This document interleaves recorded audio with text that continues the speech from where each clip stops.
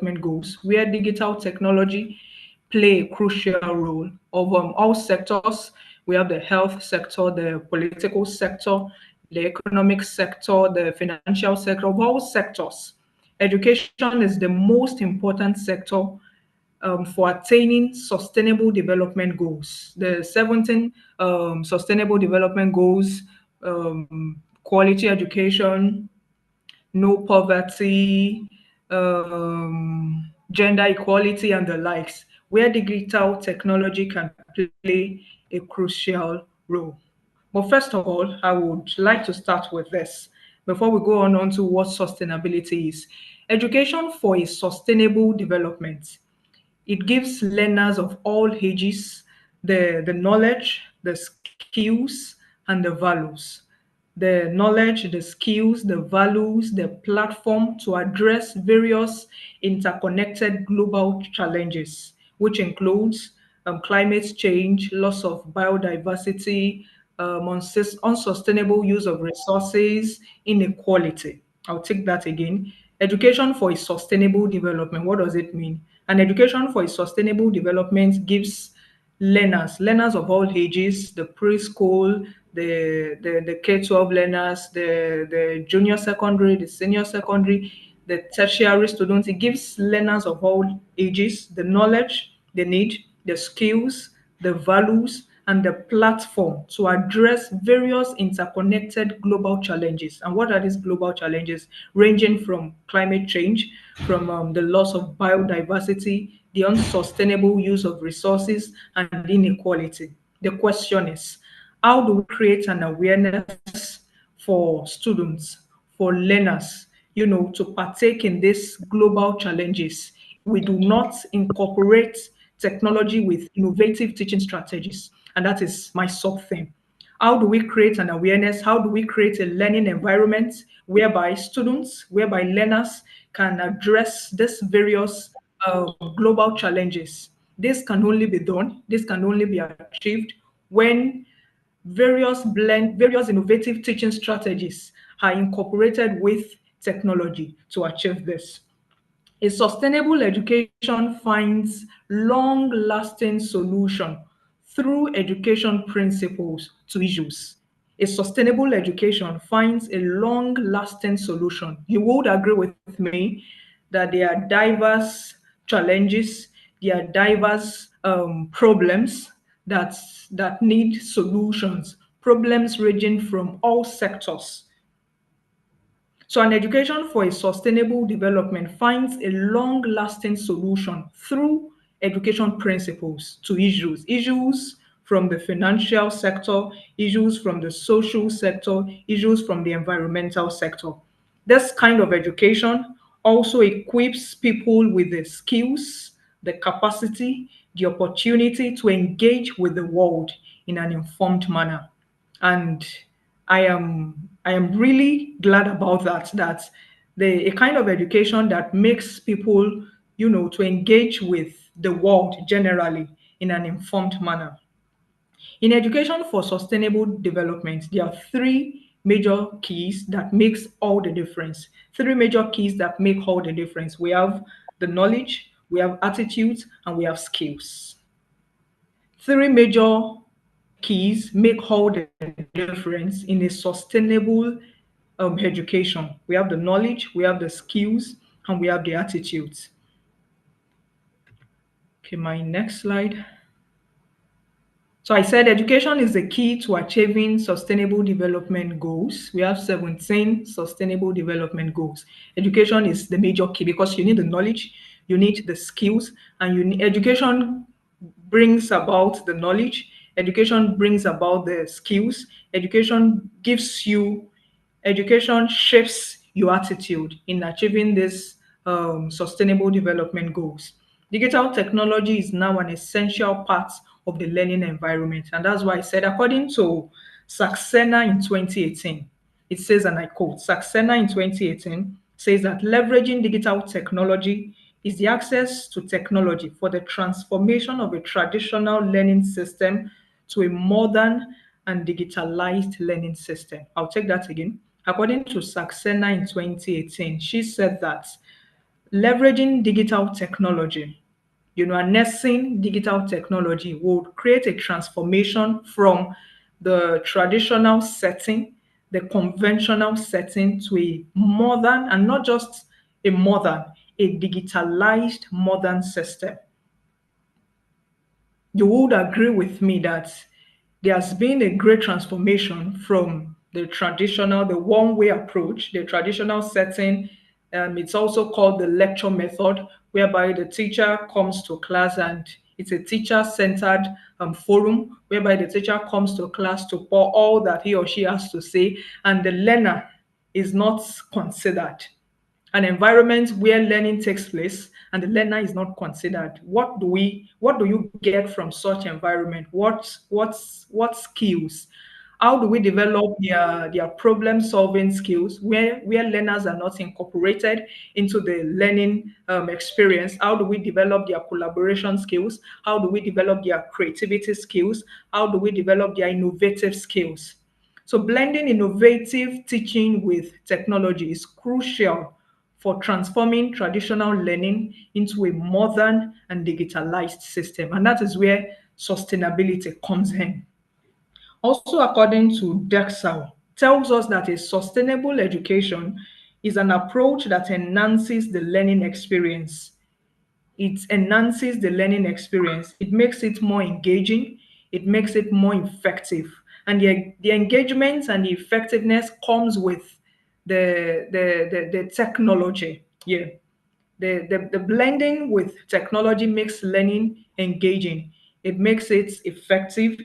It makes it accessible for students. Thereby, we have a student-centered environment, not just a teacher-centered, a teacher and student-centered environment.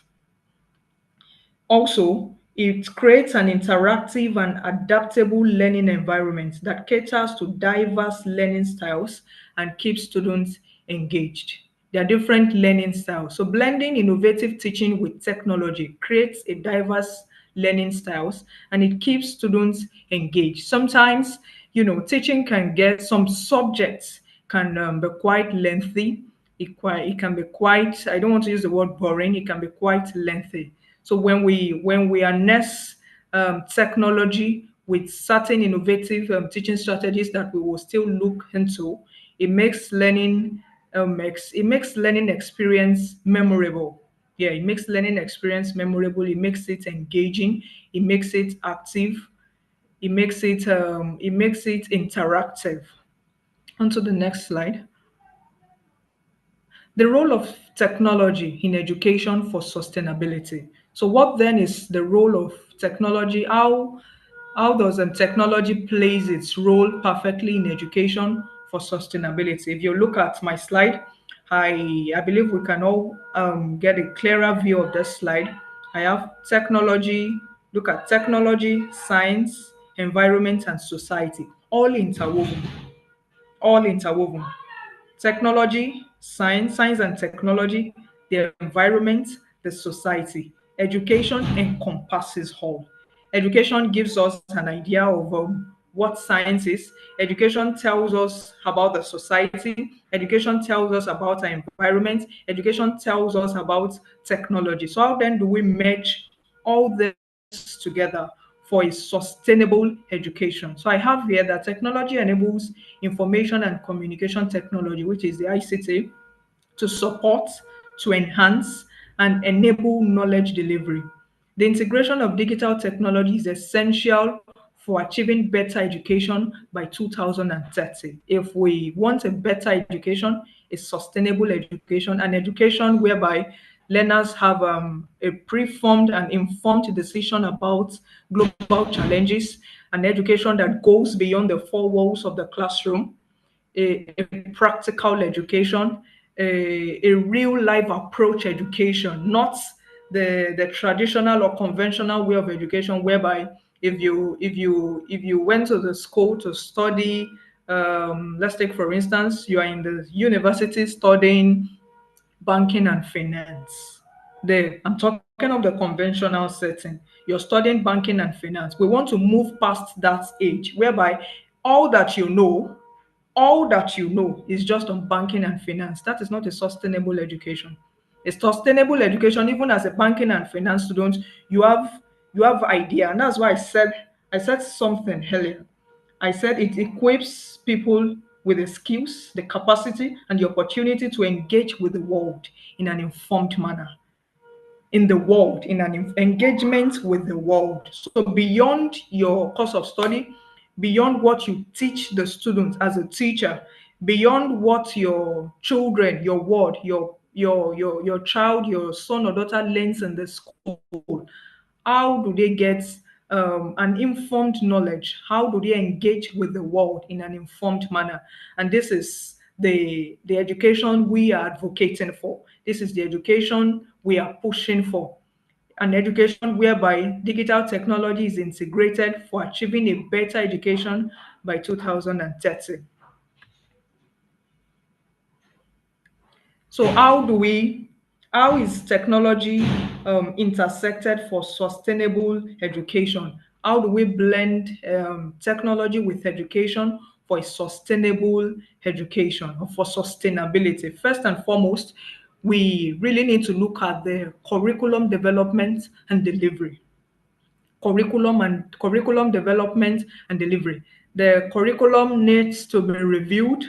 The curriculum needs to be reviewed. Recently, I was speaking in a forum, and I mentioned that in all truth and to be candid, there are some courses, there are some disciplines we that that should not. There are some disciplines in higher institution. Let me start with the higher institution. There are some disciplines in the higher institution that should not exist, that we should not have. If we are looking at 2030, we are looking at a digital education for 2030, a better education for 2030. There are some disciplines that should be scraped off. We should have we should have new disciplines addressing global challenges, disciplines addressing global challenges, bringing it down to secondary school. The topics we have in certain subjects, how do these topics address global issues? How do these topics reinforce and emphasize on sustainable education? So the first thing is curriculum development and delivery. Under curriculum development and delivery, we have various online learning platforms. Blended. We have various online learning platforms, then blended learning. Firstly, for the online learning platform, the curriculum should be developed and delivered in such a way that technology is blended with the conventional setting. I am not totally ruling out the conventional method, which is the lecture method, and that is where the blended learning comes in place. A learning strategy, an innovative strategy that combines the conventional setting with the online setting. So we call it a hybrid approach. The teacher, it still allows the face-to-face interaction. Though there are now different kinds of blended learning models. We have the rotation model, we have the flipped classroom, we have the station lab, and the likes. So for curriculum development and delivery, online learning platforms, where you have your Coursera, your edX, your Khan Academy, these various learning platforms brings about inclusion, it brings about collaboration, it brings about discovery for the students, it brings about discovery. They get to see things, they get to see things beyond what you have taught them. And that is why I said education needs to move past, for example, I studied biology. Education needs to move past, I am taking this subject in biology, genetics. As much as wide as genetics is, and all I have to say is just genetics is the study of this, and that is where it stops for my students. So engaging various learning platforms gives them the ability to discover, you know, implementing what they have been taught in classroom in a real life setting. Then the use of blended learning that combines in-person and online learning for a hybrid approach. In using these methods, They can get to learn about sustainability. They can get to learn about the various sustainable goals, they can, their mindsets can be opened on various challenges. There are 1,001 problems that requires solution. Also, the use of collaborative tools and platforms. Yes, how do we harness the benefit of blending innovative teaching strategy? The first teaching strategy I mentioned is the blended learning, and it's still in line with this. Collaborative tools and platforms. There are so many collaborative tools, there are so many platforms that can promote a sustainable education. We have different online collaboration platform tools like your Google Workspace, your Microsoft Teams, your Slack, the Zoom that we are making use of now. So I would tailor this to the secondary school.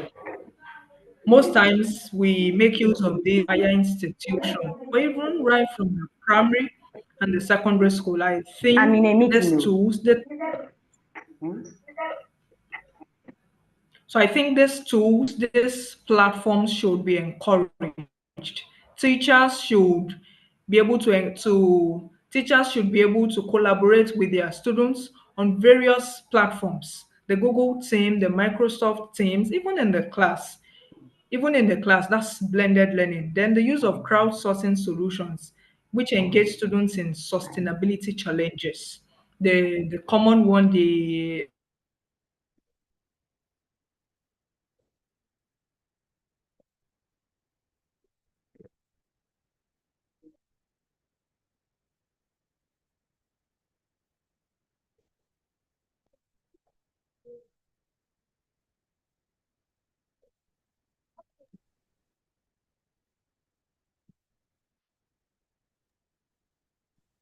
I guess we've lost Ola.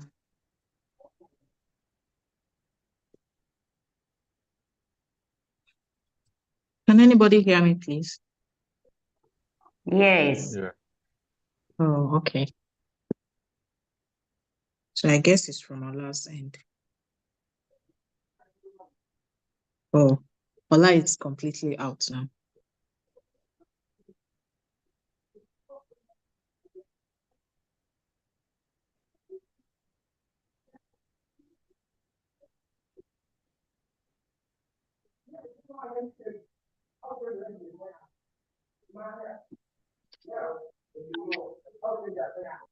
Okay, as we are waiting for Ola, I just want to say that our viewers listening to us from different places, we are happy to have you. Those that are on Zoom with us and the ones that are on YouTube, we are happy to have you. This is our third conference so far at a body called Voice of the Teachers, and this is a platform where we believe that teachers and lovers of education can express themselves. A place where we gather together to learn from one another, and also to relearn and unlearn all the things that has to do with moving education forward for a better lifestyle, for us to enjoy the planet Earth better. So for this year's event, I welcome everyone, especially my team that we have started this with, that we're able to also make it, and we thank God for his grace. Okay, Hello. Ola is back. Oh, sorry. Welcome back, Ola. Thank you. No I had problem. issues We are with waiting for you. No my problem. network. Okay, Yes, I don't know at this is what one of point I our went off. challenges. Yeah, I don't know at what point I went off. I was trying to ask a question on this tap tap tap. So I noticed I didn't get a response, and I checked that my network tripped off. Okay. The last I got, you were talking about blending, that we shouldn't just only focus on teaching children. Like you gave an example someone studying banking and finance. I hope I'm Oh, correct. oh, So yeah, yes, yeah, that yeah. was where I stopped. Yes. Well, I'd said more than that. Let me just.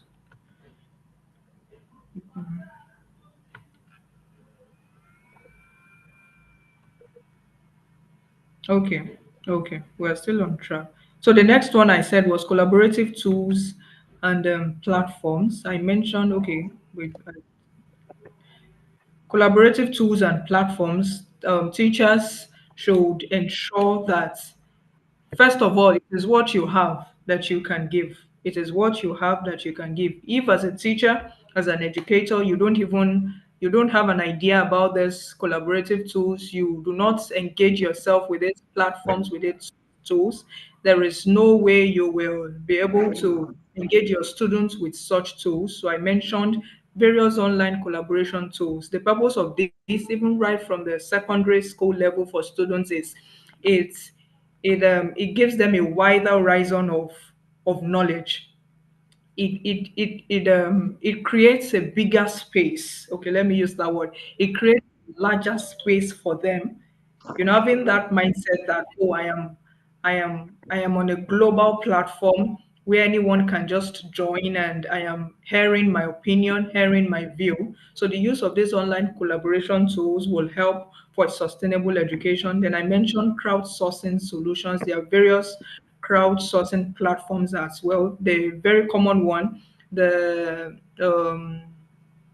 online encyclopedia, Wikipedia, that brings students from various platforms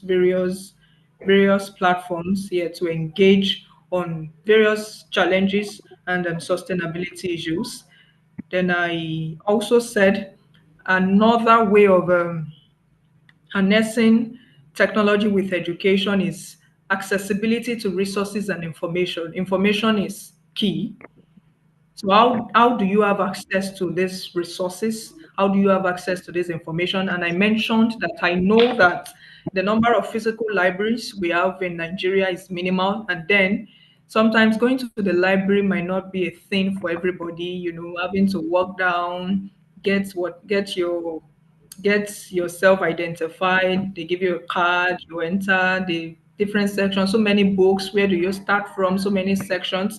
But digital libraries has made reading very easy. So you can access various research papers, various case studies, various journals, various publications on sustainability issues, on global issues. So teachers should encourage students, they all have phones. It's a jet age. Even a primary school student has a phone. So what do they do with their phones? Play games. Yeah, I will come to the aspect of games. Recently I got to know about there's a game. I have a student he calls himself a gamer, and is really good at it. So he plays a particular game. I really can't recall the name of the game, but there's a particular game he plays with several people. He's the only Nigerian on that game. Many of his other friends are from the US, Germany, Canada, and other countries like that, and they play that game.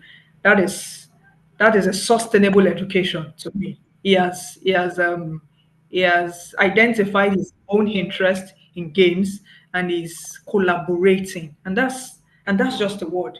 An education that makes you aware of the world, an education that makes you aware of the world, giving you an informed and the right information about the world, irrespective of where you are. So let's encourage the use of digital libraries. Let them read. Let them read. There's an adage that says readers are leaders. The more you read, the more knowledge you have. The more you read, the more knowledge you cannot say in this present age, in this jet age, you cannot say that, oh, I don't have the knowledge about this because I did not study it. So common. That's a conventional way of talking. I don't have a knowledge about, imagine people are talking about climate change, and you tell me that it is only people that studied geography, people that studied geology, people that studied environmental sciences that should have knowledge about climate change. The question I will ask you is climate change not a sustainable, it's not a sustainable issue? It is a sustainable issue. It is part of 17 sustainable development goals. As a matter of fact, the 17 sustainable development goals, I think it should be pasted in schools. As we speak, there are some schools that don't, there are some teachers that don't even know of these goals. Do we agree? Yes. Oh, imagine. There are some teachers that don't even know their, when you mention sustainable development goals, SDG, and they're asking you what's SDG. I am saying this because I know I have been to schools, I have asked them, oh, what's SDG? And they're like, SDG, SDG, SDG, SDG, until I mentioned it. So imagine. So at this point, I think schools, there should be a strong awareness on sustainable development goals, yeah, for the teachers, for the students. Let them see that beyond what they come to do in school, 8 o'clock to whatever time they close, there are many issues. There are many issues. Then I mentioned webinars and online conferences, connecting with experts on sustainability. There are global experts on sustainable issues. When you join webinars, when you join online conferences, you get more knowledge on these various issues. Then you can get your own niche.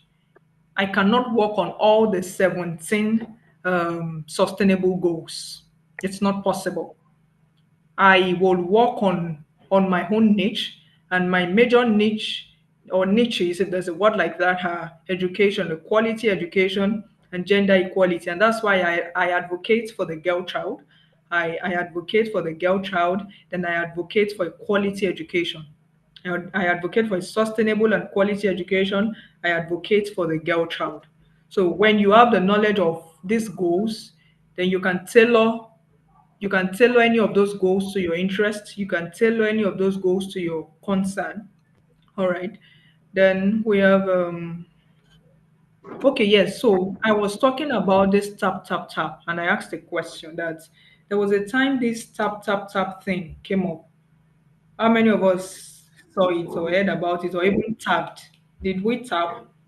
There was this app that they said a young Russian college students did as a project, as an assignment. And many Nigerians were tapping for money. Like the more you tap, the more money you get. Did we hear about that? Yes. Okay, great.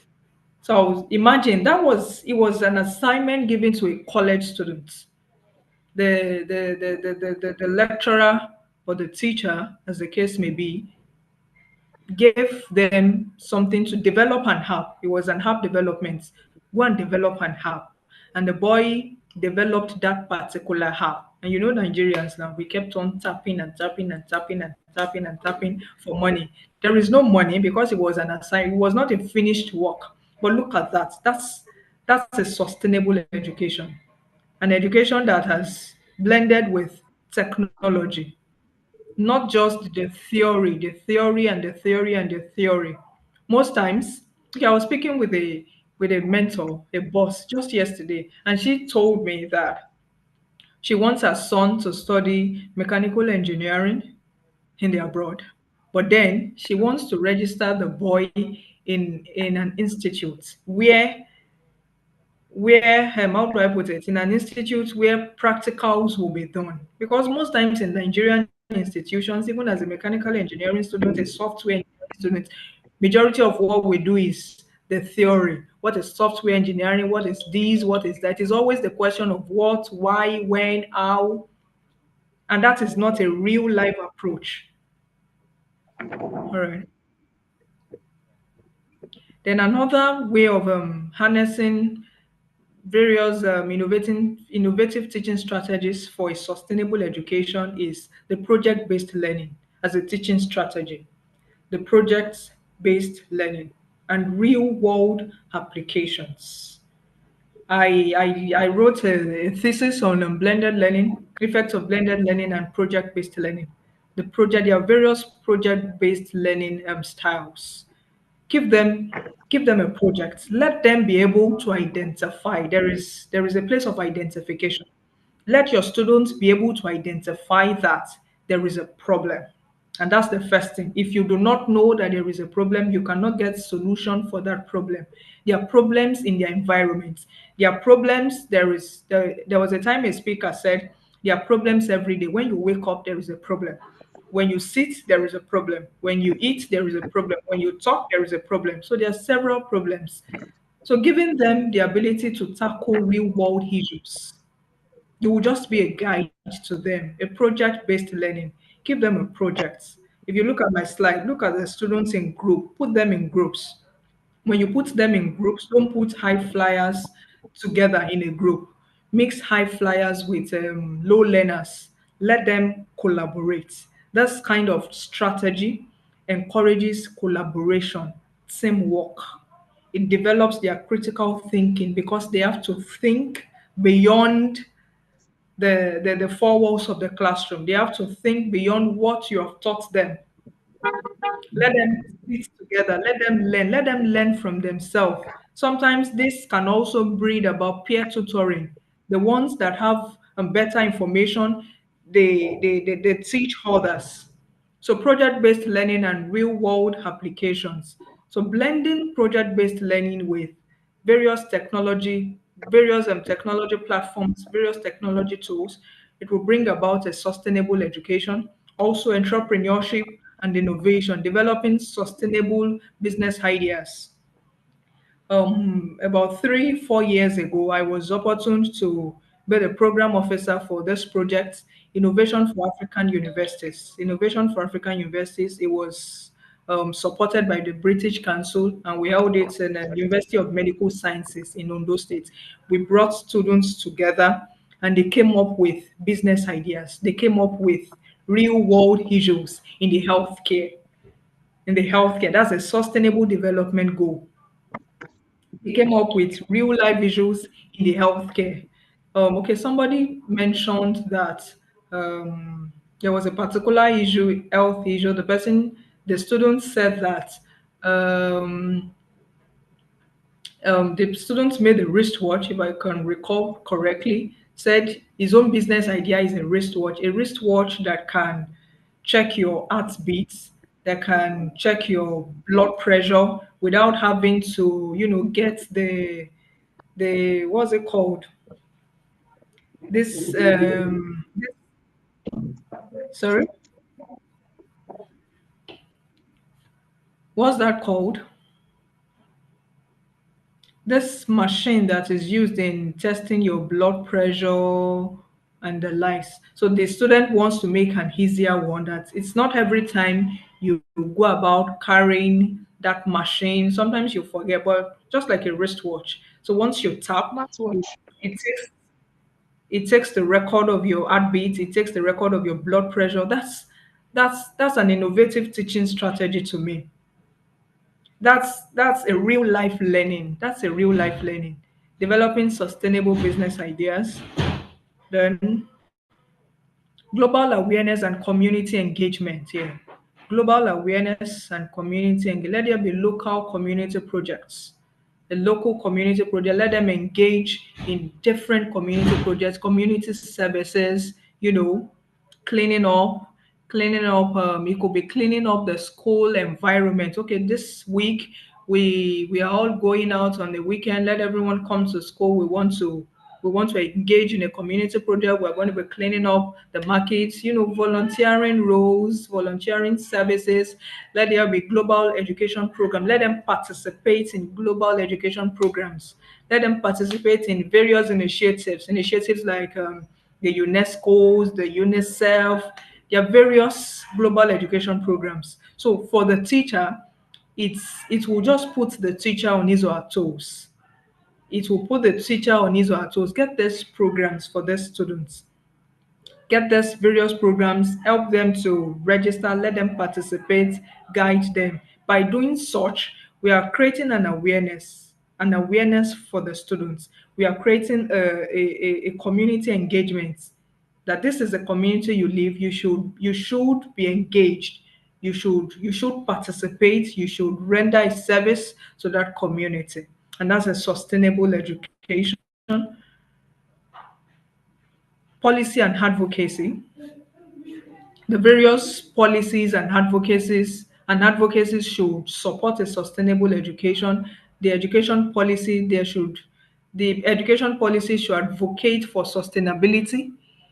They should advocate for sustainability in education policies. Student activism. Let there be a group whereby there is student involvement in sustainability.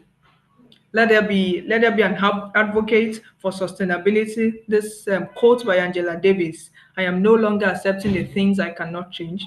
I am changing the things I cannot accept."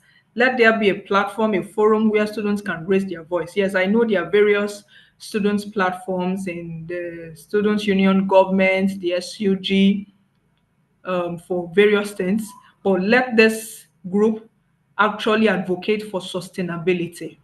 Are we advocating enough for sustainability? Do we have enough policies, the right policies for sustainability? Just like the blended learning approach I mentioned, I am going to link it with the student activism. Or the education policy, if there is a policy that is advocating for sustainability in secondary schools, especially public schools, there should be a standard computer room, When I was working on that thesis for public secondary schools in Lagos, I had to merge students together. I worked on blended learning and project based. I had to merge students together, about putting 10 students, 11 students for a system, a computer system, putting 10, 12 students together for a computer system. That's that's that's not right. Yeah, that's not right. There should be a standard computer room, a student to a computer system. So let there be an advocacy for education policy, for sustainability in education policies. Let there be a forum where students can raise their voice for involvement in sustainability advocacy. Also, leveraging technology in education. So how then, just like I mentioned, how do we leverage technology in education? The use of interactive whiteboards. How many of these whiteboards do we have in secondary schools, even in our universities? How many of these interactive whiteboards, not the old whiteboards? How many of these interactive whiteboards do we have? How many workshops have been put in place, for teachers to learn about the digital technology, the use of virtual reality, augmented reality? How many workshops and conferences have been put in place? How many experts have been called on, to teach teachers? It is when teachers know about these things that they can give their students. How many teachers can go extra miles? And some of them will tell you that, how much is my salary? How much is my salary that I want to go and learn this? I want to learn that. Then also the use of flipped classrooms and data analytics for personalized learning. Flipped classrooms, let them learn at their home pace online. Let them learn several things. Let them come back to class, and as the teacher, you're guiding them. Okay, what did you learn? What did you learn regarding this and that? Ensuring a sustainable future. In conclusion, I'll be rounding up with that. So, in conclusion, by leveraging technology and innovative teaching strategies, education can create dynamic, engaging, and inspiring learning experiences. I'll take that again. By leveraging technology and innovative teaching strategies, education can create a dynamic, and engaging and inspiring learning experiences that prepare students to become informed and active participants in promoting sustainability. And that is why education is a major tool for sustainability. So when we leverage technology and various innovative teaching strategies, the inquiry-based learning, the problem-based learning, the blended learning, and several other teaching strategies, when we incorporate technology with these teaching strategies, education therefore becomes dynamic. It becomes flexible, it becomes engaging, it becomes inspiring, it makes learning experiences worthwhile, it makes it memorable in such a way that it prepares students to become informed and active participants in promoting sustainability. They become aware of various interconnecting global challenges.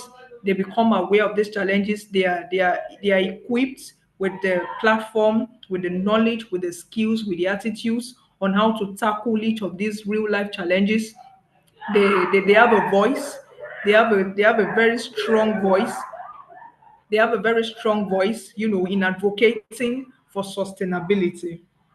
So, in conclusion, educating the next generation, this present generation, the next generation on sustainability ensures that future leaders, it's a collective work. The future leaders, the policymakers, and the citizens are prepared to make decisions that protect the environment and promote social well-being. I'll take that again. Educating the next generation on sustainability ensures that future leaders, policymakers, citizens are prepared to make decisions that protect the environment and promote social well being. So, this is a collective work calling on the leaders, our future leaders, our present and future leaders, calling on policymakers, calling on citizens, where I belong, where you belong as a teacher, as a student, as a parent. Let's make decisions, though majority, the bulk of the decisions lies with our policymakers, lies with them, our future leaders. And that's why I said previously that there has to be an advocate, an advocacy for education policy. Yes, an advocacy for education policy where sustainability is inclusive.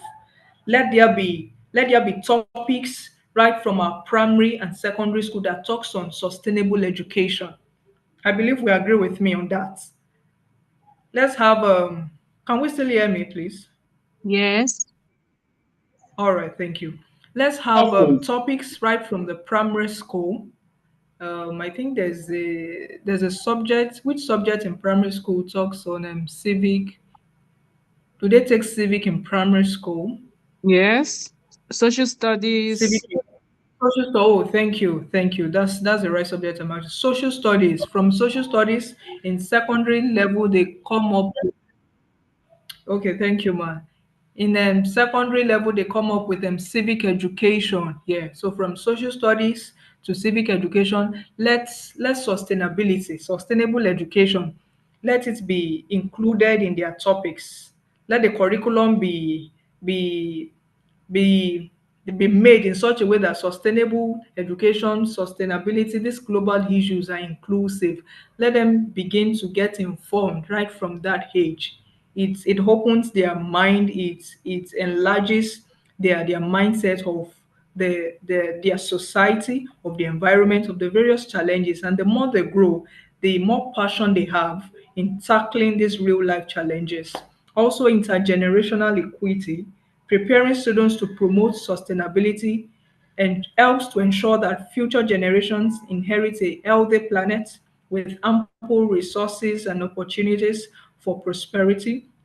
By integrating sustainability into education, we are investing in a future where informed and motivated individuals work together to create a more sustainable, equitable, and prosperous world. When we integrate sustainability into education, it's an investment.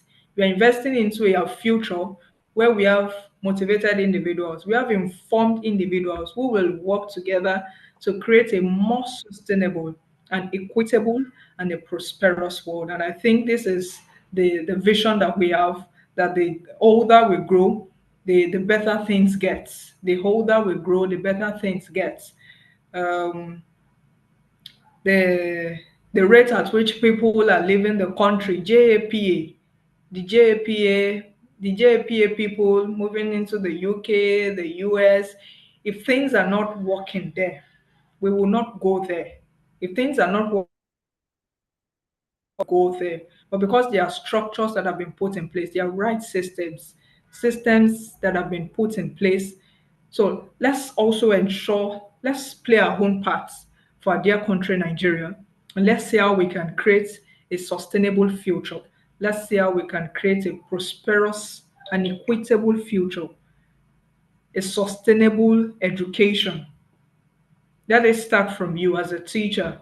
That is start from be informed of the various sustainable development goals. See how you can incorporate that into your learners.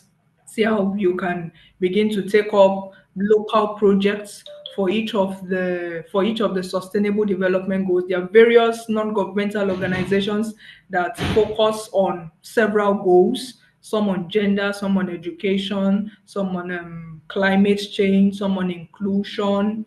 Okay, I'm going to round up with the sustainable development goals. A second.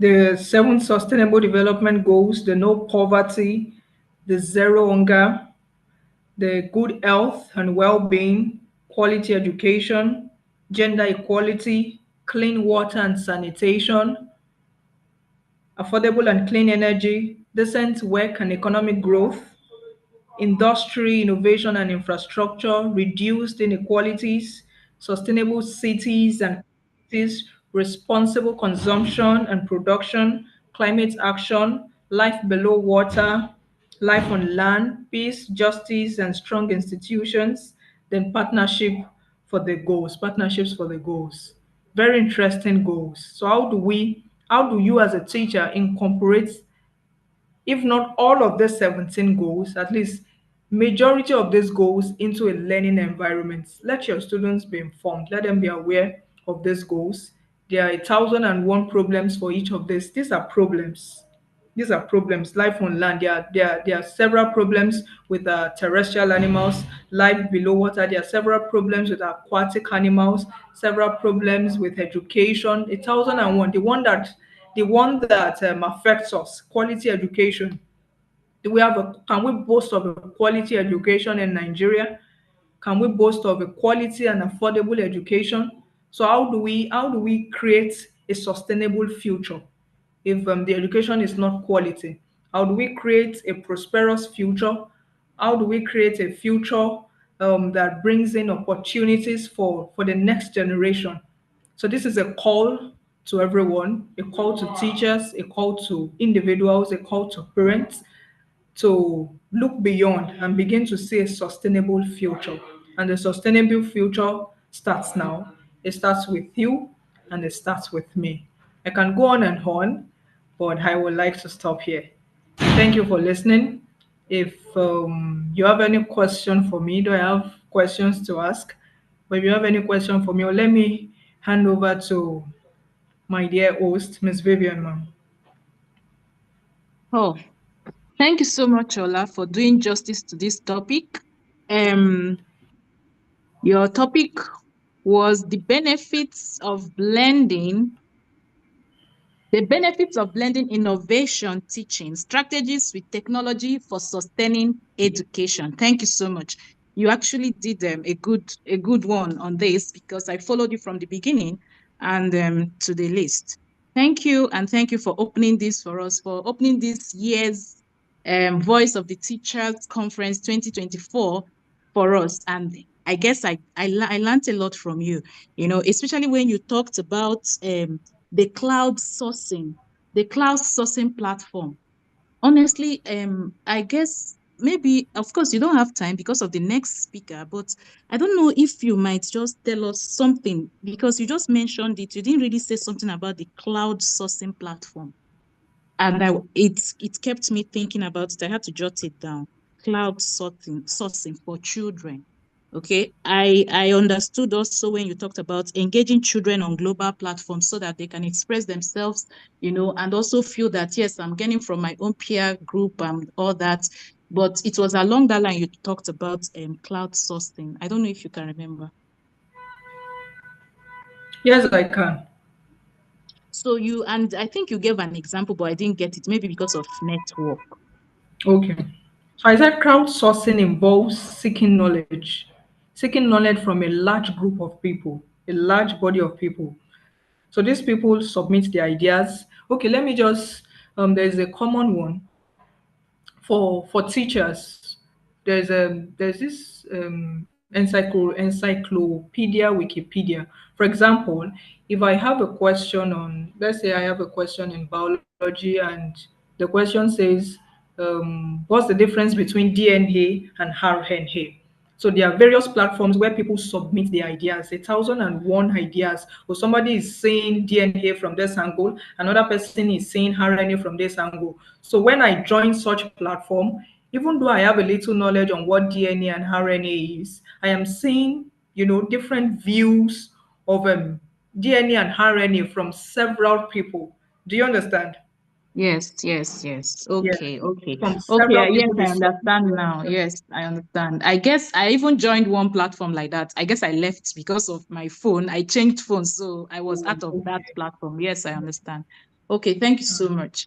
no. So without wasting much time, let's introduce the next speaker, and that's Chidima Samuel. Chidima Samuel, please, are you with us? Are you ready for us? Good evening from Nigeria. I'm Chidimma Good evening. Samson. Can you hear me? Yes, Yes, we can. yes. Thank Okay. you. Okay. Yes, I'm ready. And I'm Chidimma Samson, not Chidimma Samuel. Oh, sorry about that. Sorry about That's that. fine. Chidema That's fine. Sam. So should I take the floor? Should I start? Please. Yes, please. Thank you so much. Okay. Thank you. Thank you so much for having me here. This is my first time. In fact, I want to allow the butterflies settle down. I must say that Miss Ola, you did a very wonderful job. I'm almost not having anything to say because Oh, thank you. I really love the details, like how you were able to make the presentations spontaneously. They were actually concise, in a concise manner, and well done, well done. And I also learned a lot. Well done. More grace to you. Okay. Thank you so much, ma'am. You're welcome. Miss Vivian, I'm so happy to be here. Thank you for finding me worthy to be part of the team. And I must commend you for sustainability. I'm aware that this is the third edition, and I'm so happy to be part of your team.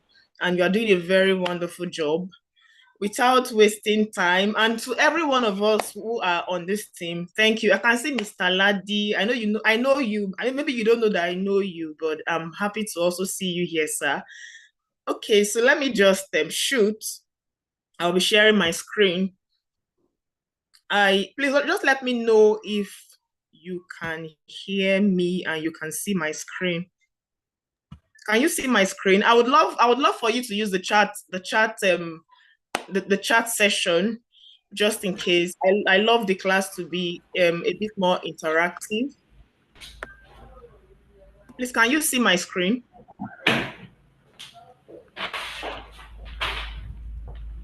Please, can you see my screen?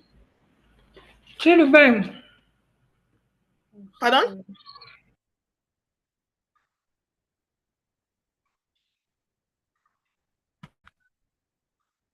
Okay, let me see what we are saying here. I'm trying to ask if no, can we you see can't see your screen, Miss Chidima. No, oh wow. How about now? not yet. Wow, interesting. Okay, I'm trying to sort this out. Sorry about the delay. I thought I'd okay. Let me stop sharing and share again. Let me stop sharing and share again.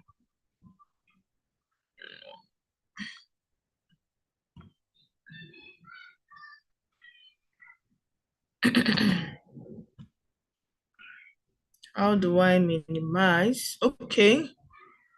I would have to share again. Stop sharing. Okay, share. Can you see my screen now, please?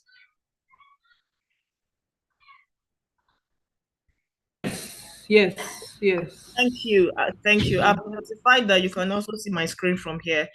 So I'll be talking about green teacher education and professional development.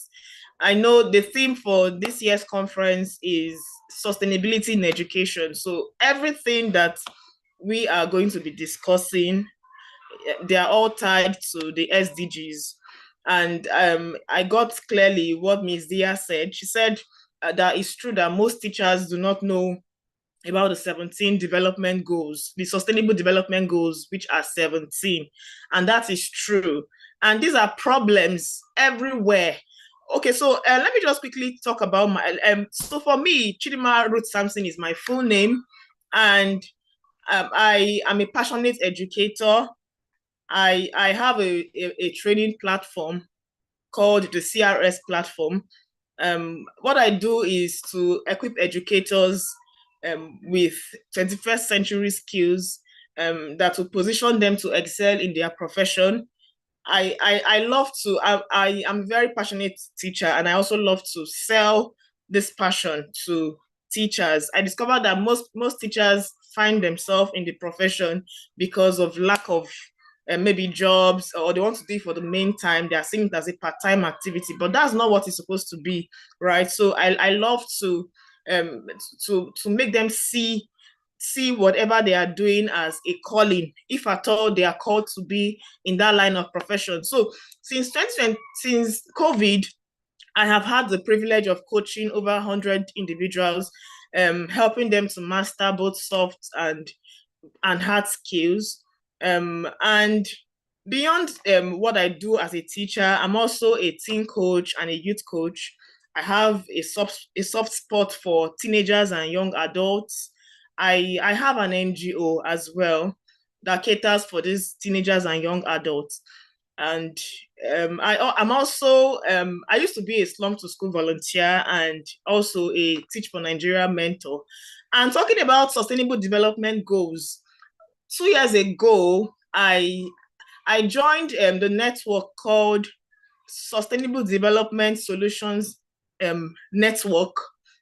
They have it's also SDG related, and it's a platform headquartered with a branch in Ibadan. And what we were able to do in that platform, we were taught for 3 months.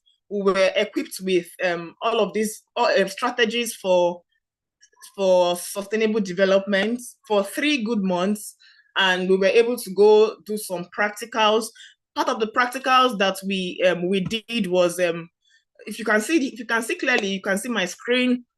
This is the SDSN, that is the Sustainable Development Network, and we were able to go to schools to educate them on one of the SDGs. And yes, so that was one of the things we did. And again, so I live on the island part of Lagos, and we were able to go to one of those areas in Ikota, and we were asked to clean the environment as part of the SDGs. And so that is the certificate I just thought to share. So this is the environment we got to, and see us holding the cards representing the SDGs. Then this is me here. This is Millennium Development Goals. Yes, so SDG came from Millennium Development Goals. So I was in one of those secondary schools, and that day happened to be Water Day. So we talked about things around water and the likes. This is Greater Scholars in Ibrahim Adesoya, people who are familiar with places on the island. So now let me just delve deep into what we have for today. Today we are going to be looking at green teacher education and teacher development. Green education, let me go back to it. Green teacher education and professional development. That's the topic for today. And so without wasting so much time, by the end of the lessons, educators would be empowered with practical strategies, how to integrate green education into their curriculum, ensuring that they can effectively teach these principles that are sustainable and inspire environmental stewardship among students. by the end of the lesson, you would also there will also be, you will also understand and promote these SDGs in education. Yes, so you will promote them in education. Apart from just seeing them outside the education space, they will be promoted in the education space as well. And by the end of the lesson, educators will be encouraged to regularly evaluate, measure the impacts, because whatever cannot be measured, I don't think there will be progress. You would find sustainable improvement. So you'll be able to, they will be encouraged to, or they will understand, or they will see the tools, they will see how to measure and evaluate the impact of their green education initiatives. Okay, so these are the things we are going to be looking at, and let's go deeper into it. So I want to ask, I don't know. Okay, I'm seeing loads of chats. Please, can you still see my screen?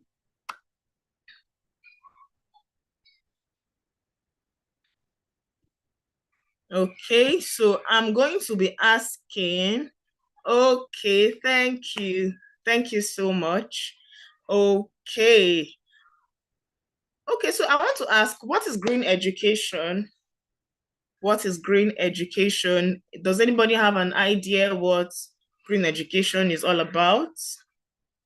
Thank you, Ms. Vivian, for that heads up. Thank you. Means a lot. What is green education? You can type. You can type if you want to type.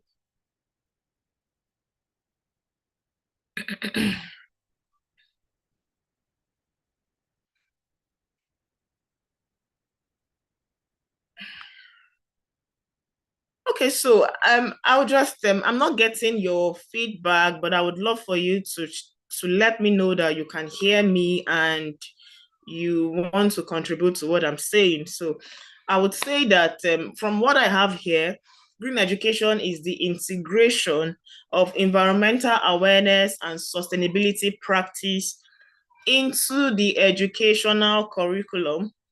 Yes. And what is its aim? It aims to develop students' understanding of ecological systems, promote sustainable living, and encourage them to become environmentally responsible citizens. Okay, thank you. So in simple terms, I would say that green education is about teaching students how to take care of their environment, how to take care of the planet in simple terms, right? So by using resources wisely and protecting nature. In simple terms, green education is about teaching students how to understand their planet, how to protect it, how to use the resources nature has given to them wisely. Okay, that's what I'm going to say. Thank you so much. Oh wow, beautiful. Thank you, Mr. John. I got your response. Yeah, yes, thank you. About it focuses on teaching people how to keep environments intact. The focus is on supporting and protecting nature. Thank you. Thank you so much for that beautiful response. You are a green teacher. One high five for you. Yeah, so I would just thank you. Environmental awareness. But I want to ask, do you think that people are not really aware of their environment? Are there people on this planet who are not aware of their environment? Is it possible for one not to be aware of his or her environment? Wow, interesting. Interesting. Well, I'm not even surprised. I'm not surprised. You know, and even in this jet age, in this information age, most people hear things that are not familiar with, and they don't even deem it fit to go to the internet to check. And many people are just ignorant about a lot of things. And seriously, we are not supposed to be ignorant about our environment. And I'm just wondering if there are teachers who are ignorant. I'm wondering if there are teachers who don't know these things. But I'm happy. I'm happy that this voice of the teachers conference is holding, and I'm happy that most teachers are taking advantage of it, because you cannot give what you don't have, right? But you can learn what you don't have. You can learn what you don't have. So I'm happy that this is holding, this is taking place. And if you are a teacher and you are here to learn, just get a bottle of Coke for yourself there, and just relax and enjoy the class, okay? So I want us to talk. I can also say that green education is about educating students or people around you about green practices. And what are these green practices? As simple as turning off the lights when you are not in the room. It's a green practice, isn't it? Using solar panels, leveraging on the sun, using nature for electricity. It's a simple green practice, isn't it? It might look simple, but doing it is where the work is, right? So even waste reduction is a green practice. That is why there is a need for recycling programs. I know that there are some that are already springing up, but I know that we can do more, right? So recycling programs, these are examples of green practices to take out for waste reduction, right? Implementing practices to recycle organic waste like food scrap, yard waste into nutrient-rich soil. So while I was in that network, SDSN network, there was something one of the speakers said to us, told us how I can't remember the country, but I wish I remembered earlier while I was preparing for the class. It just dropped in my spirit right now, and I just thought to share. We were taught how energy or power, electricity is generated from soak away, and I was like, wow, from soak away. No, it said cooking gas. Like, you can get some certain kind of energy that you can use to cook your food from soak away, those waste. There's this, I don't know how they do it, but it goes through a recycling process. It's already happening in some of those countries, right? But we are yet to experience it in Nigeria. So these are green practices that are available that we can leverage on as a country. There are more green practices like utilizing eco-friendly building materials like bamboo. So I grew up in the barracks, and I don't know who knows Ojo Barracks. Ojo Barracks is in Lagos, is very massive. It's very massive in the sense that if you know the market women in Ojo Barracks, having this military background, the man is a soldier, the woman is a farmer somehow. Not all women do, but most women in Ojo Barracks, they resulted into farming because of the massive land spaces that they saw. They started farming. So bulk of the vegetables that we see in the popular Oyibo market, if you are in Lagos, if you know Lagos very well, they were gotten from that Ojo Barrack farmland. Well, that's not where I'm even going to, but that's part of green practice, right? So using lands to farm, beautiful. So I also discovered that in Ojo Barracks, you will also find we have some swampy environment. So there's a way you will go so deep, you will go very far, and a swamp. Then we knew some carpenters that used to go inside this swampy environment to go cut bamboo sticks. And living in an open space, Ojo Barracks where we lived was built in a way that there were a block of flats. So those places were open. So any soldier or any family who desires some level of intimacy or privacy can just hire the service of a carpenter to go into the swampy area of that massive Ojo Barracks and get some bamboo sticks. That was when I began to see bamboo sticks. Then they would build more like a fence. build the part that has to build the table part of it, and where you can just relax in the cool of the day. So I'm not trying to talk about the bamboo sticks. You go get them, you recycle. So just a lot of green practices that we can engage in. Installing green roofs for with vegetation rather, to improve insulation, right? So all of these are green practices. Even farm to table programs, like I mentioned Ojo Barracks, and most of the farming practices that I saw growing up in Ojo Barracks. So then sometimes too, implementing meatless days in cafeterias to reduce the environmental impact of meat production, right? Instead, do veggies and all. So these are green practices that are very, very, very, very nice that we can incorporate. I'm just giving examples of green practices. Please, if you are following me, I want you to just say, I agree. Say, I agree. I want to see you use the chat button. Tell me, I agree. I don't want to be talking to myself. And if you're on YouTube, hello. Okay, so we also have environmental green education. Thank you. I'm only seeing 2 responses here. That's fine, but I still want to see more.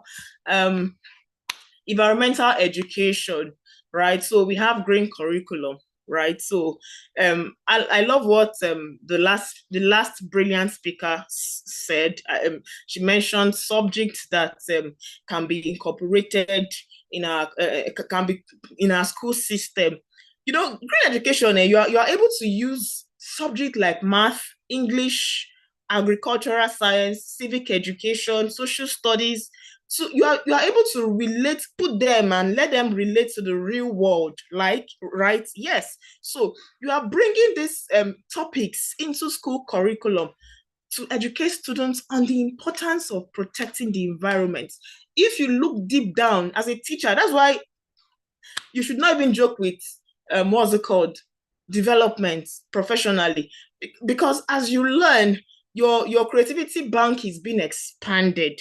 So there's no limitation. You might not even have it as a topic, but somehow you should have a way of relating it to green education, to putting it in a way that these children can, or these students can relate it in their world, in their that has to do with their environmental protection, right? So you can also green practice also has to do with establishing eco clubs where students can participate in sustainability projects and raise awareness about environmental issues.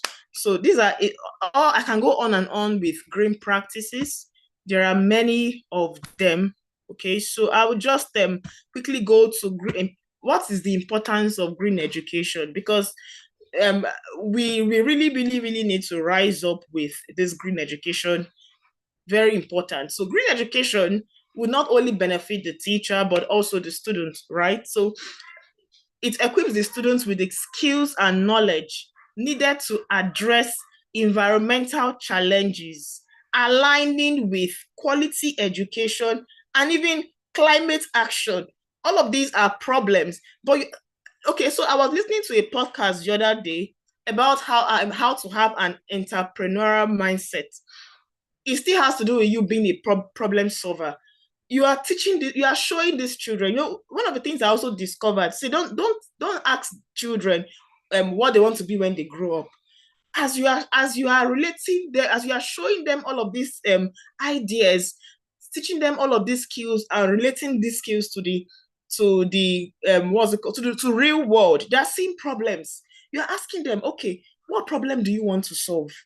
What problem do you want to solve? It might not be clear to them, but as you keep opening their eyes to these things, you are building that entrepreneurial mindset in them. They are becoming problem solvers as well. So it will help them to know, to understand what it is, to understand the global environment and the challenges that we are facing as a country or as a world. So according to UNESCO, over 90% of teachers believe that environmental and sustainability education is important, yet only 40% feel prepared to teach it. Yes, it's one thing for you to believe, but are you prepared to teach it? That's where developing yourself comes into play. before I joined that SDSN platform, before I got schooled for 3 months, that was last 2 years, I really treated SDG goals. I treated SDGs as with levity. In fact, even as someone who has an NGO that caters for teenagers and young adults, I'm also tying all the things I do around to the goals that SDG brings to me. I'm tying them. For example, SDG 3 and 4, because these are global problems, right? So you have to be solving one of them. So you are teaching these children, you are trying to show them that these are challenges, right? So, and you are with the education, they are well armed to solve, to say, okay, so I'm a part of this nation, I'm a part of the world, and I have a part to play. Right? So yes, so let me quickly go to, if you are following me, I want you to just say one thing that you got from the last thing I said. Just one thing. Just let me see one striking statement that you got from what I said, if you followed me.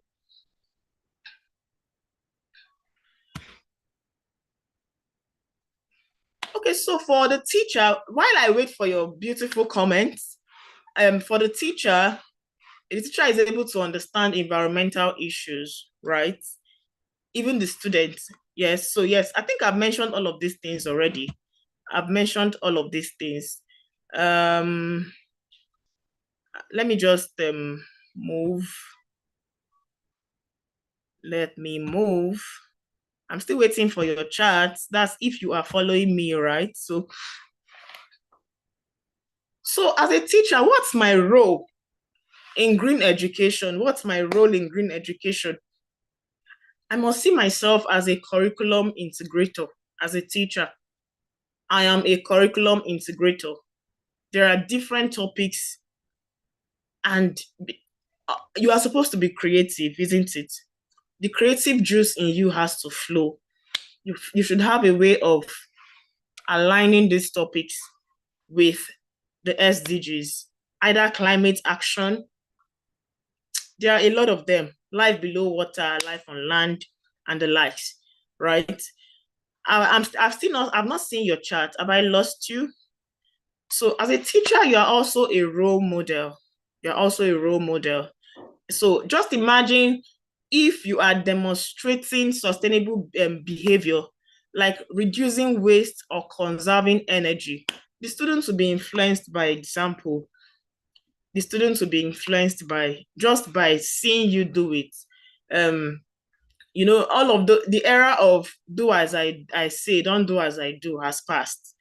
So you need to, your role is really cannot even be overemphasized. Your role as a teacher in green education cannot be overemphasized. You are also a community leader, right?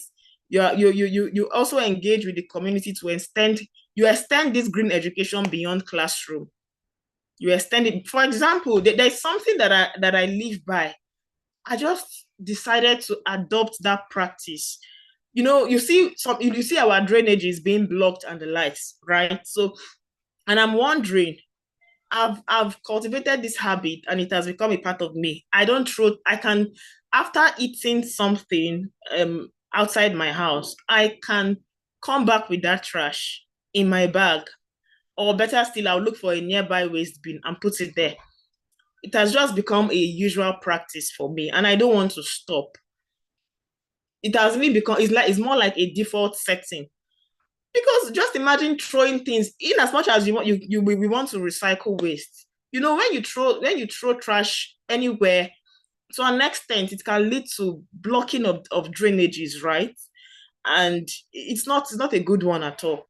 And just imagine if drainages are blocked and you are having stagnant water and mosquitoes starts to breed, and before you know, there's malaria outbreak, there's cholera, there's this one, there's that one. So as a teacher, beyond your classroom, because it starts with even you in your classroom, right?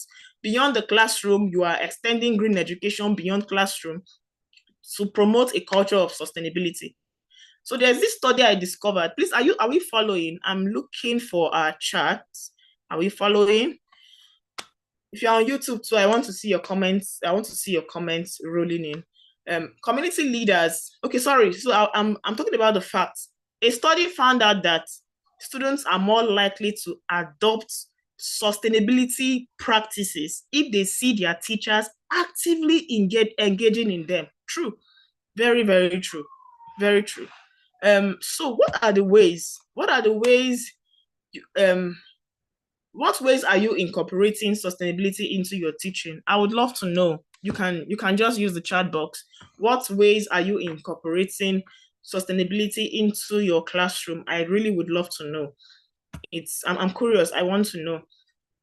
So what I'm going to say here, because of time, one of the ways or the strategies for implementing green education is through project-based learning. So you can imagine, and trust me, it's not about your pupils do not have to get to secondary school before they start to do this. In fact, I think I need to ask. So, at what age do we even start teaching green education? At what age do we start to advocate green education in our classroom? At what age? Is it okay for an early years tutor to start doing this as well? I'm interested in knowing your comment as well. So please use the chat box and let me know. I would love to read your interesting comments. So like I said, project-based learning is one of them. So you can engage your students or your pupils in projects like creating a school garden, organizing a waste reduction campaign, right? You can fix these sustainability topics into science, math, language arts, social studies, to make them relevant across the board. Somehow, if you are able to sit down and think and plan and allow your creative juice to flow, you would find a way to incorporate it. It's not abstract.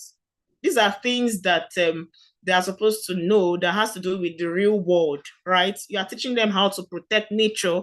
You are teaching them how to manage their resources for a better environment. Even outdoor learning, you can see the children here. It's not every time you sit in the classroom and you are talking about these things.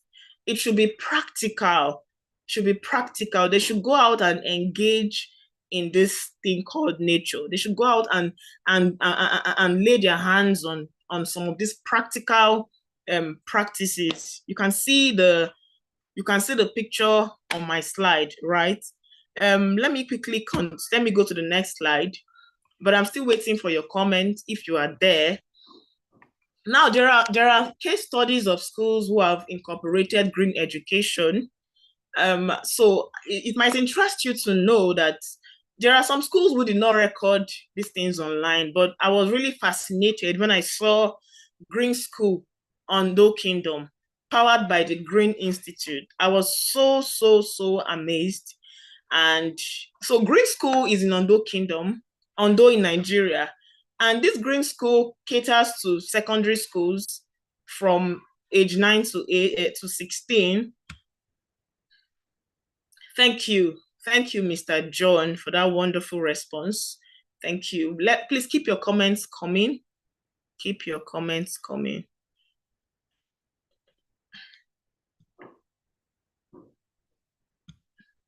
Okay, so like I said, Green School. When I saw Green School, Ondo Kingdom, Nigeria, I was amazed. I was amazed. That's a full-blown green school that has to do a green school. Yes, so they provide a comprehensive curriculum that integrates sustainability and environmental education. Then I also discovered that the subjects that they really do, ICT, math, science, social studies, agri science, English language, these are subjects that somehow they have a way of infusing green education, making it so practical, so amazing. So let me just play this. I think I should just show you briefly. You may not watch it to the end. So there's this video that I came across just for you to have an idea of that green school, what it looks like. So please, it's just 2 minutes, but you won't watch it to the end.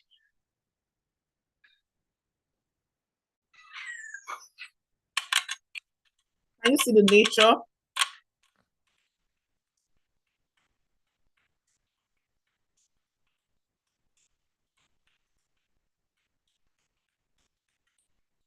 My name is Hajara. I love the Green School. My name is Thomas Joshua. I love the Green School. We love the Green School.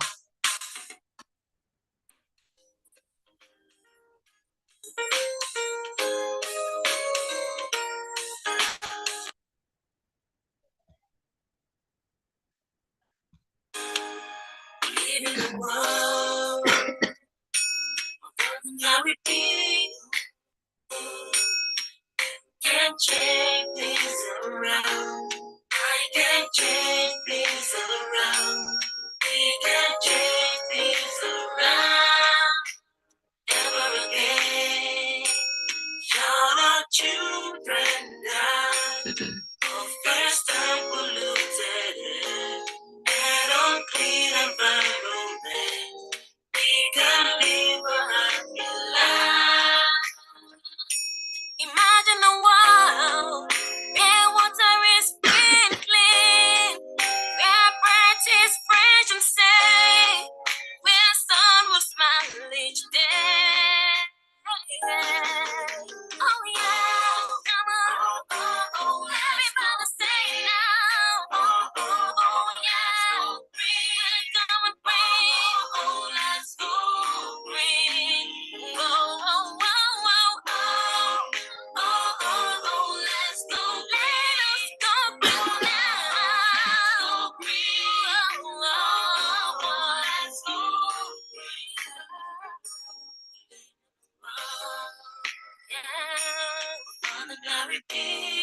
ordinary people can change things around. Okay. If you watched that video, I need your comments, please. What did you observe? I'm interested. I'm curious. What did you observe? If you watched that video to the end, I need your fantastic comment. Okay, bubbly teachers. Okay, so while I wait for your interesting comments, I also discovered that Corona schools, they also practice green education. To the point, the one I really discovered that is fascinating is they've configured their technology so in a way that when someone is not in a classroom, the light automatically goes off. You are conserving energy, right? Apart from that, so they have the Corona Botanic Challenge, CBC. This initiative encourages students to engage in planting and caring for trees and plants as part of their educational experience. So students are taught about the importance of reforestation and biodiversity. All right. So, and this also involves them in hands-on activities that contribute to environmental preservation. So, Corona schools, you can imagine the Corona Botanic Challenge. Amazing. So there are a couple of schools, but these are the two case studies that I want to talk about. Okay, let me see. I'm seeing some comments coming up.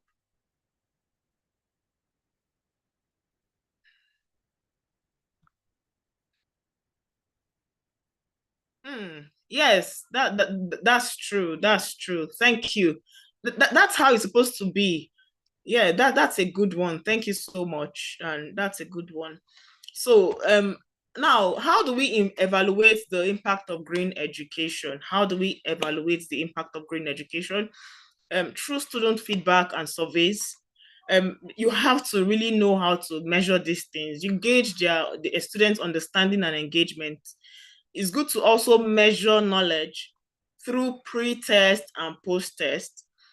You also have we can also evaluate the impact of green education by monitoring changes in student behavior as regards sustainability. So there are many of them. So I have a fact here that would interest you. Schools that regularly evaluate their green education programs, they see 25% improvement in environmental literacy among students. Yes, there's what they call environmental literacy. They see 25 improvements. What cannot be counted does not count.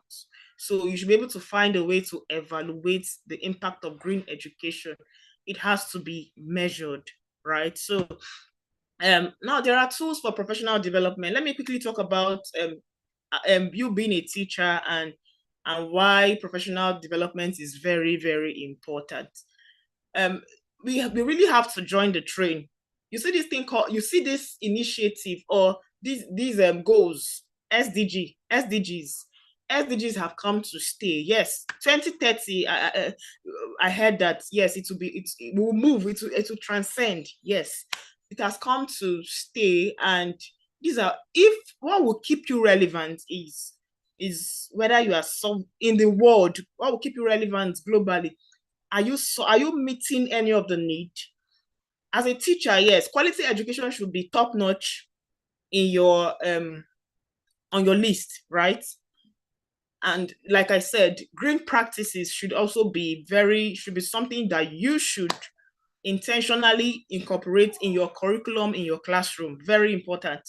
So like I shared some facts with you, 90% of teachers might be aware of these things, but only 40% feel that they are prepared to teach it. It's good for you to get knowledge. Even if it's not in green practices. When you stop learning, you start dying. That's just it. And this information age, information is everywhere. It is everywhere. You can read about this everywhere. You can even get certified. Like what most of the things that I do, when I said I've been coaching teachers and some young adults on soft skills since 2020. One of my courses, I teach them how to even access certificate courses in top-notch universities abroad for free. It's just for you to know how to apply for these courses. You don't have to have all the billions in your account before you are able to embrace professional development. So you can also learn about these green practices so that you can feel more confident to teach it. You can read up materials like the last awesome speaker spoke on. So there are eco school programs, right? Like I also mentioned, Sustainable Development Network.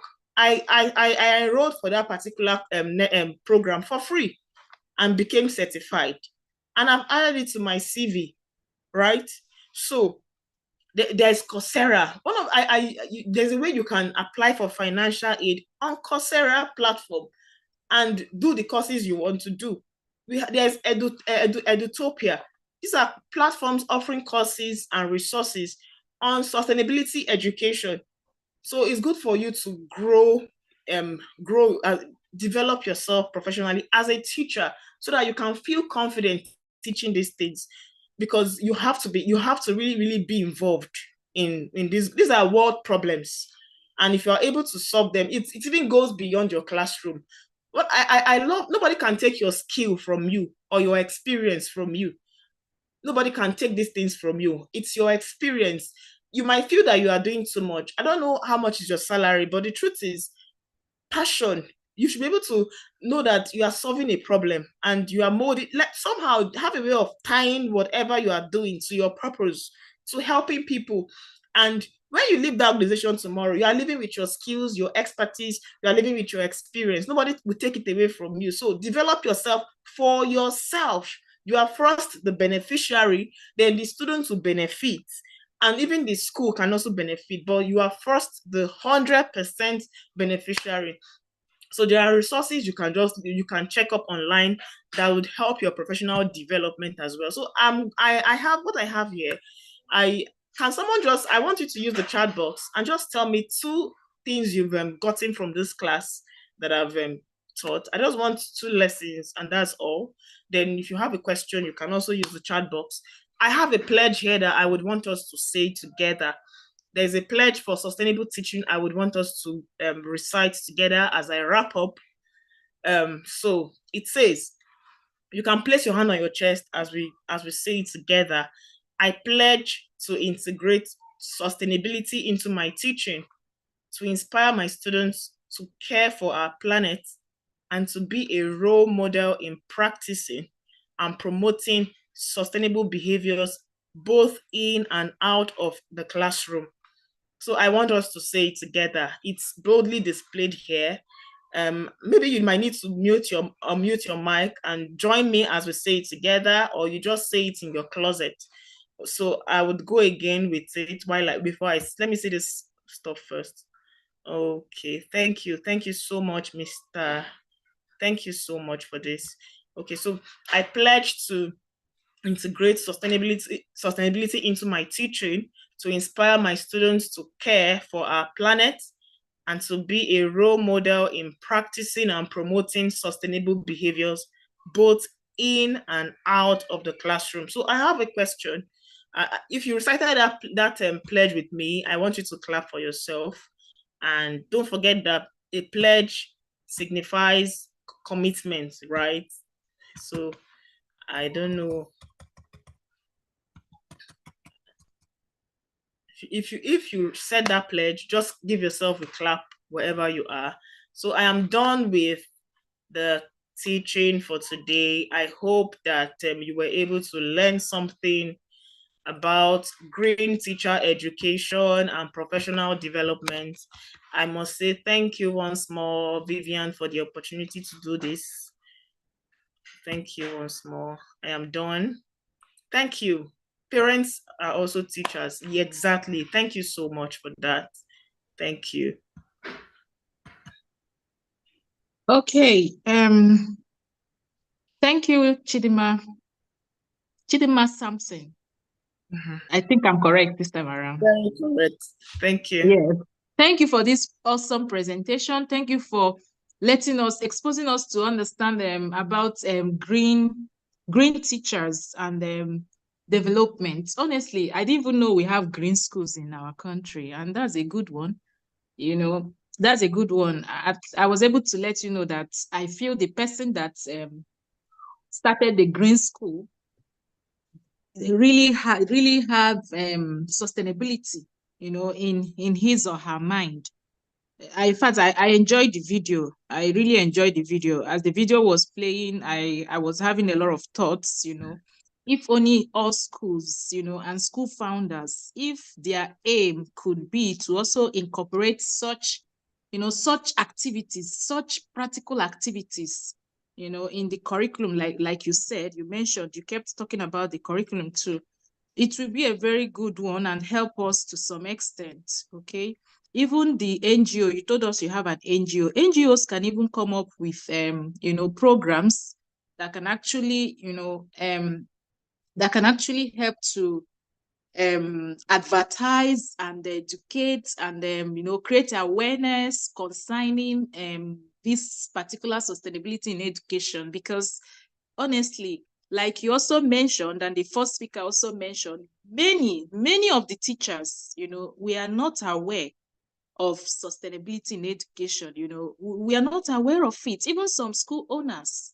Okay, so I think that we are doing a right course by having this forum to let people, as many as could hear us, and even also on their own help to educate their colleagues at work, teachers, their own teacher colleagues at work. It will go a long way to help us, to rethink and we having what's it called right now, we trying to redefine education for ourselves, even though maybe, I don't know, maybe it's yet to go into law for us in our country. Honestly speaking, we need to redefine education. I just hope that one of the commissioners for education or whatever should hear us out to understand, or maybe call one of us to even ask us, what is this your opinion about redefining education?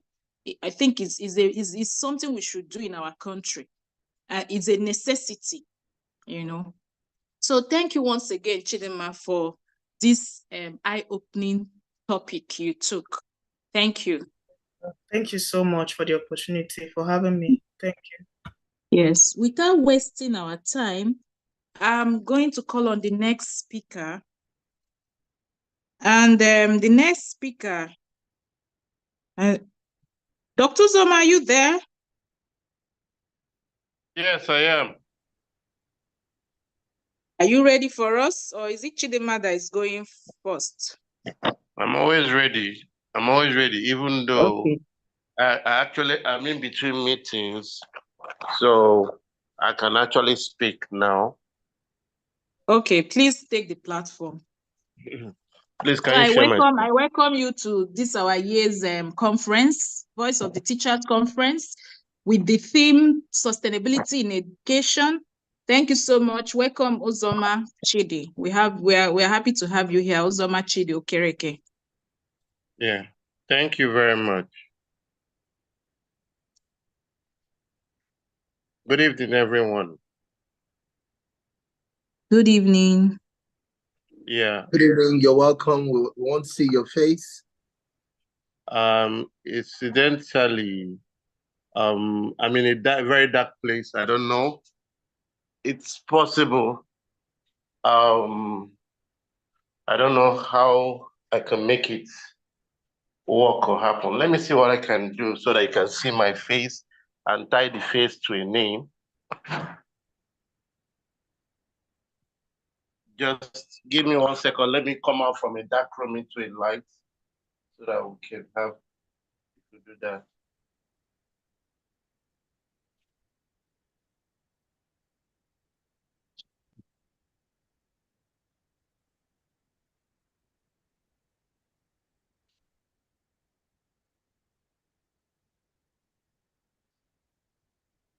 Hello, is this better? Yes. Yes, it's better. Yeah. So thank you. Good evening. Please, can you share my slide? Yes, I'm trying to share your slide because I just got it now. Okay. But you can just continue if you can. Let me get where the slide is. All right. Please, can you permit me so that I will go off video so that I can share my slide, please. Thank you very much for understanding. Oh, you can share your slide from there. No, I can talk to my slide while you try to share, because like I Oh, told you, okay. yes, the slide is there Okay. for everyone to see. I think Viv will help me with that. Okay, So no while we are problem. at it, I'm trying to get it. while we're at it, good evening, everyone. Good evening once again, Uzoma. Yes, I want to thank the organizers of this program for making it happen. I am very grateful, first for having me, and secondly, for making it possible to be part of this year's conference, Nutrition and Sorry, please, Alzheimer. can you see this slide? Can anybody see the Yes, slide, I can please? see the slide. Thank you Thank you so very much. much. Yes, I can see it. Okay. Yes, thank you very much. So we're going to be talking about nutrition and Alzheimer's, the role of nutrition in brain health. It's actually very important for us in ADAN. By ADAN, our organization is Alzheimer's Disease Association of Nigeria. I'm the national secretary, and that's my president. So we've been giving a lot of discussions on this to various platforms and fora. We're at United Nations sometime in May to get our voices heard. And we are working with schools, we are working with elderly people, and it's actually a topical topic. Why it's interesting is that the age range we are having childhood dementias and Alzheimer's childhood dementias, and it's actually becoming very problematic. Hence, we need to talk about this topic. Next slide. Thank you very much. I have no disclosure to make, but like I said, I want to appreciate that my association, Alzheimer's Disease Association of Nigeria, which is officially affiliated with Alzheimer's Disease International. I want to thank my president for actually giving me the opportunity to share our presentation we made at United Nations. I also want to thank the national coordinator of the organization, Eyon Josephine Anini, for helping us, for her passions and everything. I also want to thank you, Voice of the Teachers, for providing the platform to share our discoveries and experience. Thank you very much. Next slide. So, Alzheimer's disease, because everyone will be talking, what's this Alzheimer's disease? Like, it's a slowly progressive dementia characterized by cognitive decline and behavioral changes. Now, it's actually, dementia is like an umbrella body that has different children, let me use that word. Now, Alzheimer's is the most common, accounting for 60 to 70 to 80% of most of the dementias. We have other forms of dementia, like vascular dementia, that is very popular among those that have uncontrolled hypertension and diabetes. Now, you'll be wondering, let me speak a little pidgin, what thing concern Alzheimer's disease and children? Now, it's interesting that a lot of kids have some form of hypertension, so they can maybe prone to vascular dementia. Of course, we have the mixed dementia, we have Lewy body dementia, but that's for the older population. Now, the pathological changes in the brain include atrophy of the cerebral cortex, the presence of neurofibril tangles, and amyloid plaques. Amyloid plaques are like fat deposits that are patched in the brain. So that's what they call amyloid plaque. And loss of cholinergic neurons in the brain, and a reduced activity of the choline acetyl transferase, the enzyme responsible for acetylcholine production in the cerebral cortex and the hippocampus. So the brain is divided into various parts, and some of the parts of the brain is the cerebral cortex and the hippocampus. The pathogenesis is not well understood, but it involves neurotoxicity, inflammation, and likely apoptosis. By apoptosis, it means cell death. Thank you very much. Next slide. Next slide, please. Thank you. Now, the risk factors is interesting. Older age, according to estimate for 2010, they said there were 4.7 million people. But in our own study in Adam, we started discovering a very shocking occurrence that children were having dementia, or people less than 20 years are started having signs of dementia, which is characterized by memory loss. And this actually came as a result of our radio outreaches and our television outreaches we were carrying out in some of the radio stations, and the feedbacks people were giving to us that forced us to open a kind of a dementia register where we were offering telemedicine, talking to people, irrespective of where you were in the country, we were reaching out. So we started getting our database. And that's actually when we started thinking that, hey, since this is coming downwards, it's also important to start talking about it. Family history. The risk is inversely proportional to the age of onset first degree relatives, but it's there. And of course, genetics. Certain genetic abnormalities, particularly with the presenilin and amyloid precursor protein genes, place some individual at high risk of early onset Alzheimer's disease. Next slide, please. The risk factors, there's hypercholesterolemia. Forget the big grammar, it's just that the cholesterol is high in the body. So that's hypercholesterolemia. Then, of course, overweight. We found out there's something called Syndrome X. Syndrome X, which is also common among these kids, is as a result of obesity. So how you calculate obesity, you check the weight over the height squared, and you get the BMI, the body mass index.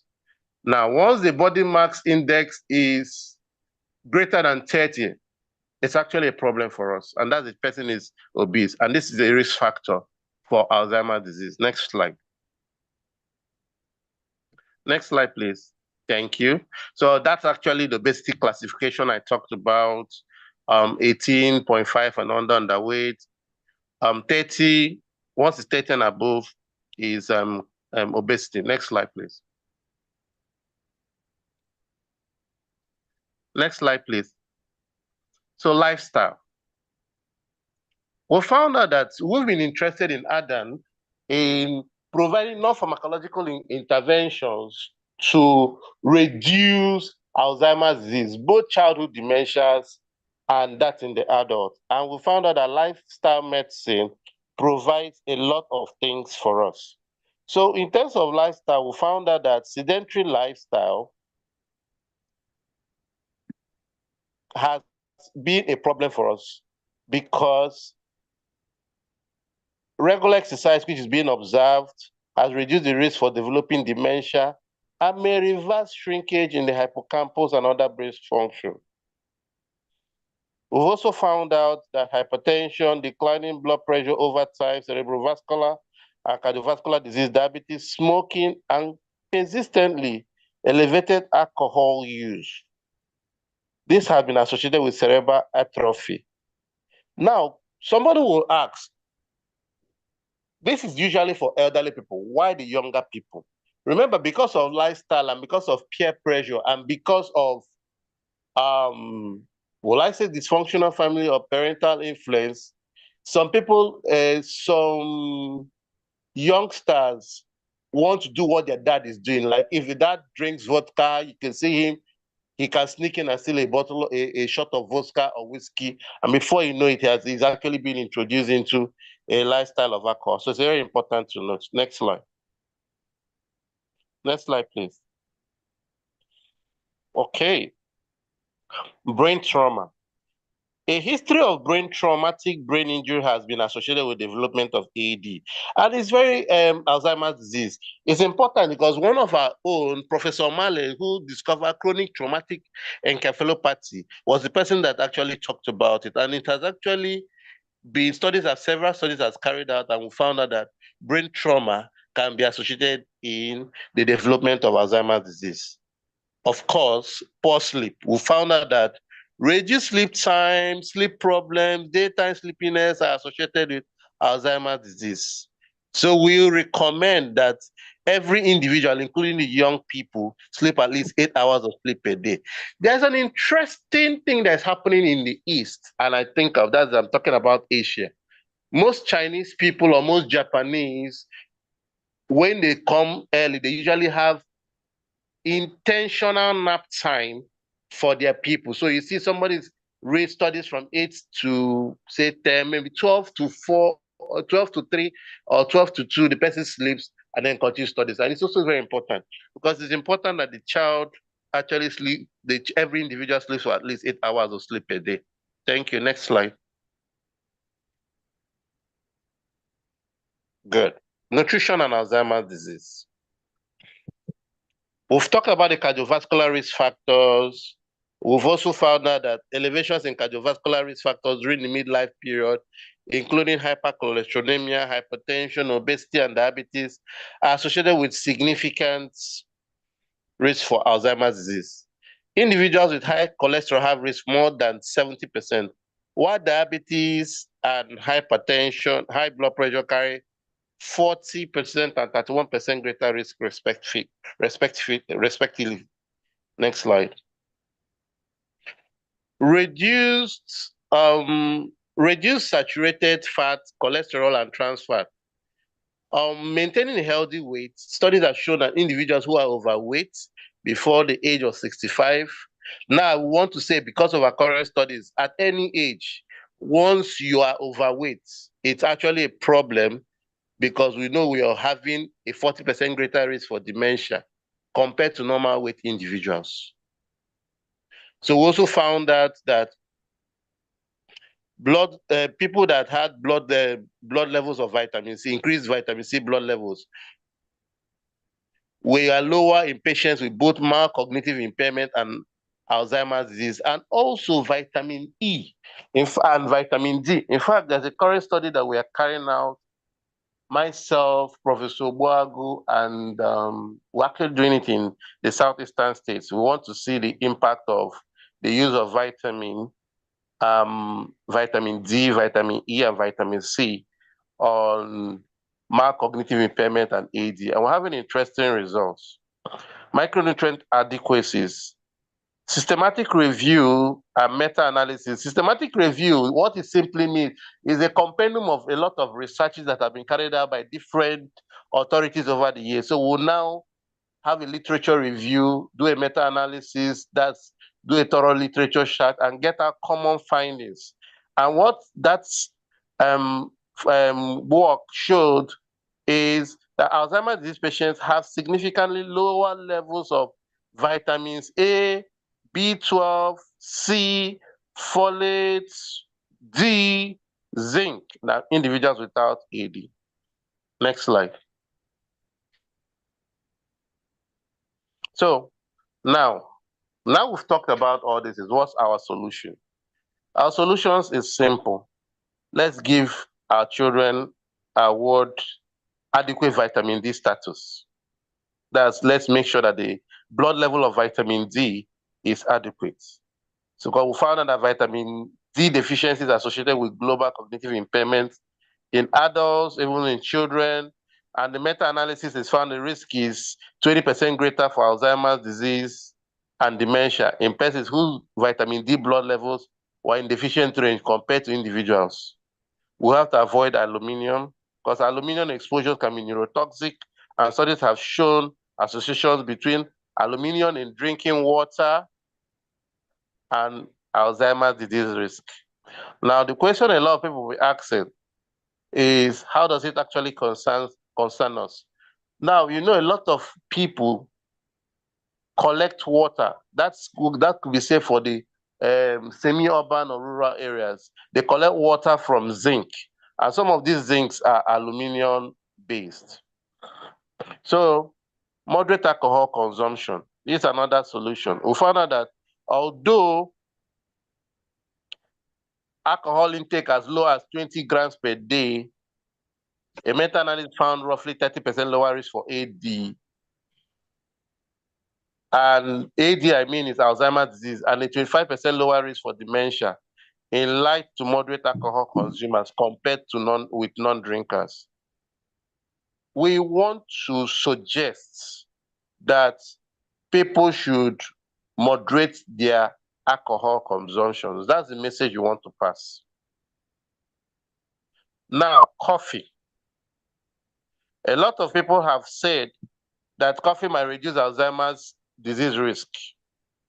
However, it's also important for us to know that coffee increases excites the is a neurotransmitter. So it potentiates the increase for hypertension. So it's important for us to note that.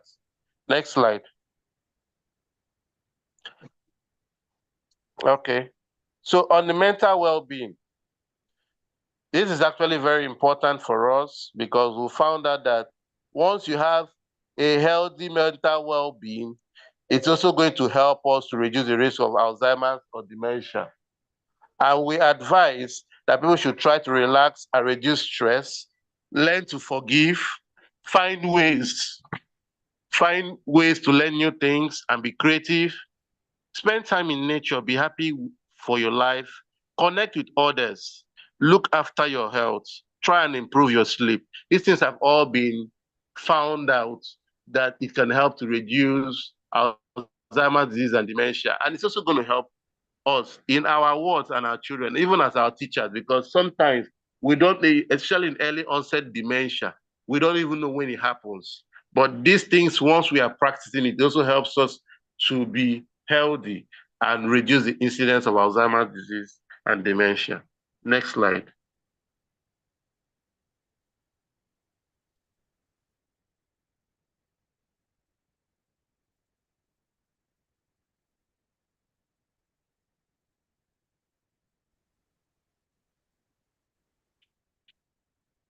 It's also important for us to help in brain health.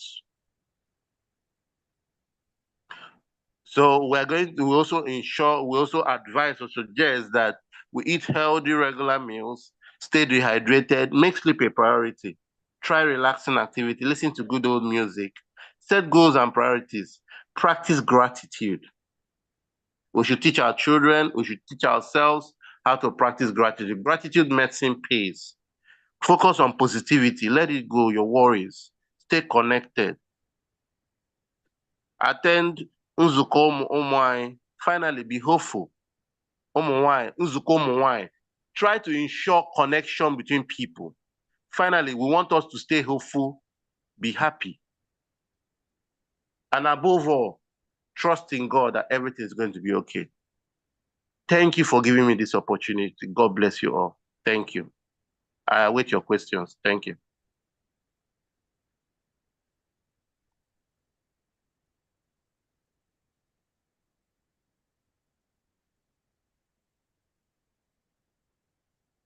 Thank you. I'm Yeah, done. thank you, Uzoma. Okay, I'm trying to stop sharing. If anybody has questions, please, you can shoot your questions to Uzoma.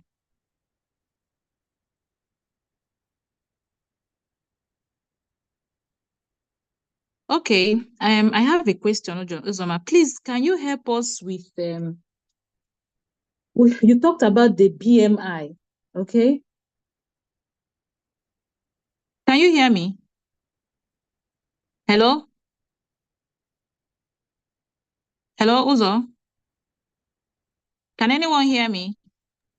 Yes, I can hear you. I can hear you.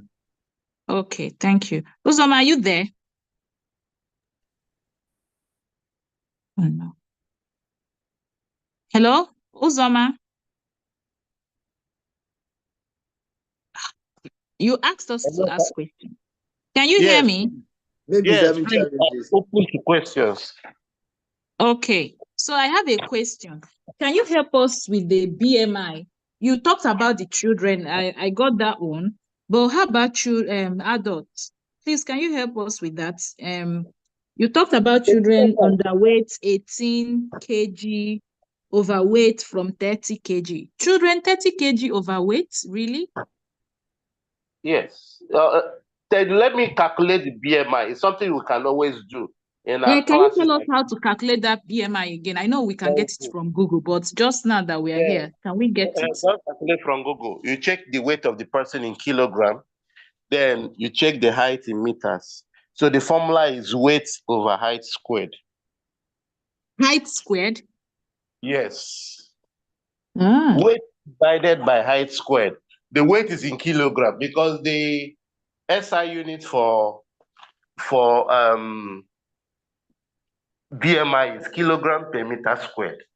Okay, kilogram per meter square. Yes. Okay. So when you calculate, it's also something, it's not just for the kid, it's also for you as an individual too.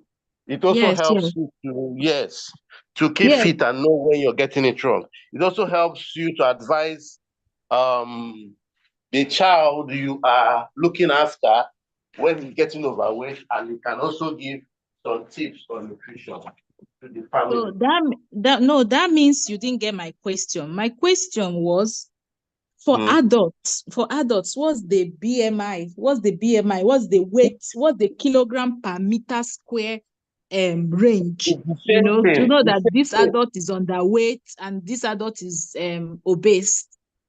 Yeah, if you go back to my slide, you will see, if we can go back to the slide, when we talked about I saw the slide. I classification. saw the numbers. I thought it was just for kids, for the It's for children. everybody. It's for everybody. Oh, really? Yeah, the numbers is for everybody. Okay. So another Mhm. question. Yes. Another question. If someone is already having this AD, okay, and the dementia, so how do you Yeah. help a person? Can it be reversed? How do you help that person? Especially I've not seen a child suffering from such, but Well, I've seen elderly people, okay. I've not seen people of the middle age, but more of the elderly people, So how do you help such people? yeah, thank you very much for that question. Now, the reason why we brought this to the attention is that in Peru, we noticed that a lot of people were having symptoms of dementia. So 40 years and above. So when we started carrying out our studies, we now found that we were getting 21, 22, 18, 25, 27 having early onset dementia. And that set out a trigger for us, a kind of fear that we needed to do something fast before it gets too late. And so what we do, that's actually we're looking for non-pharmacological approaches to preventing or halting the progression, because the drugs through the clinical trials are running in several hundred thousands of dollars, and it's not going to be sustainable. However, if you have a good sleep, you eat good, you eat well, eat healthy things, practice gratitude medicine, and do all these things we've suggested, that you can also halt the progression of dementia. And that is actually what we are preaching currently. Thank you. Okay. Please, I have another question. I don't know, I'm the Please. only one asking these questions. Maybe I'm really concerned, about this topic, because I've seen people, or rather people I know, are currently on this. Okay. So another question I have now, you mentioned about high BP. So does this AD and high BP, is it like once you have high BP, once your blood pressure is high, I don't know, I've heard once, I don't know how true it is, that once your BP starts going up, it means that it might not go to normal anymore. It means that you will frequently be having the BP up, BP down thing. Okay. For me, I've not really experienced that, but because whenever I enter pharmacy, I just like to, okay, let me just know what my BP is and all that, and it has always been like, normal stuff. But then they now told me that once, someone's BP goes up, it keeps, fluctuating on that. It means that you've already developed the BP stuff. Then my question is, when you were talking, you talked about BP, high BP. I saw it, many times. Is it that once you have this, it means that the person's chances of getting this AD, this disease, is high, or what? Is it associated with this disease? Hello, Uzo. Dr. Uzo, are you there? Oh, no. Is it that I lost you? Laddie, could you hear me? Mr. Laddie? Oh, I guess it's from me. No, I can hear you. I can hear you. Oh, okay. It's Oh, his thank you. network. His network is not too good. Okay. He's trying to talk. I can hear he's trying to talk. Oh, okay. Thank you. Hello, can you hear me? Yes, I can hear you now. I just confirmed from Laddie that he could even hear me. Yeah. Uncontrolled hypertension is the problem. Once you're able to control your BP, we don't have a problem. And that's why we are suggesting that we control the blood pressure. Okay? Okay. So that's what we suggest. So So from this, are you trying to say that children's BP can be up, can go high? Children? yes. Yes, especially when they have family history of hypertension. Okay. So Because hypertension we can is have genetic. primary or secondary hypertension, and these things all play a lot of role. Okay. Yes. Can I be kindly excused so that I can attend to another meeting is jamming in. Let me just tell them that I'm almost, they should give me like 5 minutes and I'll return back. By the time you return, I don't know. Okay, you can quickly do that. Let me prompt the other people. Okay, thank you. If there are other questions, they can put it in the chat box. I will answer all the questions. Thank you.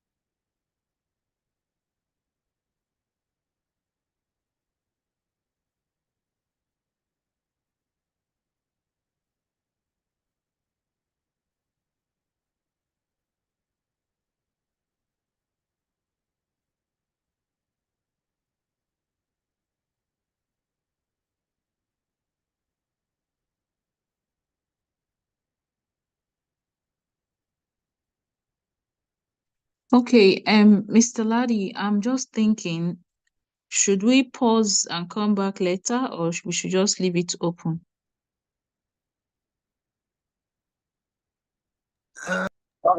Hello? If we leave, some people might want to come. So Okay, it's better. So that they won't think that there's nothing going on there, and they might just leave. okay, okay, Mm. I think okay. Uzoma is trying to say something. Yes, Uzoma, are you back? Are there other questions for me? Well, Uzoma, I guess you started on time, okay? Because Yeah. yes, because this should actually be your time, you know? Yeah. So I'm just thinking if you could you know, talk more, or rather elaborate on this AD. Like, should I ask you, like, if I ask, what's actually the difference between the AD and dementia? You know, I think people use it interchangeably, but I don't think they are the same thing. Can you help us, like, give us a layman's explanation, not your big terminology?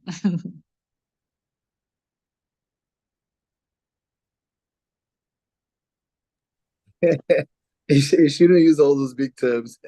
I'm Yeah. telling you. Yes. Can you imagine? Uzoma is out already. I think he has a problem with his network. Network. Mm. Yeah. And he doesn't seem to be settled. He seems to have something else to Another do. meeting. Yeah. Yes. Mhm. Yeah, I think so. Mhm. Think so. It is well. Yes, so. Mhm. I don't know.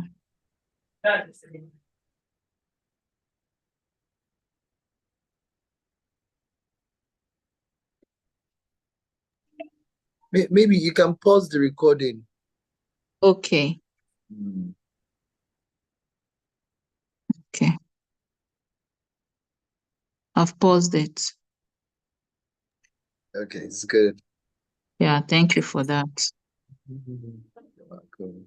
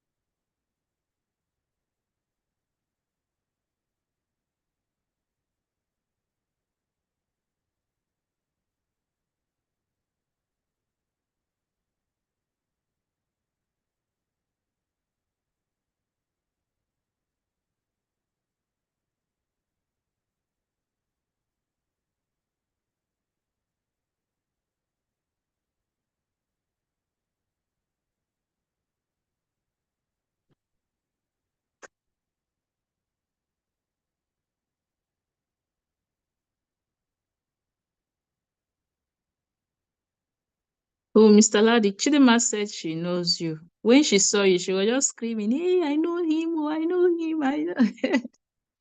Before he even joined. Chidima, the second speaker. Speaker, When she saw you, yes, she saw you on the platform, on the general platform. She was not like, "I know him, oh, I know him." She came to tell me. Oh, Yes. okay. No, yes, I remember. There was one, I think, competition that we went for at one of the Ah, schools here in Lekki. I think that was where I met her. Yeah, I remember okay. too. I remember. Oh, and Yeah. she's very wonderful. She's very wonderful. She said, "I know Wow. him, I know he." She was so excited. I was like, "Yeah, oh yeah, talk. How did you know?" Are there somebody is trying to come in, and then we don't have any speaker. Should I let her in? Just let the person in and probably Ah, engage the person. Yeah. Okay. Me, how So am I that gonna educate the person? so that No, the I'm person not. will not go. You know, if the That's person it, doesn't come, if exactly. the person is not allowed now, the person might not just go away and might not come back again. But we don't. What if I don't have a lot of stuff to engage him No, or no, engage? okay, just tell the person that just finished shared earlier. So we are hoping that the next person will come in the next 10 minutes or the next time that the person comes. So you can now tell the person to come in the next 10 minutes or 12, 15 minutes when the next Okay. person will come. That's better. Okay. Okay.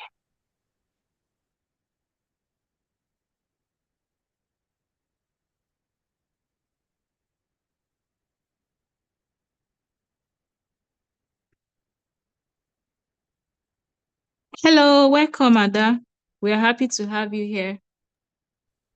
You're welcome.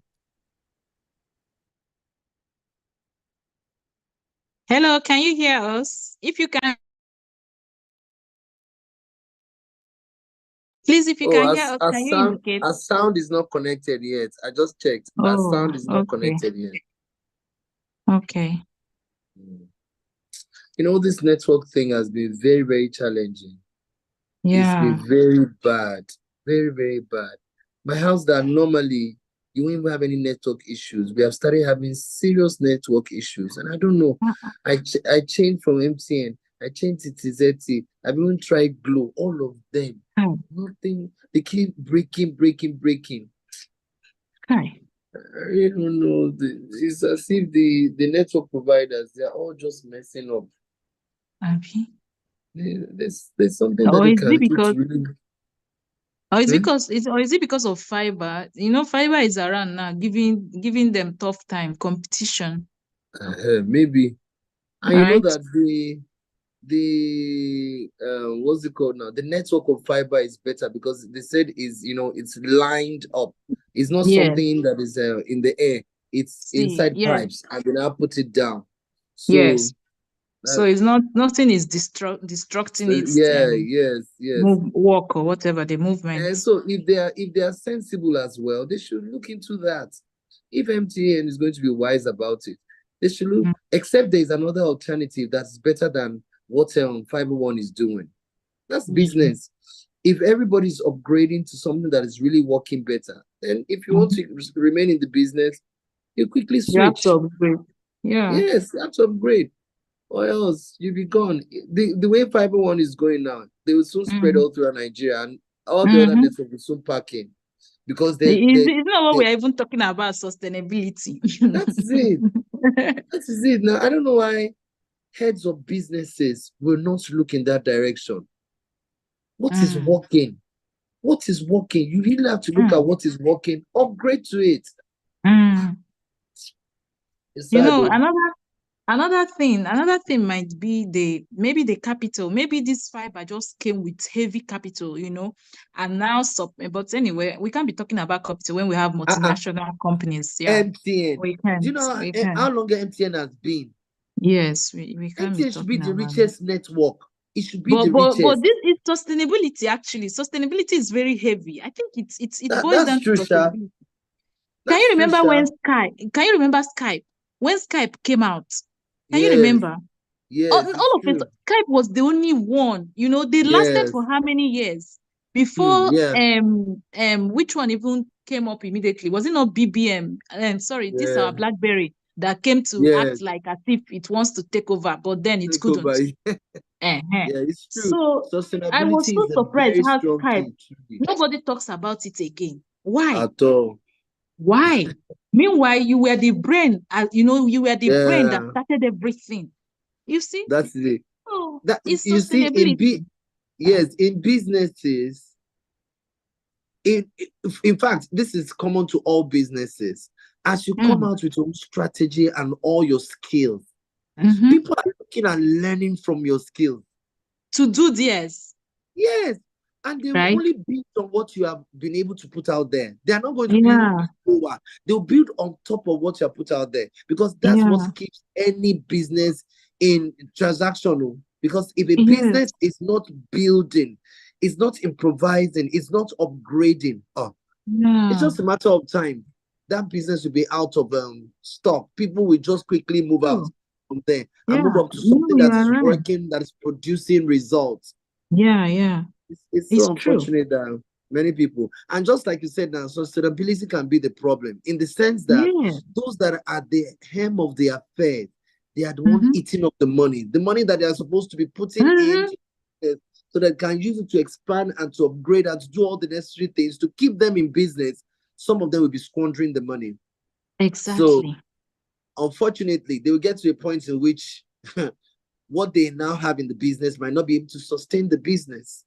I'm And they telling might not you. be, when those, well, anyway, any wise person should not just put anything under another person. Because people, especially in this Nigeria, if you have anything Mm-hmm. and you go and put it under anyone and you're not managing your business yourself, You're on just your own. you find yourself out of business swiftly. You're on Baba. your own. Yes, so That's it. That's what it's it true. is. You're on So, your own. Mm-hmm. I can't remember one of my cousins who we were discussing. We were having this discussion. You know, he's a top yeah. manager in one of the multinational companies like that. So we're now having this discussion. The guy now said there was this company, you know, they are into production. You know, they are Okay. into production of things that should be used, you know, that we use daily. Do Okay. you know what? Yes, in order to maintain sustainability, because he saw this our topic, he laughed. He said, "Ha, it Hmm. is you know that kind of thing. You and this your team." So he now, in the course of we talking, he now said something. He now told me this story that there was this this company. So it happened that they had a meeting because they were looking at sustainability. That you know their Okay. competitor had come, or like you Yeah. know how are they gonna do this? You know to also Yeah. remain where they are, you know, all that kind of a thing. So Yeah. one of the staff now got up and said, well, you know that we produce this and people consume it. They really like us. We've been in the business, we've been in the market business. But I suggest that let's make this thing wider. Like the products, they made it wider that when you and I want to use it, if we now press more, everything before you know it, everything will just finish. So we will still want more. Do you More. understand? Yeah. They maintain the quality because somebody said, let's reduce the quality and blah, blah. No, That somebody is now it. said, no, we're not reducing the Quality, quality. you Yes, he now reduce the said, instead of quality, you'll be reducing the, out. I'm telling you. So a guy now said, instead of us reducing the quality, let's just make it that they will be consuming it more and they will not know. You understand? So Yes. this stuff, this product is in tube. You understand? So they made Yeah. it that the mouth is now wider. That you and I, when we press, Yes, it you pray to comes come out more. more. You know, that was the only suggestion this guy gave. And the CEOs, all of them, the directors, they were like, wow, wow, wow. That's how they took this idea. And that was how they promoted the guy, you know. Yeah. You know, so all of it, you know, these guys, sustainability and everything. So he was That just is it. giving me, yeah. And I said, you see, sustainability, it works, it goes across everywhere in this our life, It you is. know. It is. And It's real. a lot of times for people to come up with ideas of what to do in order to sustain their businesses, their minds have to be working. Their Yeah, minds have to be, you know, there has to be an avenue where they are being charged up to think, to yeah, look beyond the now, so that they can look into the future, see ideas that can really work in a fast-growing industry. How can they, you know, manage the people? How can they make it more fascinating? But you know, a lot of businesses is even foolish to think that bringing down the quality of a product is what will sustain the business. My God, it will fastly push that business out of push it down. Yeah. production. You know, there are many ways in which, you know, someone can look at how to make things work better. Look at the guy that he said, you know, just suggested that thing now. Everybody will just laugh and say, oh, this will work. And truly it's going to work. Because if you open it now and press it, normally you would think that it was going to come out in small quantities. It just burst out. Yes. That's it. So I'm telling you, as in brain and the ideas. directors were so happy. They were like, yes, you know, that kind of a thing. And boom, the guy was promoted, you know. Just like that. I'm telling you. Thinking, being innovative, looking out, Yeah. you know, weighing options, weighing so many options. It is Well, well. you know how I learned that even our Indomie in our this thing, it has reduced the quantity or whatever. You know, Yes, even sardine they've reduced the quantity, and yes. customers when they open it, they're just like, what is this? You What get, is this? but this Yeah, particular product, you will see it, you will not say what is it. You are happy to buy it and it's the same quantity. exactly. But you didn't know the arithmetic they've done at the There's a back. plan. They have done it in such a way that it's you that you will be using it more. I'm telling you. Amazing. So I guess the guy worked on what's it called again? Return, sales return or what? Sorry, Okay. Yeah, I know what you turnover. Yes, turnover. turnover. Yeah. Turnover. Mm, yeah. Is well. It's It is really well. well. Oh, Chidinma is here with us now. This one, Ozoma has left us for good. Chidinma, can you hear us? Welcome. You're welcome, Chidima. I can hear you. Thank you. Okay. Thank you for welcoming me. Yes, you're welcome. Do you want to start now? Would you like to start now? No, Though I'll I start know by it's 8. not yet you're ready. It's not yet your time, I mean to say. I'll start by 8. Oh, you want to start by Hello? 8? No, Or I you said, just give me a moment. Not quite, not no immediately, even if problem. it's not 8. Not No Yeah. problem, no problem. Do you Just know take what? your time and let us know when you are starting. Yes, okay. she said she wants to All start right. by 8. Maybe you can play music for some time. Hey, Yeah. lad, I'll let you you know see? when I want to start. Okay, All right. Thank you. okay. Let me see if I can do what Ladi just suggested. Yeah. Maybe just go to YouTube, find one very nice, cool song, and let Yeah, the video be playing. So if anybody comes in, they will see, something happening. okay. Let me try and do that. Mhm. Just like, that's why I didn't want to admit that lady. Okay. Yes.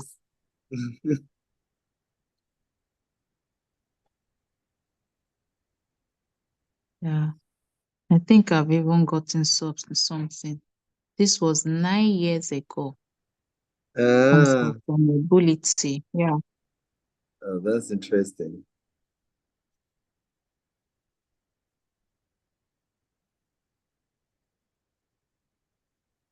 Okay.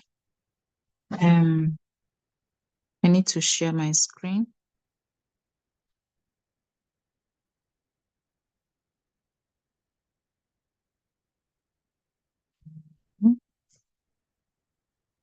Okay.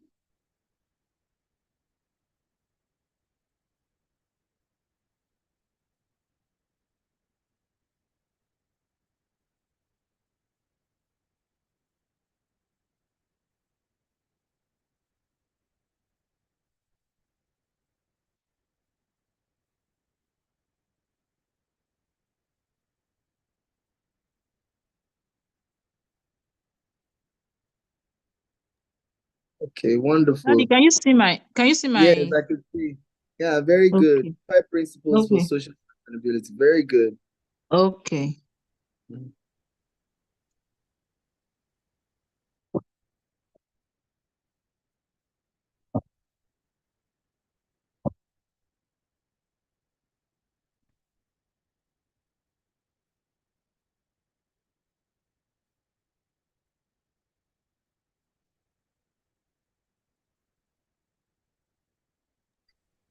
But I can't hear the sound. Oh, really? Yes. How am I gonna do You have, that you now? have to share the sound. Maybe Okay, you wait. share the sound first, Wait. and I'll take you Can back you to hear start my from the voice? beginning. Could I you can hear hear my your voice? voice. Yes, Oh, I can what's hear the you. problem?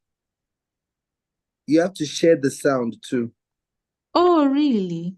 Let's see. Yes. Let's see. Let's see. Okay. Let's see.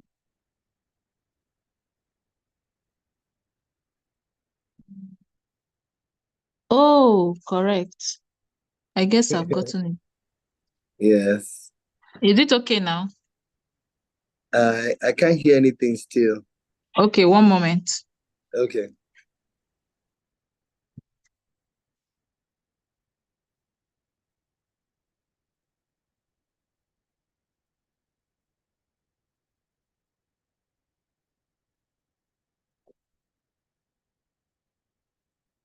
How about now?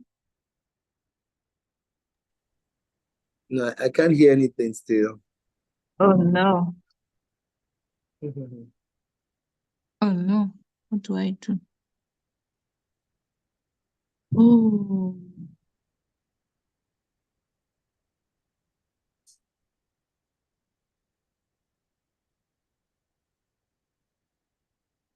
Have to share the voice too.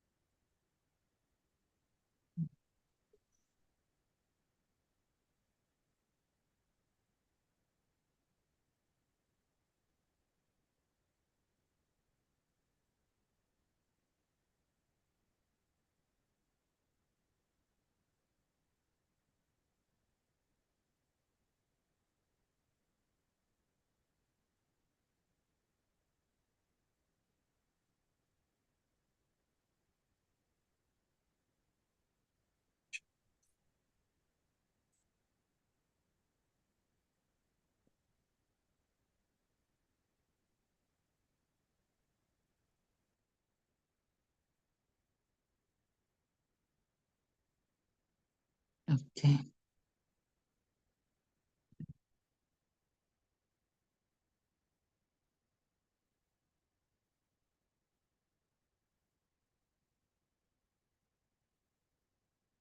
Si cuando ves una película en inglés no entiendes mucho, pero al leer los subtítulos lo entiendes bien, Okay, I can hear escucha you esto now. que te I can interesa. hear you. Pones una Okay. serie. Hi, Alex here. What is sustainability? You must have heard a lot about sustainability and sustainable development over the last few years. I know I did. And maybe, just maybe, be clear as to what people really meant. So here is a definition that my workshop participants have found very clear and useful over the years. You may be familiar with the Brundtland definition, which is quite common. Sustainable development is development that meets the needs of the present without compromising the ability of future generations to meet their own needs. Although this does not exactly tell us what to do on Monday morning, it's a very easy definition to understand and to communicate. There's another one that was created in the late 1980s that is more of a scientific definition. It was created by a Swedish doctor who found that there was a lack of common language around sustainability. So he thought, what if we managed to get a group of scientists together and to agree on what sustainability means, based on science and thermodynamics, and maybe that will lead to understanding what the root causes of unsustainability are. So that's what he did. He put together a group of 50 scientists, mathematicians, physicists, and chemists, etc. And after 22 drafts, they agreed on several things. First, they agreed on the fact that we live in the biosphere. The biosphere is this very thin layer at the surface of the Earth where life is possible. Proportionally speaking, it is as thin and fragile as the skin on an onion. And within this biosphere, there are plants and animals. Plants produce oxygen and food, which are consumed by the animals. In return, animals produce fertilizer and CO2, carbon dioxide, which are used by the plants, and we have a cycle that is well balanced. This is a very quick cycle. We eat every day and we breathe every second, and it works well. Then they agreed on the fact that this system, the biosphere, is open with respect to energy. This means that energy from the sun comes in and radiations come out. This is also known as the first law of thermodynamics. They also agreed on the fact that this system is closed with respect to matter. So maybe you remember this very famous phrase from Lavoisier that says, nothing is created, nothing disappears, everything is only transformed. This is also known as the law of conservation of matter, and it means that except for a few satellites and meteorites, all the matter that was on Earth 4 billion years ago is still here today. It has changed form and the molecules have reorganized themselves, but it is still the same matter. The other thing that comes with this is that everything has a tendency to disperse. For example, take an iPhone and wait for 1 million years, it's very likely that you will get a pile of dust. Take a pile of dust and wait for 1 million years, you will never get an iPhone. It works only in one direction. This is also known as the second law of thermodynamics, the law of entropy. So if everything disperses all the time, how is it possible that we live here in such a beautiful world with beautiful nature, cities, people, flowers, and so on? Well, this is what photosynthesis does for us. Photosynthesis pays the bills. Plants have the capacity to use the energy from the sun in order to produce oxygen and sugar using carbon dioxide and water. Photosynthesis reorganizes matter and creates new structure. The group of scientists also agreed on the fact that there are other cycles, very slow geological cycles, that bring matter from the lithosphere, that we also call the Earth's crust, to the biosphere. And these cycles are also very well balanced. Some matter moves from the Earth's crust to the biosphere through things like volcano eruptions and weathering. And just about the same amount of matter goes back from the biosphere to the Earth's crust via things like mineralization and sedimentation. And all this is very well balanced. These cycles take millions of years, they are very slow, unlike the previous ones, and they also work well. So this is what the scientific community agreed upon. This is the world we live in. So what is sustainability? Well, it's actually the capacity of our human society to continue indefinitely within these natural cycles. And sustainable development would be a development towards the state of sustainability. So you may be thinking, well, this does not exactly tell us what to do on Monday morning either. That's right. But it made it possible for our group of scientists to look at the things that we do to interfere with these natural cycles. And they found 4 root causes of unsustainability, and these are the 4 things that we need to stop doing to be sustainable. They're all equally important, they're all necessary and sufficient. The first one is that we extract large flows of materials from the Earth's crust, the lithosphere. These materials are things like oil, like natural gas, heavy metals, etc., that are rare in the biosphere and that we extract in such large quantities that they accumulate and nature cannot cope. The second one is that we create in our society substances that accumulate in nature. We create chemical compounds that nature takes a very long time to break down, but we also create substances that already exist in nature, like carbon dioxide, for example, but in such large quantities that they accumulate and nature cannot cope. The third one is that we physically inhibit nature's ability to run the natural cycle. How do we do that? Well, for example, by chopping trees at a faster rate that they can grow, by systematically destroying ecosystems and replacing them with parking lots, roads, buildings, etc., so that nature cannot run its cycles anymore. These are 3 ecological root causes. Once again, there is no priority order. The fourth one is social and can actually be the most important of all. We create in our society barriers to people meeting their basic human needs worldwide. Human needs are very interesting, and you can watch our video about them if you are interested. There are things like creativity, identity, participation, and so on and so forth. So how do we do that? Well, for example, if you purchase a product that is manufactured in a sweatshop in a developing country, indirectly you support the business, and indirectly you contribute to poor working conditions in this factory, and to the fact that these people are unable to meet their basic human needs. So this is the scientific consensus on the 4 root causes of unsustainability. I hope it helps you understand better what sustainability means and the fundamental reasons why we're not sustainable today. You will find many other engaging sustainability videos to learn and teach on our website, sustainabilityillustrated.com. If sustainability education is important to you, please subscribe and consider making a pledge of $1 or more on our Patreon page, and thank you for watching.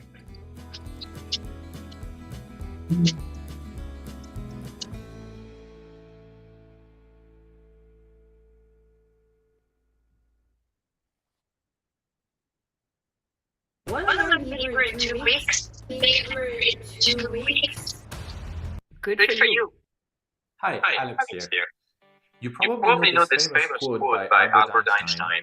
We cannot solve our problems with the thinking we used when we created them. So what does this mean for solving our sustainability problems? Why is it so hard to plan strategically towards sustainability together as a society? Well, research shows that in large groups of people, the most common planning methodology is forecasting, using trends from the past, projecting them in the future, and fixing problems to improve it.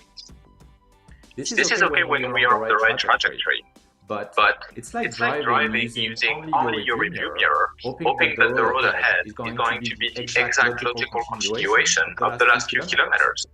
It sounds dangerous, and yet this is what we're doing. And it may also mean that we're not asking an important question.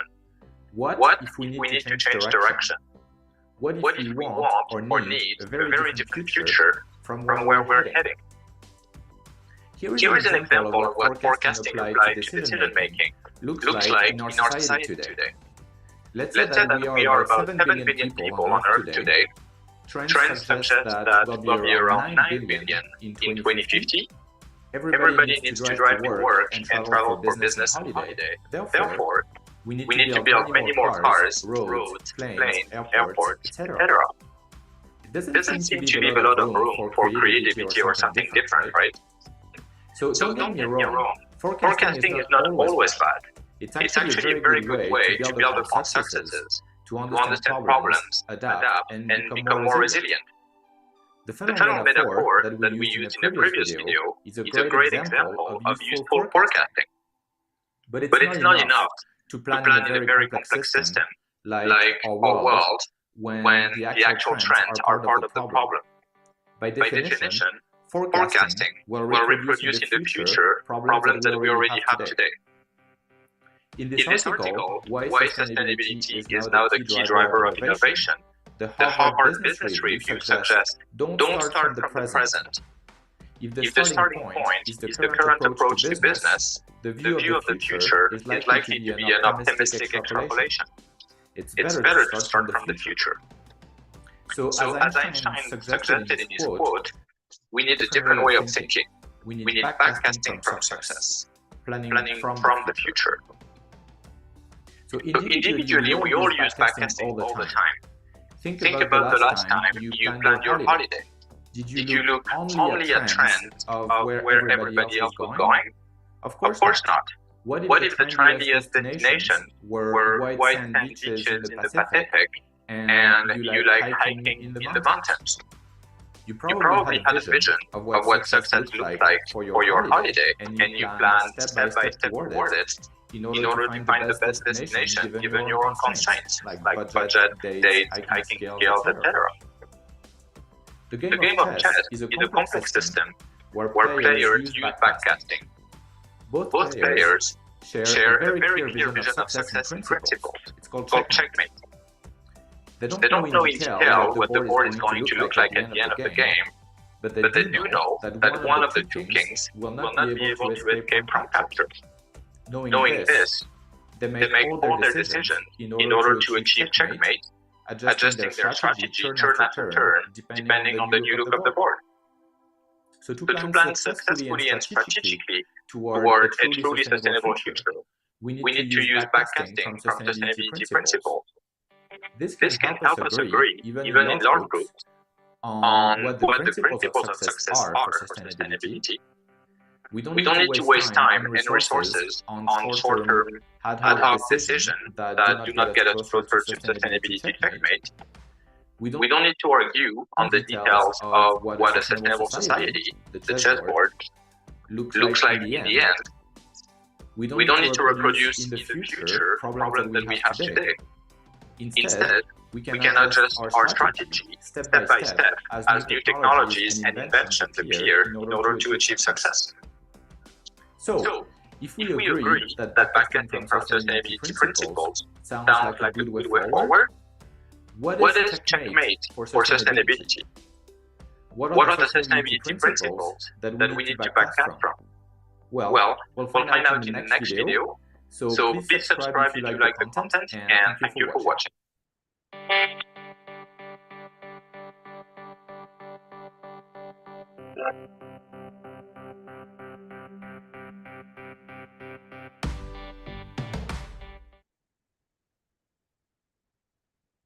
¿Has pedido una señal? ¿Te la pasas pidiendo, por favor, que me llegue una señal de cómo abordar este conflicto que vivo? Estoy Hi, Alex here.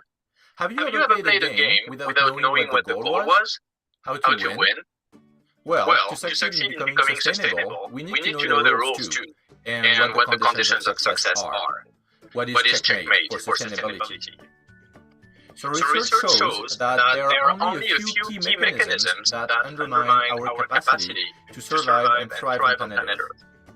This translates into 4 scientifically robust conditions that define sustainability at a principle level, and that have been peer-reviewed and continuously refined over the last 20 years. There is no priority order to these principles. They're all equally important.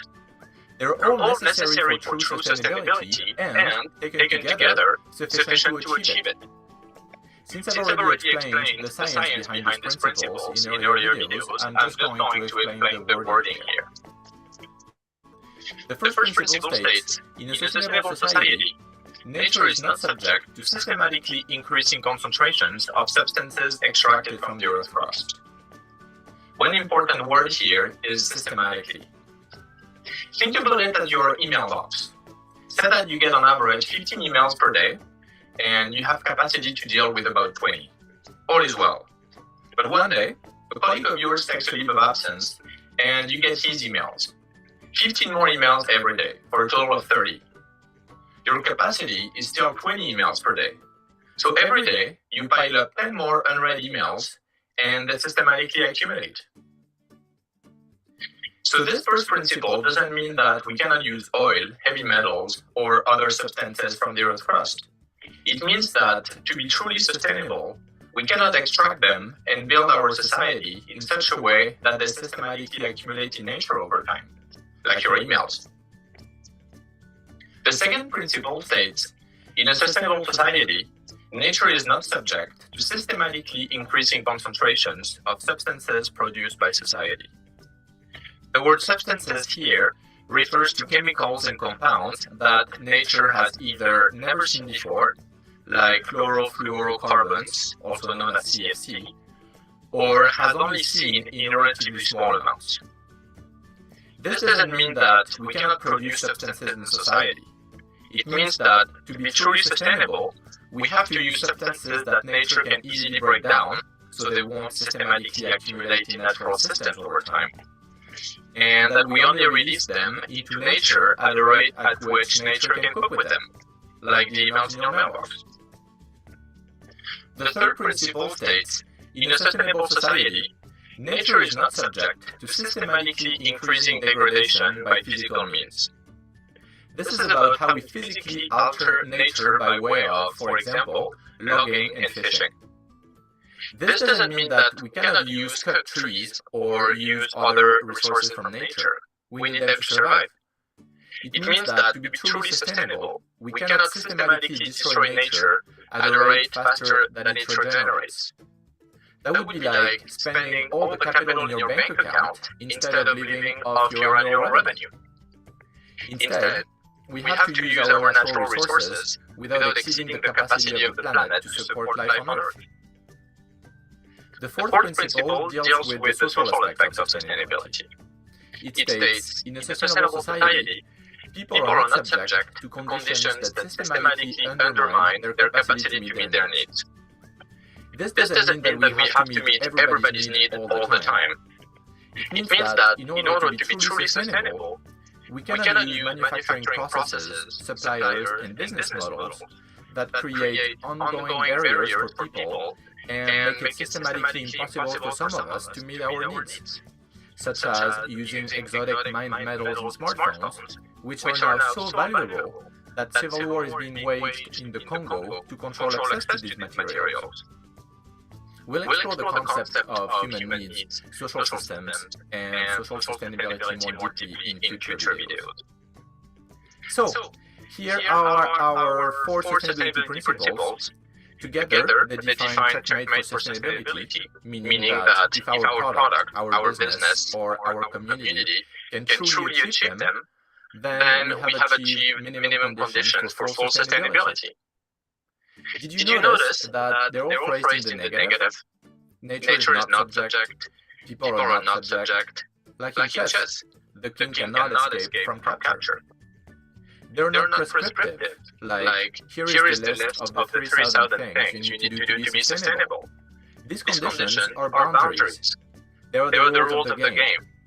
As long as we play within these rules, we can be as creative as we want and invent anything we like. This is exciting.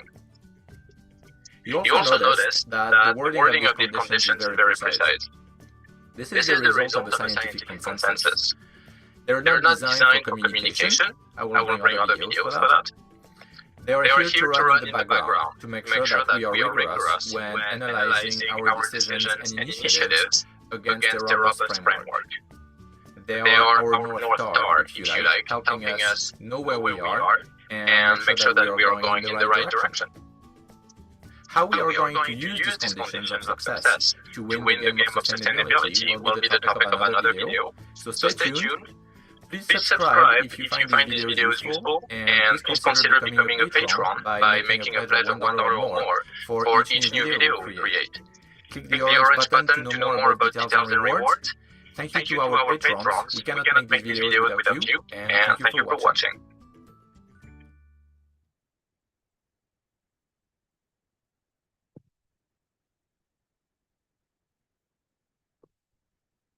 En lugar de dedicar horas haciendo scroll, viendo lo que hacen los demás, ¿por qué no tomas tú ese protagonismo? Hi, Alex here. Today I'm bringing you another great sustainability tool. I hope you find it as useful as I do. It's a four-step approach to create effective and rigorous sustainability plans, and it's as simple as A, B, C, D. So in previous videos, we discussed that using backtesting from principles of success can help us adopt a different way of thinking to achieve sustainability, and also that achieving checkmate and winning the sustainability game can be described as complying with 4 scientific sustainability principles that have been peer-reviewed and continuously refined over the last 20 years. So if we combine backtesting from sustainability principles with some common strategic planning methods that you may already know of, we get a simple step-by-step approach to strategic sustainability planning in 4 steps. A. Awareness. First, we need to make sure that we have a common language in our team, our department, or our organization, and that we all agree on what it means to play the game of sustainability and what the rules of the game are. Sounds obvious, but often people use different definitions. B. Baseline. Assessing current reality. This is where we are today. It's about completing a diagnosis of our current situation. It usually includes a sustainability impact analysis to identify key infractions to the 4 sustainability principles and key sustainability challenges. It can also include an assets inventory and an evaluation of stakeholder relationships. C. Compelling vision.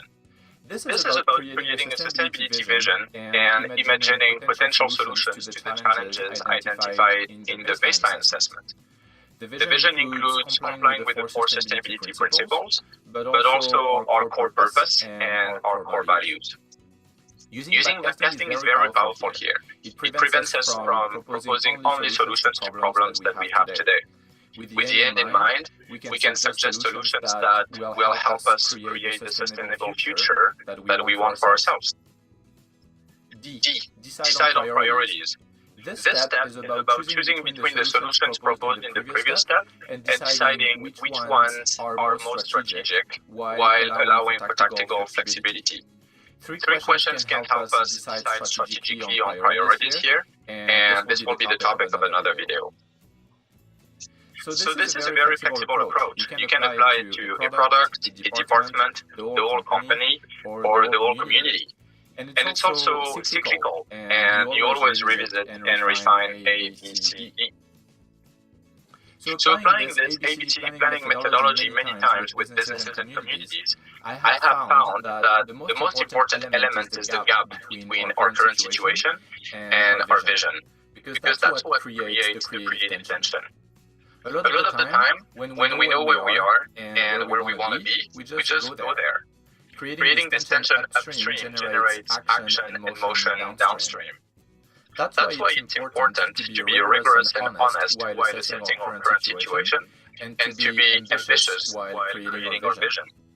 Pretending that the current situation is better than it really is or creating a vision that is not very ambitious can feel more comfortable, but it reduces the creative tension and therefore reduces our chances to generate action and motion in the right direction. Is that useful? Tell me what you think in the comments down below. I will bring you more videos to show how this ABCD methodology has been applied successfully to concrete projects with businesses and communities, so stay tuned. Subscribe to receive the new videos and follow us on Facebook and Twitter for the latest news. If sustainability education is important to you, please consider becoming a patron. By making a pledge of $1 or more for each new video, you can help us create more engaging videos so everyone can learn about sustainability. Check out patreon.com/sustainability. Thank you to our patrons. We can't make these videos without you, and thank you for watching.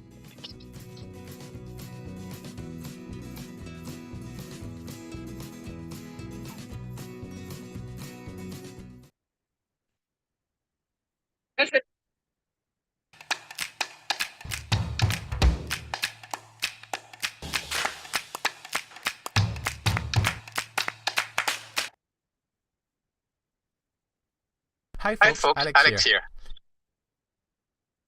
Hello, Chidema, can you hear me? Yes, I can hear. Yes, I can hear you. Are you ready? Yes, I am. Okay, one moment.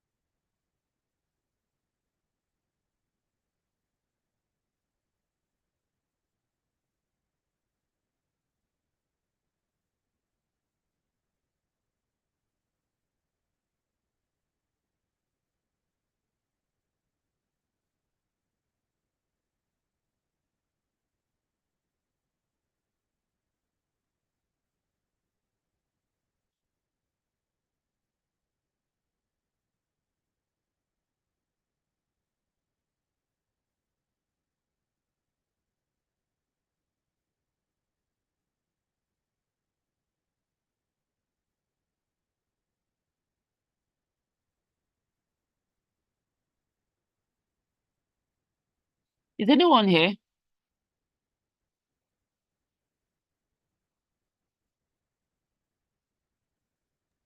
I'm here. I can hear you.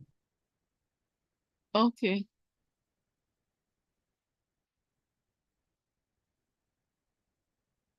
I don't know. Can I go ahead or what? I don't know.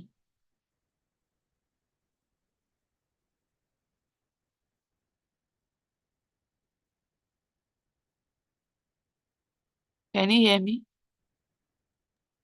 Just hold on. Give it 1 minute. Vivian's coming in. Just give him. Okay, you can go on. You can go on. She's here. Can you hear me? Okay. Yes, I can. Oh, Laddie, thank you so much. I was trying to even call you. Okay. Okay. Yeah, Okay, Chidima, so one moment. I want to start recording.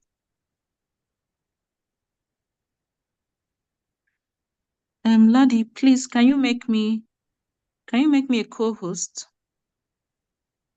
Okay, I will.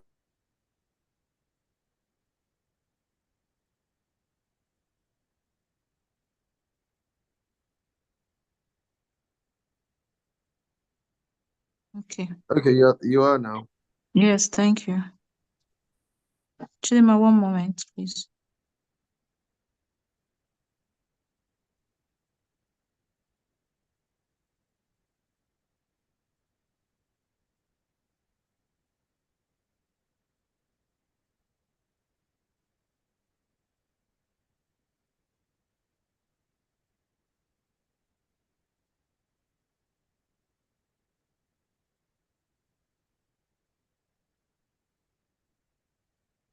Okay, Chidima Okoro, sorry, not Chidima Okoro, Chidima Chidima, I don't know how to pronounce that surname. I'm so sorry. Okay, we just have to welcome Chidima as the next speaker of this event. Chidima, please, you can now have the floor. Thank you so much. okay, thank you so much for having me. Okay, so standing on the existing protocol, I am Chidima Ume Akwana. It's a three-syllable word. Ume Akwana for your Ume information. Akwana. Yes. Okay, so my topic is the role of assessment in education, effective evaluation method. Am I sharing this? Am I sharing? No, you're not sharing. You have to. Okay, sorry. You didn't tell me. Okay. Sorry.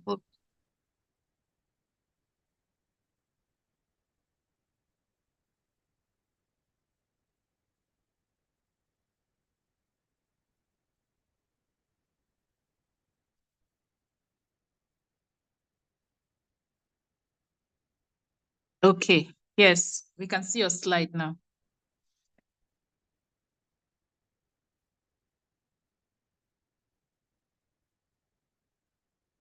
Chidima, we can see your slide.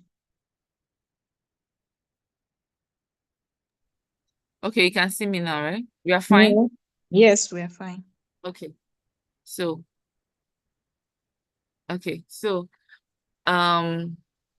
my topic is the role of assessment in education, effective evaluation method. So by way of introduction, assessment is a systematic basis for making inferences about learning and development of students.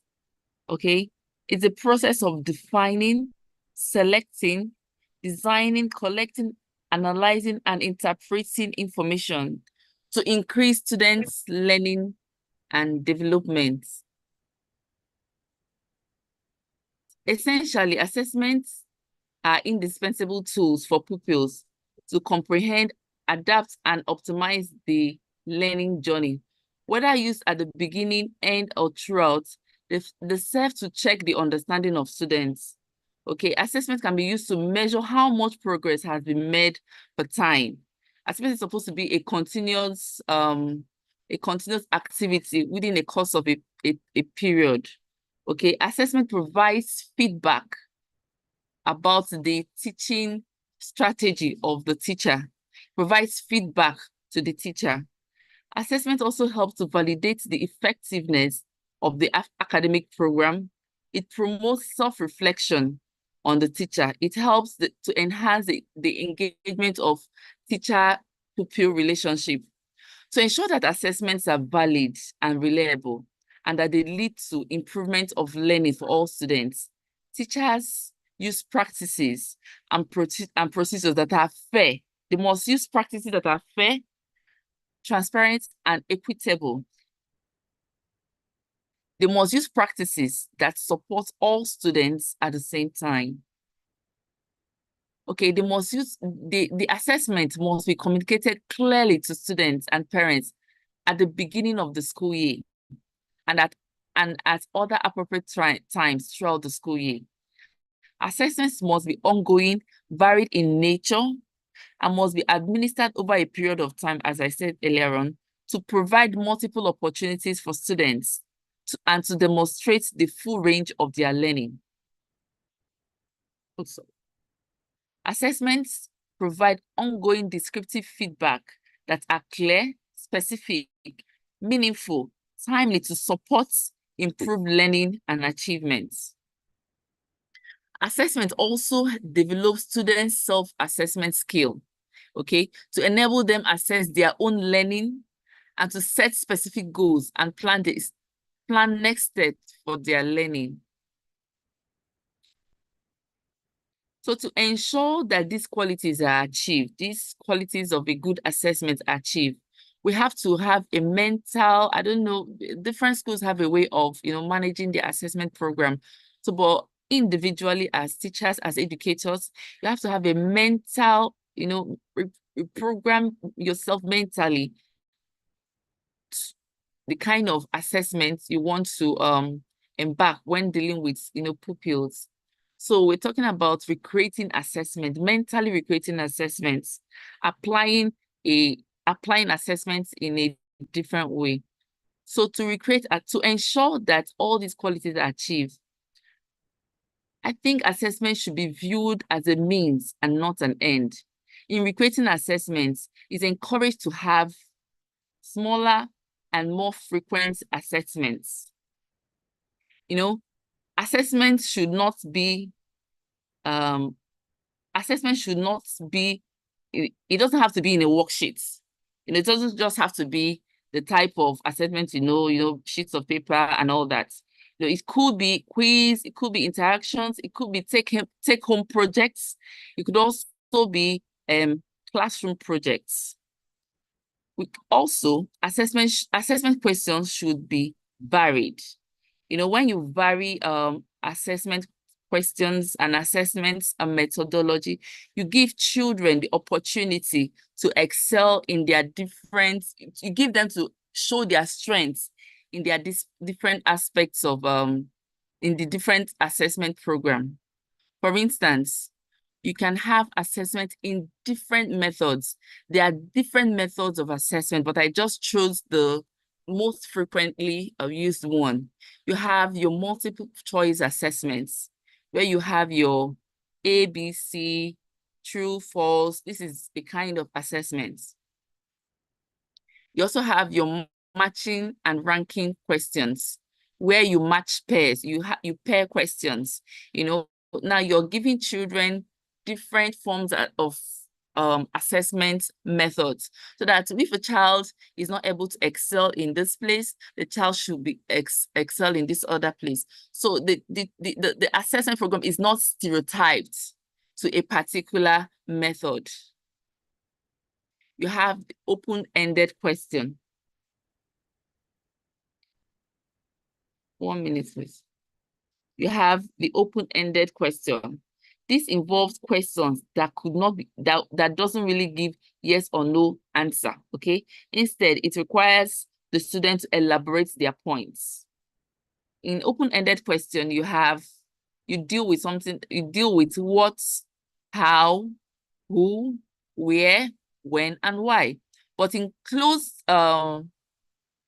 closed-ended questions, you just have yes or no. For instance, we have here, do you like our product services? Is a yes or no. You don't give room for the student to elaborate and express herself. Rather, you ask, instead of having this closed-ended kind of question, which is also another kind of assessment program, you can also have an open-ended question where you have, instead of saying, do you like our product services, you say, what do you find most useful about our product or service?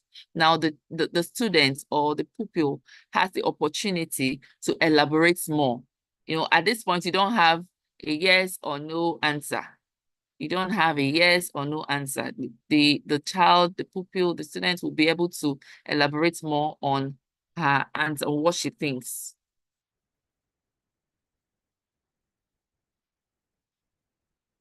We also have another form of assessment where the child, a maybe a question is asked, maybe a take-home question, and the child is expected to give you answers, talk about it, record herself or himself in a camera, express herself. There is a self-expression here, and then it's also a form of assessment.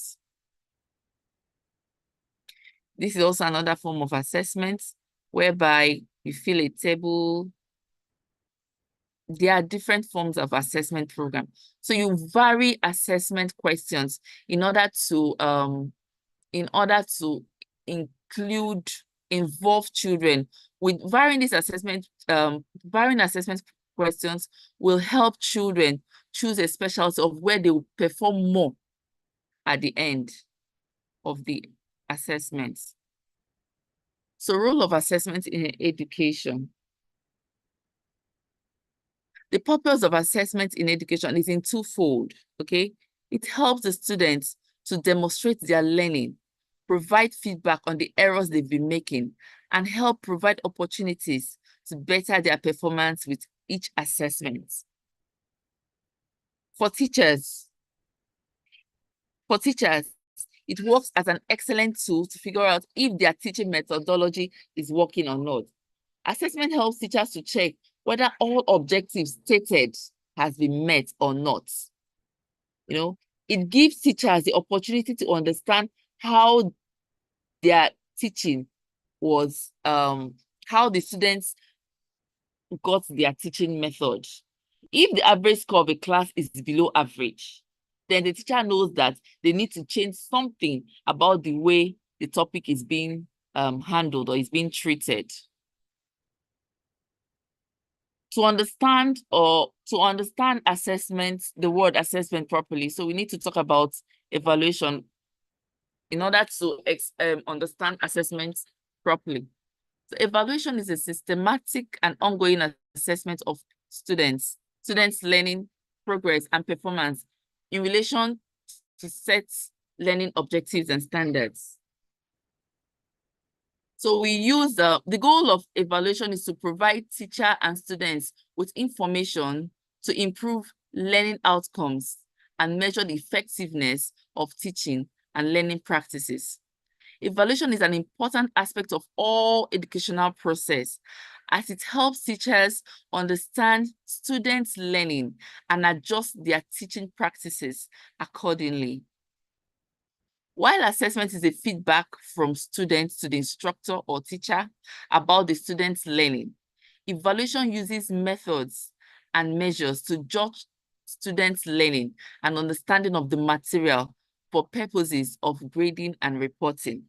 Evaluation has to now do with grading and reporting after several assessments. Thus, evaluation is a feedback from the instructor to the student about the learning about the student's learning. So now I'm trying to compare assessment with evaluation. Assessment is an ongoing process, it's positive, it's individualized, okay? It provides feedback to the teacher, but evaluation provides a closure at the end of several assessments. It's judgmental because it's graded. It's applied against standards, okay? It shows shortfall, did you do well? It gives you a number, it gives you a value. It provides shortcuts. But the similarities between the both of them is that there is a criteria for assessment and evaluation. There is a measure, there is a means of measure, and they are both evidence-driven. So to understand assessment and evaluation, we use we try to understand it using a case study, baking of a cake. So we are going to talk about baking of a cake, the process of baking of a cake, for us to be able to understand the difference between assessment and evaluation and how we can employ this tool in education. Now, imagine you're baking a delicious cake, okay? You follow the recipe perfectly. You preheat the oven, you mix the batter, you mix everything in the oven. Everything is going on great. okay, at a point, you know, after it's been heating for a while, you need to check if the cake is actually done. So what do? You poke the cake with a toothpick, okay? The process of poking the cake with a toothpick in education is called assessment in the teaching world. You are assessing the cake. You're gathering information as where things stand as of that time. But then, just because the cake comes out clean, it doesn't mean that the cake is a masterpiece. You might need to taste it. You might need to check the frosting. You might need to check if it's truly delicious. That is where evaluation comes in. So you check all these things to be able to come out to your final conclusion, to check if the cake is actually a winner cake. So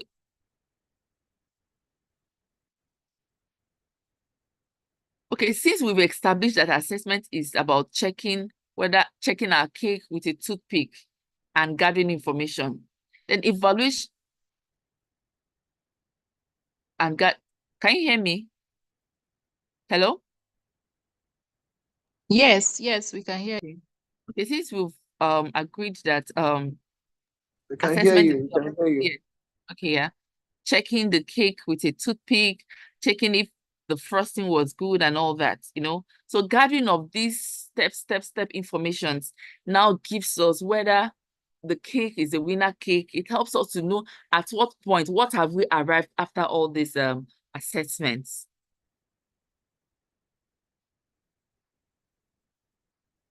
Therefore, assessment provides the raw data, and evaluation helps us to interpret and use that data to make informed decisions. They are not separate steps.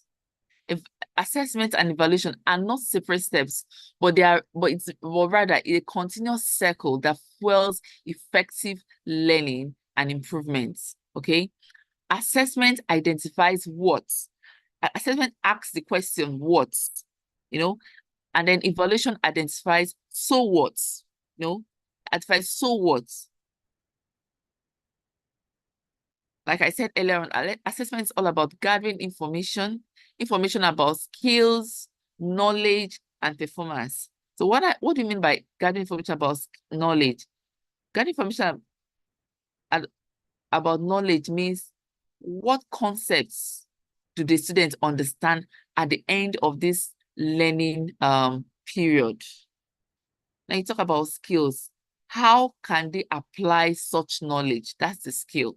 That is what assessment gathers. How can they apply such knowledge? And then performance. How well are they doing overall? How well are they doing generally? So, role of assessments in education. Assessment drives instruction. Now, in most schools, in the beginning of the academic year, as soon as school starts, okay, most schools do what they call pretests. Pretests, a form of is an assessment program, okay? So this process is a form of assessment program and informs teachers or instructors, as the case may be, what students know and do not know on the onset, okay? Setting the direction of the course.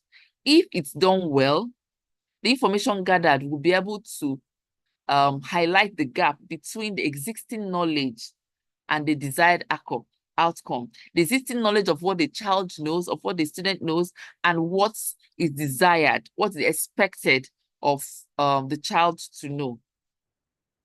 So an accomplished teacher will find out what students already know and use it through the beginning of the academic session.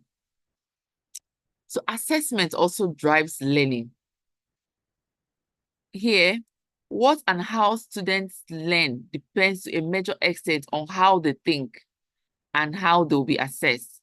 Assessment practices must send the right signals to students about what to study, how to study, and the relative time to spend on the concepts of skills in the course. You need to communicate clearly what students need to know and be able to know through a well-articulated syllabus. So the syllabus should be well-articulated to be able to communicate what the students need to know. Assessment informs students of their progress. Effective assessment provides students with a sense of what they need to know and don't know about the subject. Okay, so if an assessment is done properly, if the feedback provided to students will indicate to them how to improve their performance. When assessment program is done properly, and after an assessment, the student is made to know this is where you are and this is where you need to go. You need to do better. You need to do this. That's what an assessment does to a student. So assessment also informs teaching practice. So reflection on the student's accomplishments after an assessment also offers teachers an insight of the effectiveness of their teaching strategy. The teacher will now have to know whether she should change her method of teaching, her strategy of teaching, on what topics to focus after an assessment program. So in conclusion, assessment and evaluation are essential components of teaching learning process. They should be planned and continuous. They should be planned and continuous activities which are derived from curriculum objectives and consistent with the instructional and learning strategies. Thank you.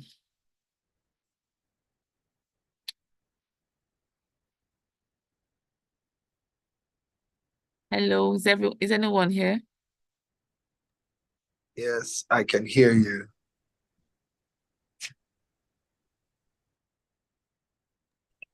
Okay, okay, Vivian's trying to come on now. Yeah. Okay. Thank you so much, Chidema. Thank you for the wonderful presentation. Thank you for giving us a well-detailed difference between assessment and evaluation. Honestly, many teachers they can't actually tell the difference between assessment and evaluation. I just hope that many will come across this your video to learn from this. Actually, thank you so much. But I don't know if there's anyone that has question for Chidema. I can see someone that is on Zoom with us. Alade, welcome. We're happy to have you in our midst. I don't know. Hello, everyone. I'm happy to be with you guys, and I really enjoyed the session with the anchor. It was quite interesting, though I had issues with network at some point, so I couldn't really get so much. But you guys are going to post this on YouTube, right? Yes, yes. Or can we even get this slide? Can we get the document? Is there any way we can get the document? Yes, you can. Once we drop it on YouTube, you'll be able to download. In fact, we were streaming on YouTube, but I don't know, the person controlling is not available, so I couldn't actually go ahead with that.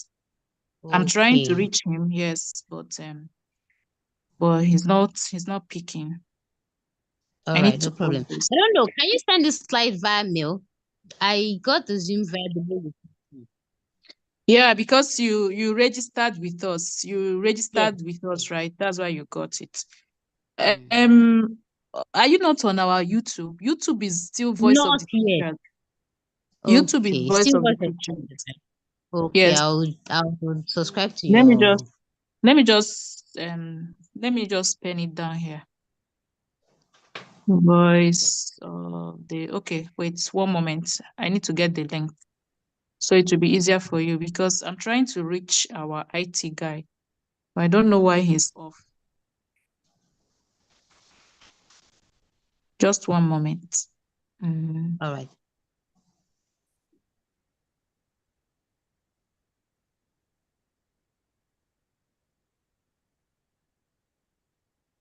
Okay, I've dropped the link. Okay, hello, thank you very much. Yes. Oh, you're welcome. Okay. Okay, back to Chidima. Chidima, thank you. Okay, let me start the recording again. Thank you so much, Chidima. But like I said, I have a question. Assessment and evaluation. Okay. So currently some people, some schools, their only assessment and evaluation has to do with the test, the examination. Okay. And I know you're a school owner. So what can you tell us, about, some schools? I don't know how you do it in your own school. Well, what can you tell us about schools, focusing on this assessment to be test and examination and trying to make sure that, the children's grade, for example, most times, in fact, class teachers, when they'll say, okay, we're going to have exams, and then they are trying to swap teachers from one classroom to another so that there will be no, trying to favor any child, or maybe trying to have the highest score and the highest grade and all that from the exam. So what can you say? Because me as a teacher, I've seen where a teacher, influenced the mark of his or her what's it called, class students. Okay, because he doesn't want, parents to come and complain that maybe you did not teach well. Look at, my child is so brilliant, how can he or she be having this kind of score? So you as a proprietress, can you tell us, is there anything you've done in your school to make sure you checkmate all this kind of, inappropriate way of assessing and evaluating students? Okay, thank you so much for the question. Okay. First of all, there should be synergy between the parents and the teacher for the improvements of a child's academic activity. Okay. From the onset, parents should know that the performance of a child is not just on the teacher. Okay, there should be synergy, especially the children that are a kind of struggling. Okay, there should be synergy. It should be, the parents should be told from the onset. That's one. Secondly, the teacher, I don't know, the school management shouldn't make the failure of the child to be I don't know, a child that is struggling should be everybody's business. It shouldn't just be a teacher's business. It should be everybody's business. It should be the management's business. Every child is special. It should be so that the teacher will not feel the burden on herself. When the teacher feels the burden on herself, she feels she has to prove the management. She has to prove herself to the management that she was good. She has to prove herself to the parents that she is good. But if the teacher is working with the parents and the management, it will help to curtail this lapse. That's one. Okay. Then the aspect of changing teachers, alternating their classes during the exams, I won't say it's good or it's not good. It works. If it works for you, it's fine. We expect the children to be, at least for the higher grade, to be independent in their exam. So it doesn't matter if teachers are changed or not. That's one. Then what else do I have to say here? Okay, children that have such that are struggling, the learning method should be individualized, so to be able to bring out the best from a child.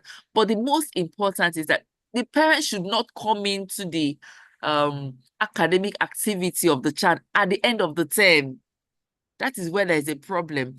If the parent is involved from the beginning, if you're briefing the parents from the beginning, your child is this, your child is that, your child is coming up, your child needs this, that's the essence of level description. Your child needs this, your child is this. The parents will not be surprised at the end. There will be no surprise package at the end. Okay. So I don't know. I don't know if there's anybody that have something else to say. at this point. Okay. I would actually like to know if anybody wants to add Okay, something to secondly, I just forgot. Again, the question types for assessment should be varied. It shouldn't just be multiple choice. There are several methods of assessment, of which if the child doesn't do well here, the child can do well here. If the child doesn't do well in multiple choice question, the child can do well in match ranking question, the child can do well in open-ended question, the child can do well in the child can do well. You try different types of assessments. Do you understand? You can ask the child questions. It doesn't have to be pen and paper. It could be projects.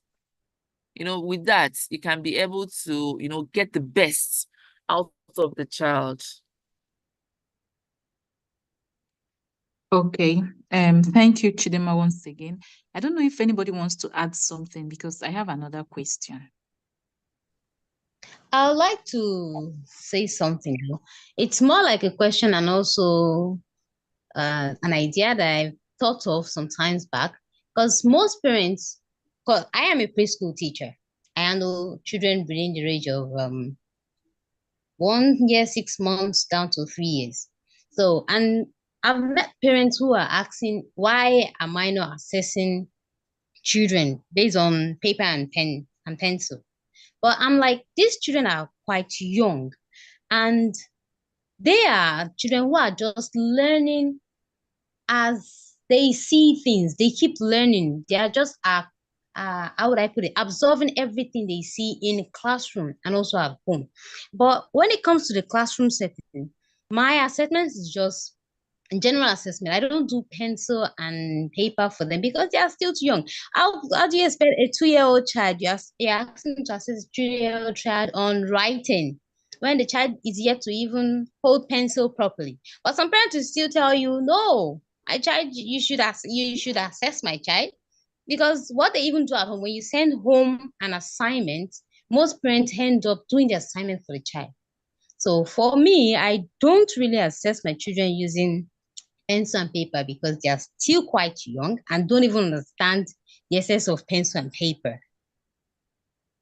So I'm kind of like, how do we enlighten parents who don't understand that these children don't need pen or pencil and paper to be assessed? What do you think one can say to tell parents to change their mind off the regular pencil and paper assessment for children, especially children within the age of 1 year, 6 months, or 2 years? Let's say 2 years are writing here. Okay, some 2 years are writing. Let's say 2 years to age 5. What do you think one can do about parents like that? 2 years to what?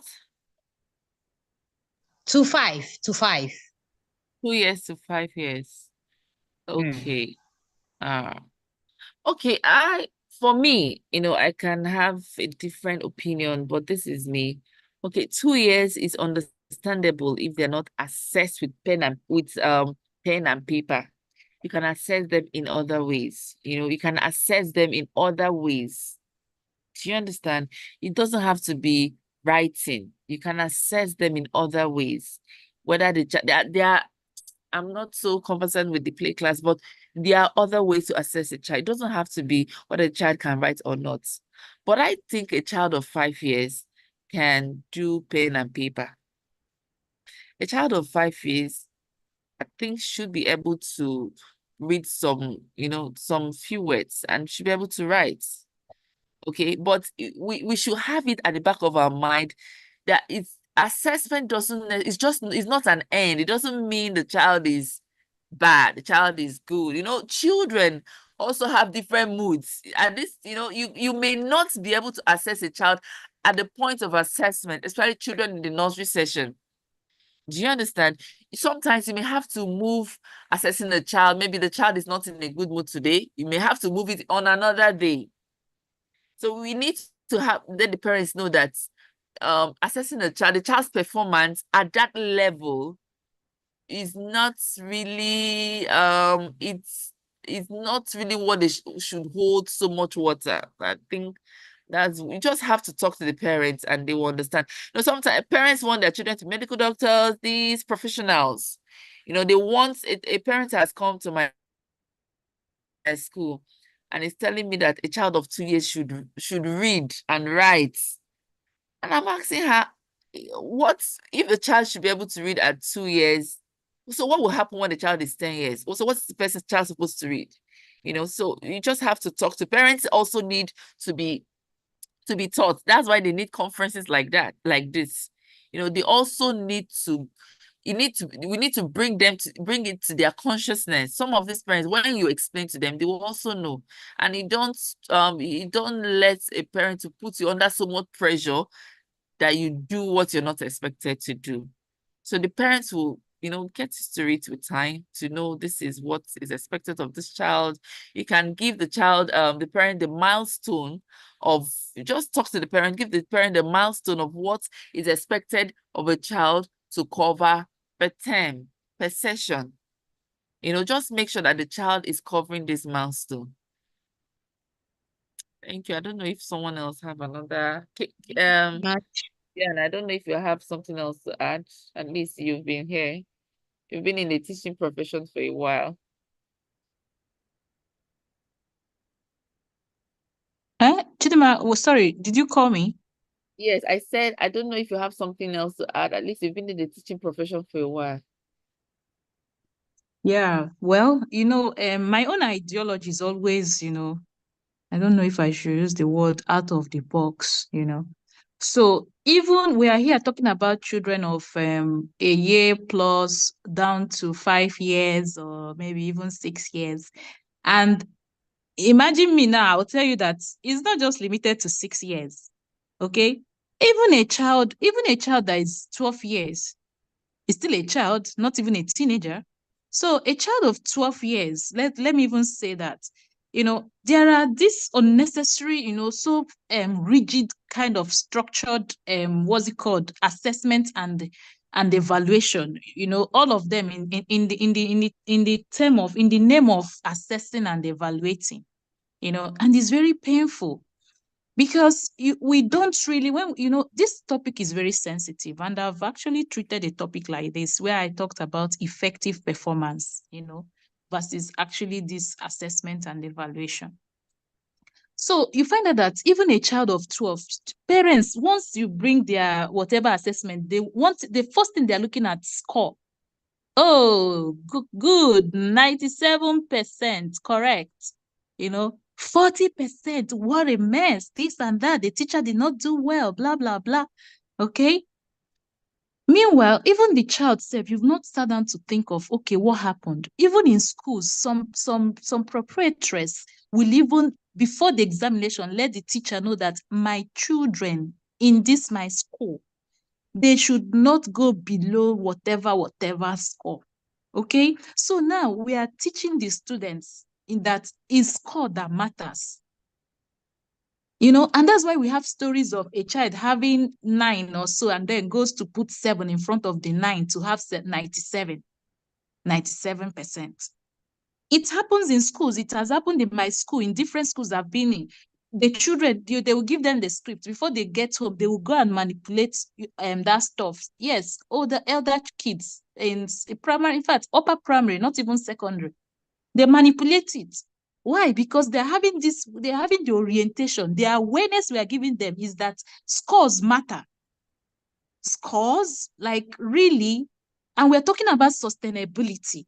Are we really measuring up, So I think, when we start talking about sustainability, I think my own country, we should actually have this redefinition of education.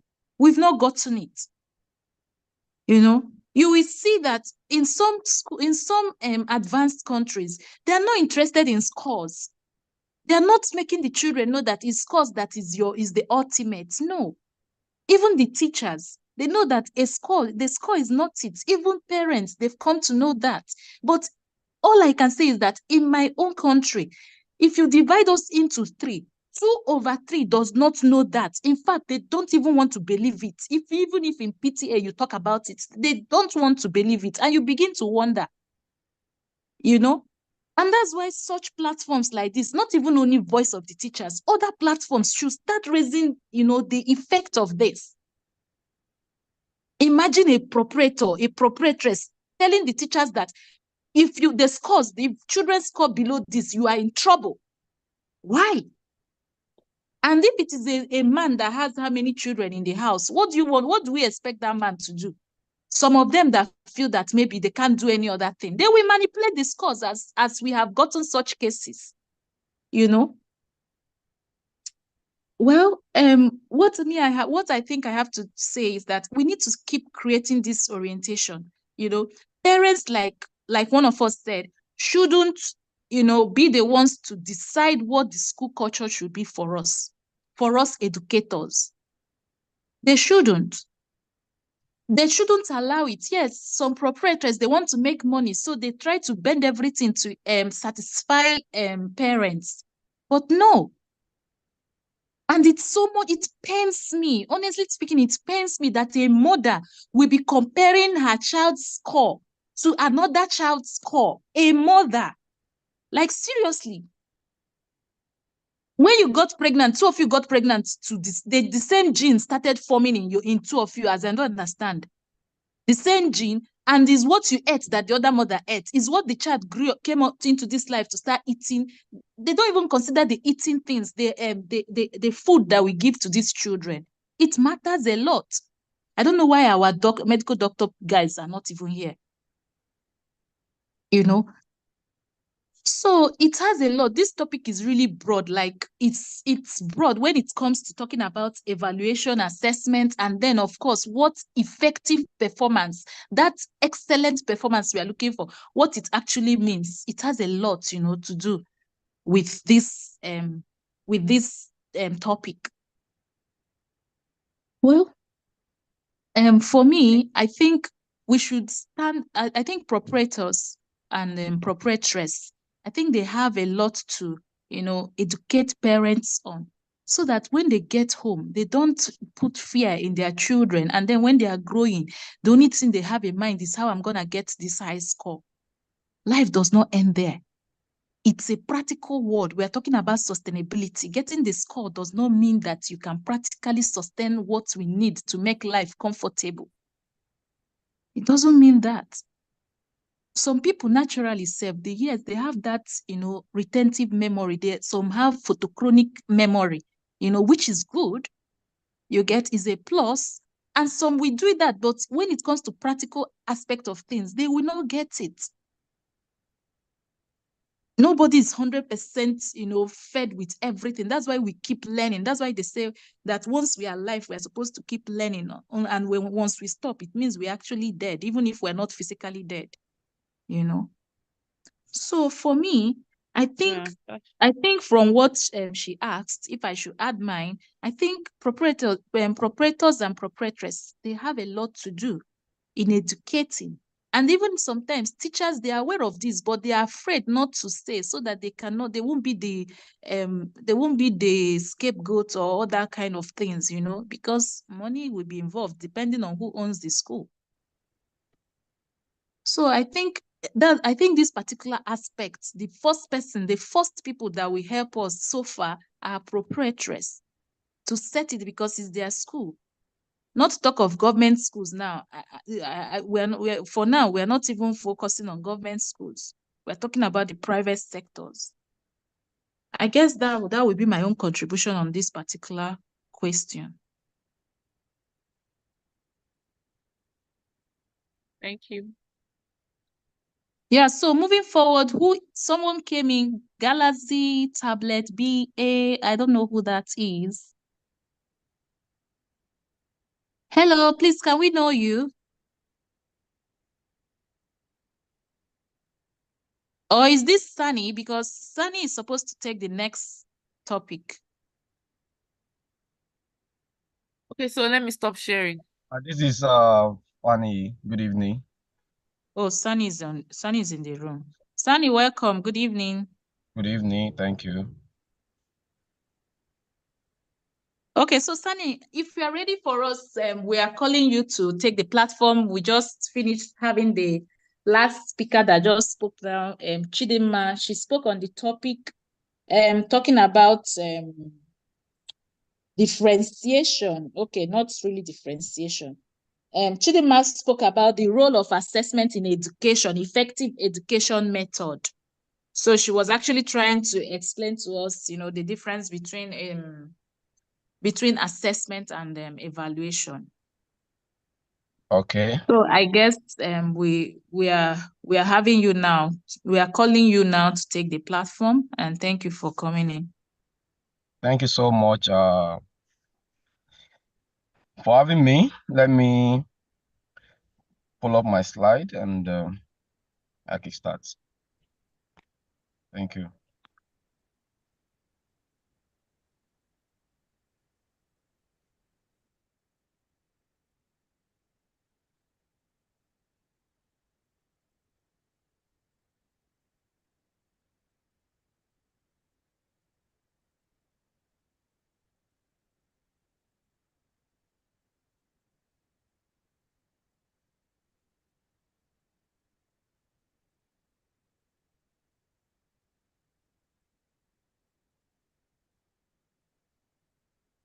Mr. Moderator, are you still, or Madam Moderator rather?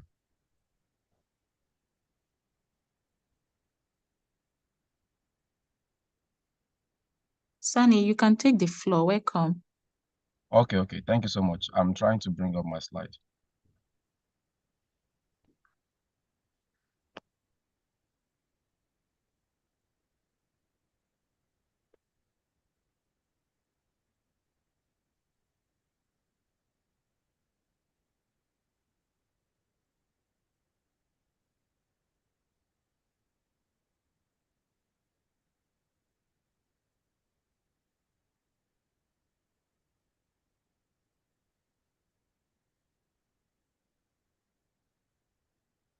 Please,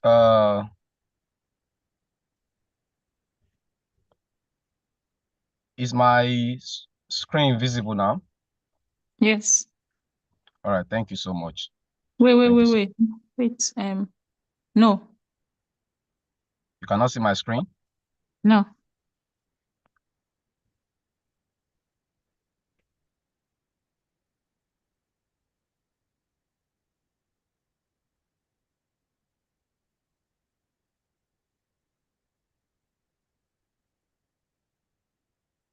My slides should be up. If you can refresh.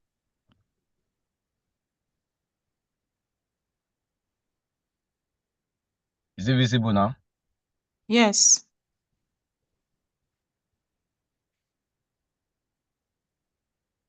Is it visible now, please? Yes. All right, thank you. Thank you so much. Thank you so much.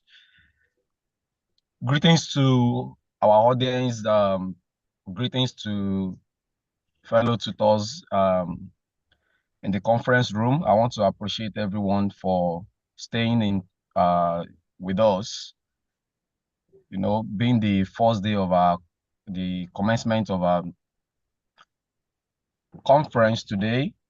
My name is James Fanny, and you can see displayed on my screen is the topic I will be speaking on, which is building resilience in education for a sustainable future.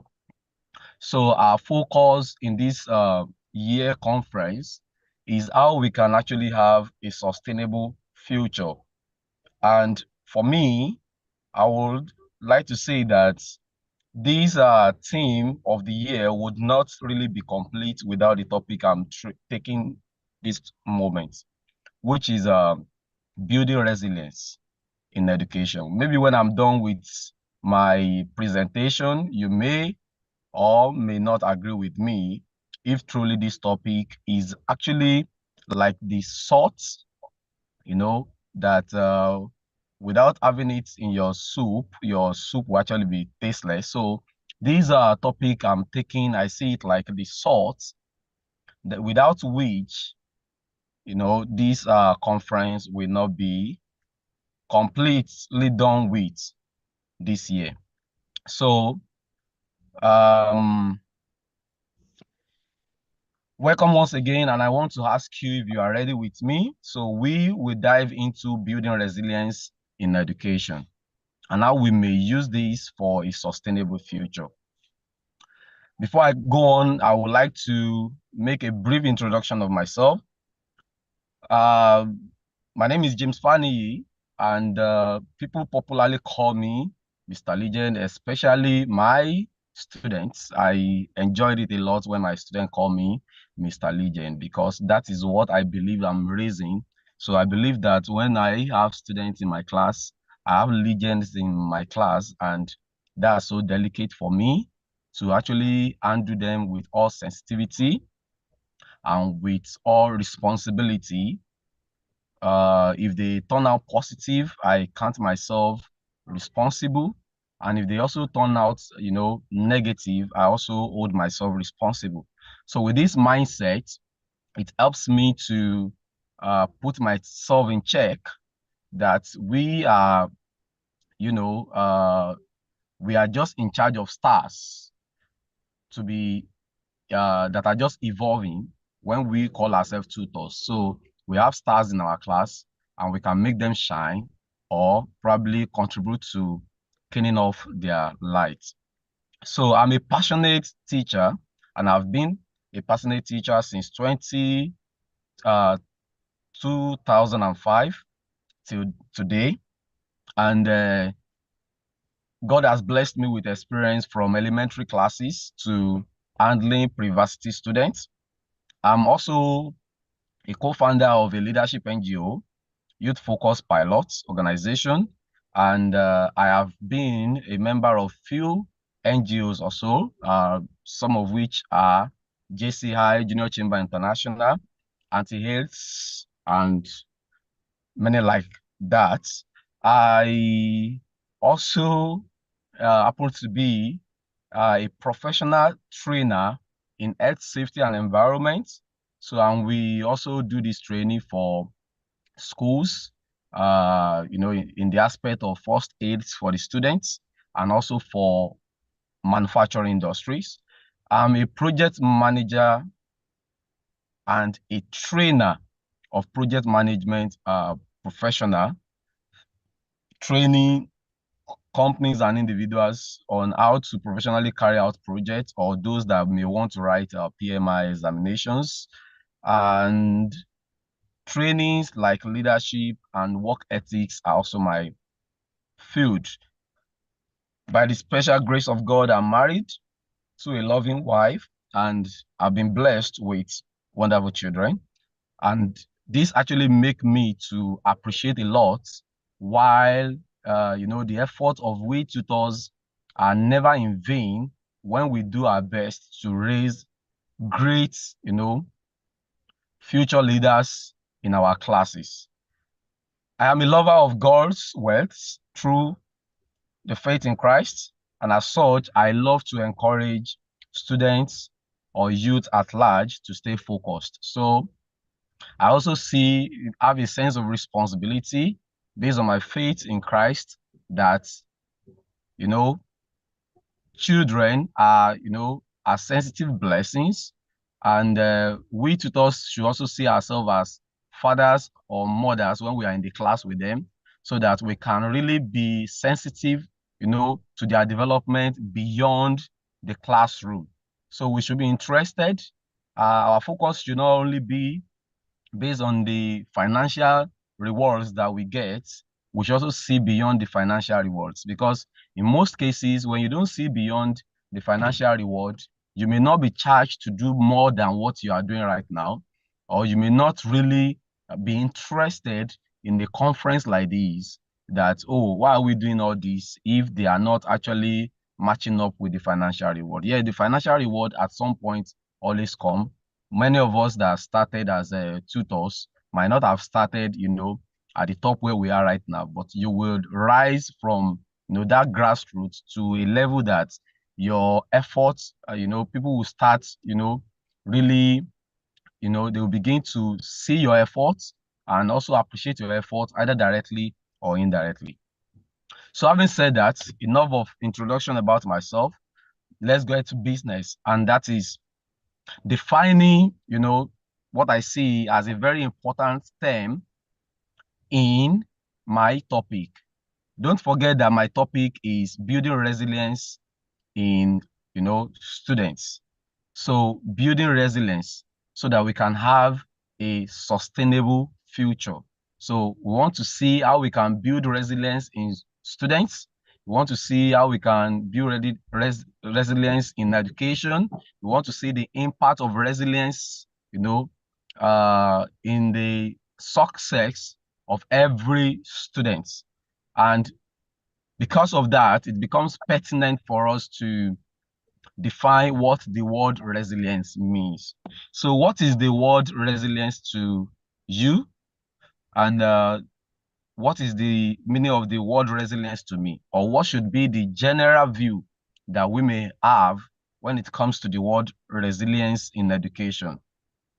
So resilience, I have a whole lot of, definition to give, but I really want us to just narrow down that it is the ability to bounce back from adversity. At some point, though we are actually talking about students, definitely everybody needs this ability for us to actually, be where we want to be.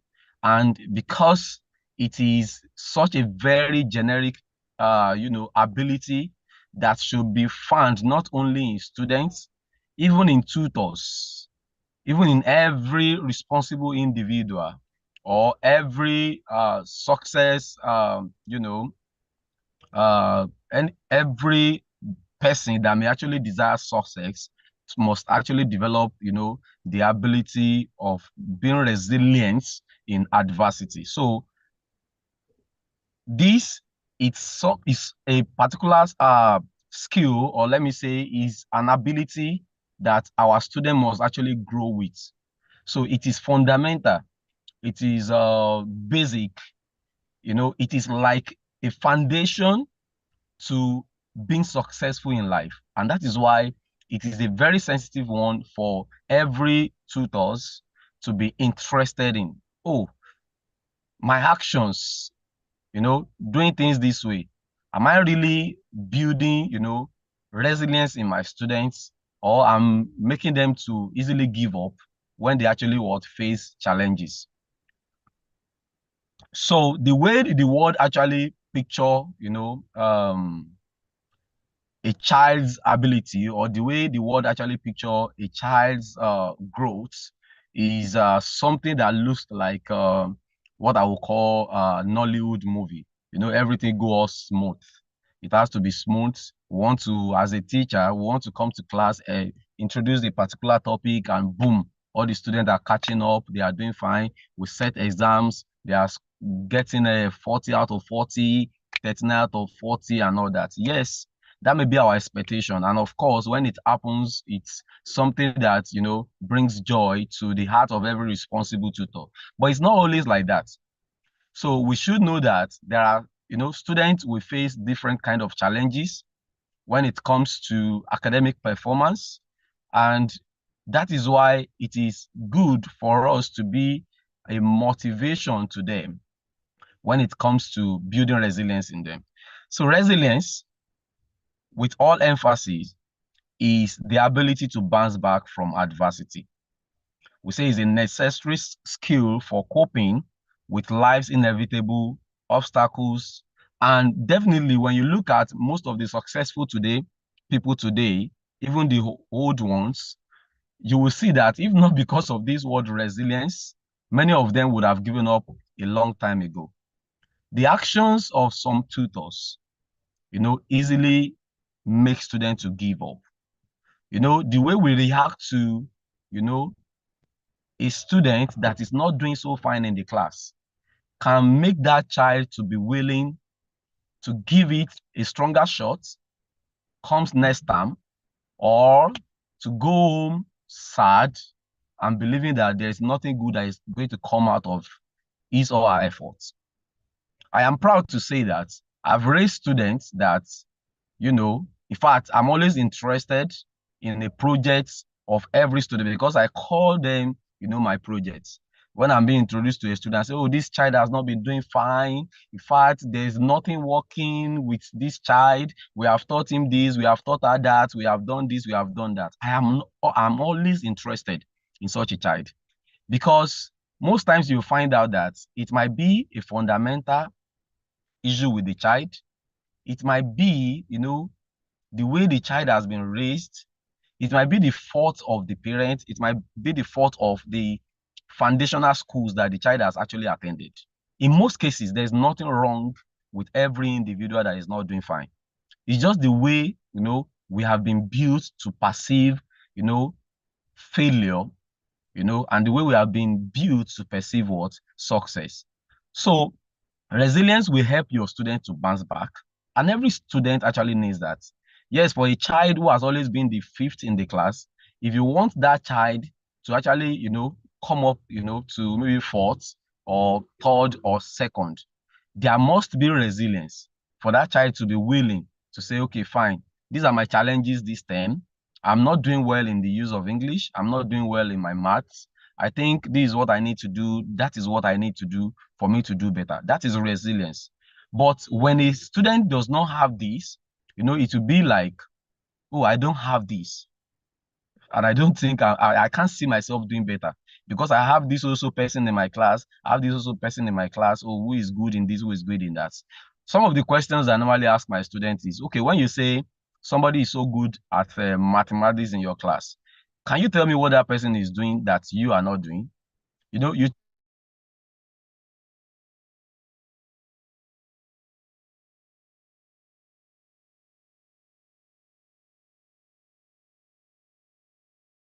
my game. I have to also step up my game. I have to also take this kind of actions so that I can imagine what better comes next time or comes next examination. So I want to talk about why resilience. We want to look at, is resilience really important in education? Is it really vital? Is it an ability that truly a student may not be able to do without if such a child really wants to be successful? Okay, so that is all we actually want to discuss, and I'm going to actually have that being treated by using some examples of the challenges that these young people, these teenagers, or these children that we so call our pupils or our students, that they do actually face. So examples of challenges some young people may face where resiliency skills are essential is when it comes to physical illness. So you can imagine a child that, for the, half time of a term has never been with you in the class. How do you think that child will actually feel when the results, for that time comes out? A child that has always been maybe the first or second in the class, but due to illness, during that particular time, the child actually did otherwise, maybe fifth this time, or it actually affected the results. Feasibly you can see that, oh, this could actually tell that something has gone wrong with this child this time. If there is no ability and a belief that has been built in such a child that whatever may be the challenges that you face in life, you can always come out stronger. Definitely you can see the negative impact that may actually have on that child. Children also go into depression. That's what we must know. It's not only something with the adults. Overthinking about, what has happened and not thinking about what you can do to, to make the situation better can actually happen to children also, and not only the adults. In fact, when you pay attention to your students, you see many of them coming to class with family problems in their mind, and all that. I may actually touch those areas too. Change of school can also affect, a student, because definitely the child has been taken away from his or her comfort zone to a new environment entirely.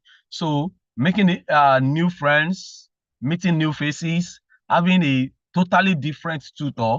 You know, you don't know the kind of relationship such a child had built with the his or her tutor from the school where he or she was actually coming from. So this may also affect a child, you know, performance. And resilience is such a skill that may actually, you know, make the difference with getting along with the new school and also still doing great, just like the previous school.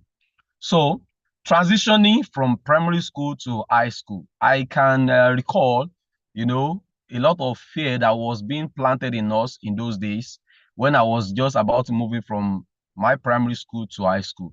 You know, in the kind of primary school I attended, we used to have just a teacher in the class. The teacher would be with us in the class, you know, and this teacher probably would be taking almost all the subjects. You know, when it's time for mathematics, the teacher comes up. So we are used to that kind of system. So when I was about, you know, transitioning to high school, my older ones were actually telling us how high school actually looks like. Oh, there will be a teacher, you know, to every subject. No teacher will even sit down with you in the class. They will just come when it is the time for their class. There's no nonsense. There's no this, there's no that. You know, a lot had been given, dish out already. That is even enough for you to even say, oh, I'm not even going again if high school is actually with this kind of problem. But of course, a lot of children also go through this, you know, the anxiety of, you know, changing or transitioning from primary to high school. This can actually put some fear in them. And without resilience, for them to believe that, okay, if I've done like this in my primary school, I can actually do better in high school. You know, without resilience, they may actually, that might mess up, you know, their academic performances. We also can really look at a child that is being affected by family problem. That's when we have, you know, dad and mom breaking up or divorce, or there's practically no peace at home. I have, you know, gone through this. I have experienced this, you know, as a tutor, having such student like that in my class. And this really makes this, you know, this topic a kind of walk-through topic for me, because it's something that I find so applicable. Not just what I'm talking about, but what I can really say that, you know, practically I've experienced all these things. So you have some student coming to your class. As a tutor, you just, you know, by paying attention to them or by being observant, there are some students you will see. They may not be in their usual self. They may look moody or some days or anything whatsoever.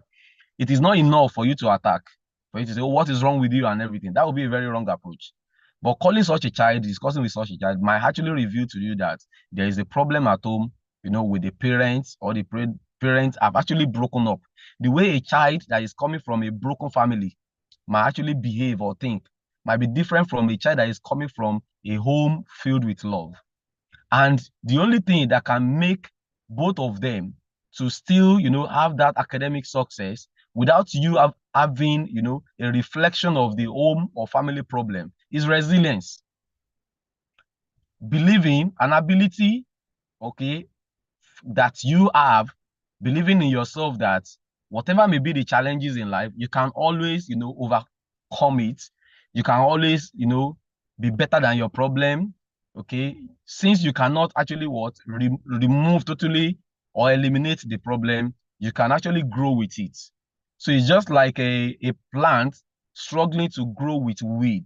Even though the weed might actually be so disturbing to the plants getting enough nutrient from the soil, you know, there are some plants that will still overcome and overpower the weed and grow better. So when we are training our students, we shouldn't really train them like the world out there or the life they will live, you know, to attain the successful height that they may actually be working towards. We should let them know that it is filled with adversity and challenges. And of course, there will be sometimes they will do fine. There will be sometimes they will not do fine. We must be able to build them to a level that you can always do better, rather than being discouraging to most of these students. We should be interested in, you know, solving their problems with them, mentoring them, preparing them emotionally so that they can be so fit to not only that, not that we want them to relax when they fail, but they should see their failure as part of the building block for success. For every time a child fails, it's every time a child learns the true way of success. Okay? So for every time your students actually fail is another opportunity for that child to appreciate what it means to be successful. And that should actually be our focus, the lesson they can learn from their failure and that they can use as a building block to attain success, and not, seeing it as a setback or giving up. Let me check up on us, please, my audience. Can you hear me? And are you still in tune with my screen? Anybody? Yes. All right, thank you. Thank you so much. Thank you so much. You're welcome. All right. So we see resilience as the art of embracing setbacks as opportunities for growth and transformation. That is what we can, sum up from the previous slide, which is talking about the examples of challenges that some of these young people may actually face, and where we are saying that for them to actually cope with those challenges, they would need resiliency skills.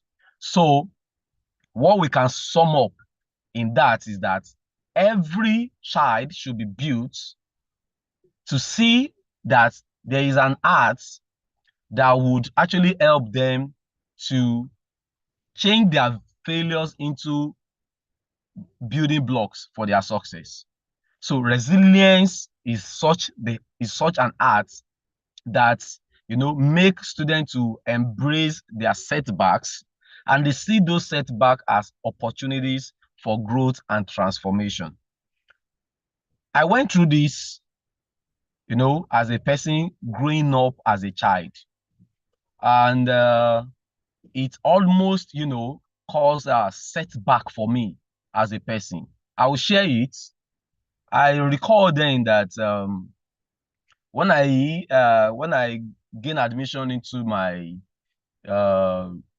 degree program in year one, I'm this kind of person that if I'm in a society or in a gathering, I don't really want people to know that I know what I know. So except if need be that there are discussions and I'm just compelled to contribute. I don't really like to be out there and just talking. And of course, I'm not an introvert. In fact, I can say I'm 90% extrovert, but I don't really like to engage myself in conversations that is not really compelling for me to actually contribute on. But something happened in my class one day. We're still in year one, so I was, in fact, very terribly sick on this particular day I was talking about, and the lecturer was taking us, on a particular topic, and that topic has to do with some fundamental things that we must have learned, from secondary school. A lot of people had forgotten this just because, they have left secondary school maybe for like 1 or 2 years. And for me, I've even left secondary school as at that time for like 4 years before I gained admission. So the lecturer was about blasting the whole class. What did you guys learn? How did you pass your JAMB and everything? And despite the fact that I was sick, I managed to raise my hand and I expressly answered the question. Now, because of this, all eyes were actually on me. And that's what I hate most in my life, for people to have a high expectation, or just change me to the, topic of discussion and everything. But one of the things that I heard that could have been my setback was that we believe he is not good in other courses. I heard some people saying that we believe he's not good in other courses. He just managed to answer that one. We see the result now. That thing really got to me. People hardly say things that get to me, but hearing that really, it got to me, but I just laughed it off because I believe that they have gotten it wrong if they had known the kind of person they're actually dealing with. And yes, boom, the first semester result came, and these same people were the one coming to meet me to use their mouth, the same mouth that they used to talk back at me. Then they were now using the same mouth to say, oh, guy, you are good. Show us road now. Show us the way now. How did you do it and all that? That is the kind of, picture that we should paint for our students. It is always good when you turn your setbacks into building block. I could have handled it wrongly. I could have been depressed. I could have felt that, oh, so is it true that I'm just good in this course? I'm not good in other courses. But I didn't allow that to get back to me. In fact, I saw that as, a motivation for me to now show them that, no, you have gotten it wrong. I'm not just good in this course, but I can tell you that I will do good. I would do well in all other courses. So our students sometimes may actually have, a conspicuous setbacks. And that's why I discourage a lot for tutors to make students feel embarrassed, especially when it comes to academic environments. Never disgrace a student. Never intentionally ask ask questions in the class because you have a targeted student. Because sometimes when you don't control your emotion, there will always be that child in the class or that student in the class that you're not so close to that naturally you don't really like the child, or perhaps you don't even like the parents. And because of that, you are taking it all out on such a child. It is against the ethics of teachers to do that. You must actually see all your students equally. You must try to treat them equally and make sure that no student actually spot out a particular child being so close to you or being your favorite. It might actually have a negative impact. When you don't control, I'm saying this because practically these are the things that really happen in classrooms. There will always be that child that when you come to class, even if you don't mention any other names, people know that you must mention that name and say, oh, how are you, this and that, and ask questions. It might be because the child is brilliant or anything, or because the parents are nice to you. It can be anything. And there will always be that child that if you do not control your emotion, you may really be interested in the failure of that child, or you want the child to actually fail so that you can prove a point or anything like that. So we should believe that even when no one is watching, things that are against our ethics, strongly should be against your belief. And definitely you shouldn't be found engaging in such. So when you build your students to see failures as a building block, you know what you are selling to them? You are making everyone in the class to even embrace one another as students. No child would ever say, oh, you were the 5th in the class and you are talking to me. Will you keep quiet? Don't you know my position? My position is first. You are making them to know that, the roadmap, to the success of every child is actually different and is unique. I always picture something when I'm in a business talk with a business training with business owners or entrepreneurs. And I just want to use this example, even though we are talking about education. So sometimes I tell them, some people will come and meet you and say, my business is not doing fine. My business is not doing well. I've started this and that. And then I will ask them. The first thing I will ask them is the nature of the business they are doing. So I want to know the nature of the business, because peculiarity of some businesses, matters a lot. When you listen to the vision and the kind of business the person is doing, you may be able to tell what may be the probation period before the person start breaking even or making profits. So it's just like somebody who is building a bungalow and another person is building 7-story building. So you can see the difference. The man that is trying to build a 7-story building might still be on foundation, and the bungalow will be looking like all done. Anybody that is not experienced will see the man, who is still on foundation, not knowing what that person was planning to build. And it's because the foundation has to be strong enough to be able to carry 7-story building. That is why it's taking its time on foundation. But people will focus on the man that just started foundation today, boom, boom, boom, boom, boom. It's, the bungalow is just looking all done. So for every child, there is peculiarity in the way that, they travel towards that point, that level we want to take them to. Some of them may take a gradual process, while some of them may actually look so fast. So when you fail this time, our our responsibility as a tutor is for us to look at, okay, what are the things that makes this child to actually fail? You invite such a pupil. In fact, let me tell you, even as old as 4 years, 3 years, there's a way you can talk to your pupils, to your students, and they will be encouraged to actually, do better rather than for them to feel depressed. But as well, you can say, look at yourself, look at what you are doing. Can't you see your mate? Am I not taking all of you? Is it not the same method I'm using? Why will you get this? Why will you get that? No. That would be a very wrong approach for you to actually take as a tutor. How can we build resilience in our students? Enough of this talk. We have heard so much about resilience. We have heard so much about its importance. We have heard so much how it can help a student to see setbacks as building block of success. But how do we really practically build, this resilience in our students? That is the next line of our discussion.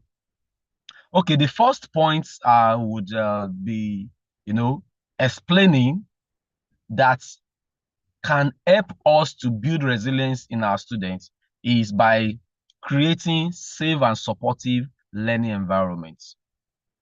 And when we mean supportive learning environment, we are not just talking about, comfortable environment or conducive environment. That is not really the focus here. We are talking about you being able to encourage your student to try new things. We are talking about you making your students to actually explore. In most cases, the method of teaching can affect a child's learning. And this is one of the things I encourage tutors on. Don't really be that rigid.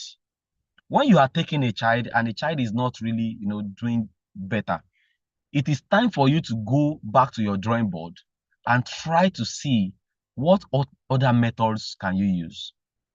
There are some child that they appreciate visual learning a lot. When you display the picture of what you're talking about, when you let them see, I am a maths and a physics teacher, and a very blessed one at that. And I understand what I'm actually explaining.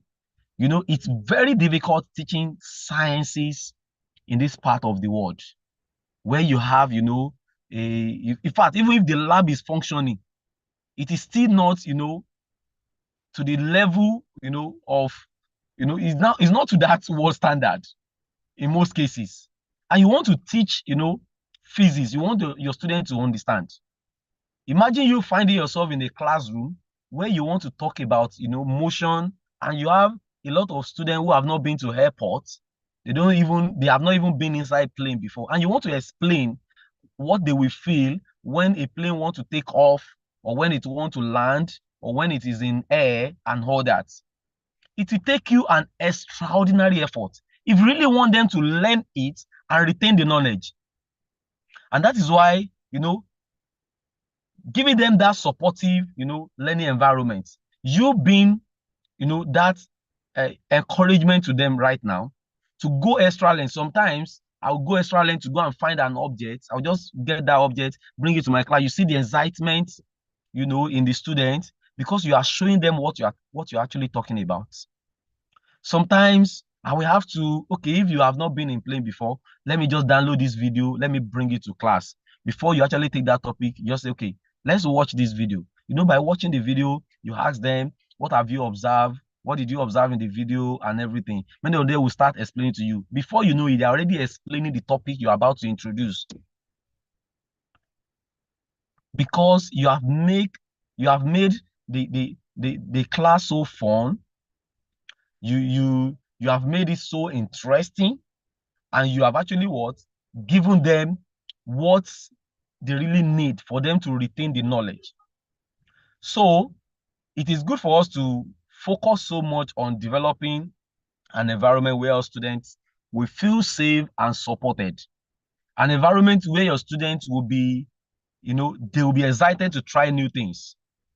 There was a time I did something so unique. I would say so unique as a math teacher.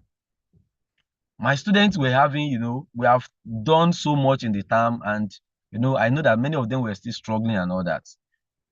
I had to create, the term math topics. I had to change it to a project topic. Project topic in the sense that I had to group them.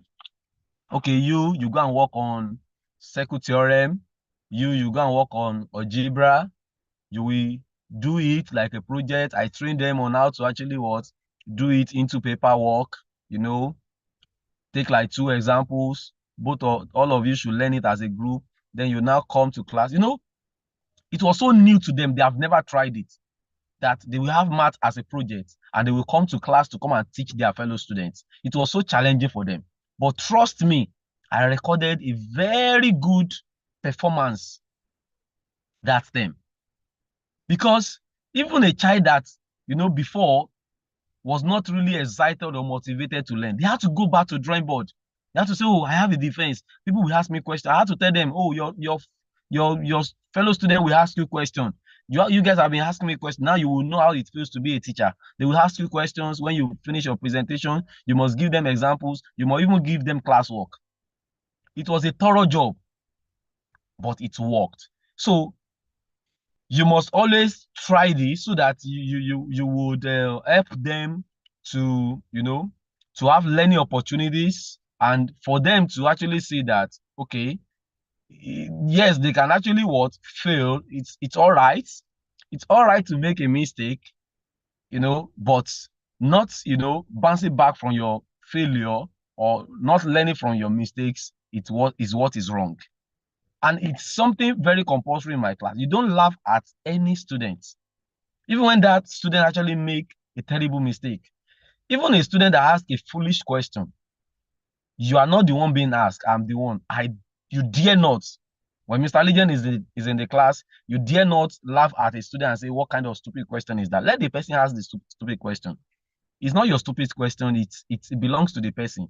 And definitely the answers belongs to me. So you don't tamper with anybody's right in the class to ask questions. That actually, such a culture is, I see it as a supportive learning. You are making it easy for them. You are making the environment, not how glittering it looks now. You are making the environment mentally, supportive to their learning. That's a better way to put it. You are making the environment mentally supportive to their learning, so that they feel at ease learning in the classroom. Moving on with how we may build resilience in education in our students. What to do is for us to also celebrate student progress and not just their success. Many of us as tutors, yes, you may not have a penny to bring out of your salary. I've seen tutors that go out of way, if it's not against the school policies, for you to appreciate, some of your students in the class, and you say, well, I'm getting you gifts, I'm doing that. I've seen people do that.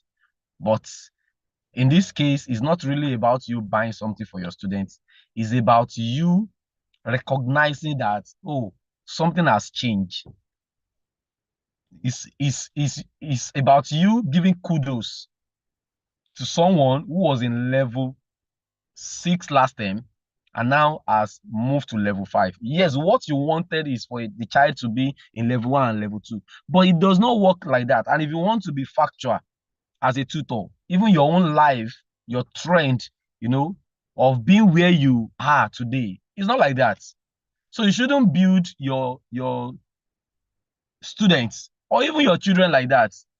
A comedian said, every Nigerian parent, always claim to be first, back then in school. I wonder who was second and third during their days, because all of them will just be claiming, when I was like you, I was, in my class, nobody ever beat me in this, nobody ever do that. Let us focus on the progress and not just the success, not really that height we want them to be. But when there is an improvement, let us celebrate them. Let us learn how to tell students, oh, well done, well done. I think, yes, you are coming up right now, and that is great. That's a very wonderful effort. It makes them to appreciate that every little effort matters a lot when it comes to success. And that is you building resilience in them.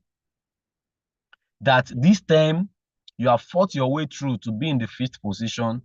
Yes, well done. You can do better next time. Next time, try to be in the 4th position. It's not bad.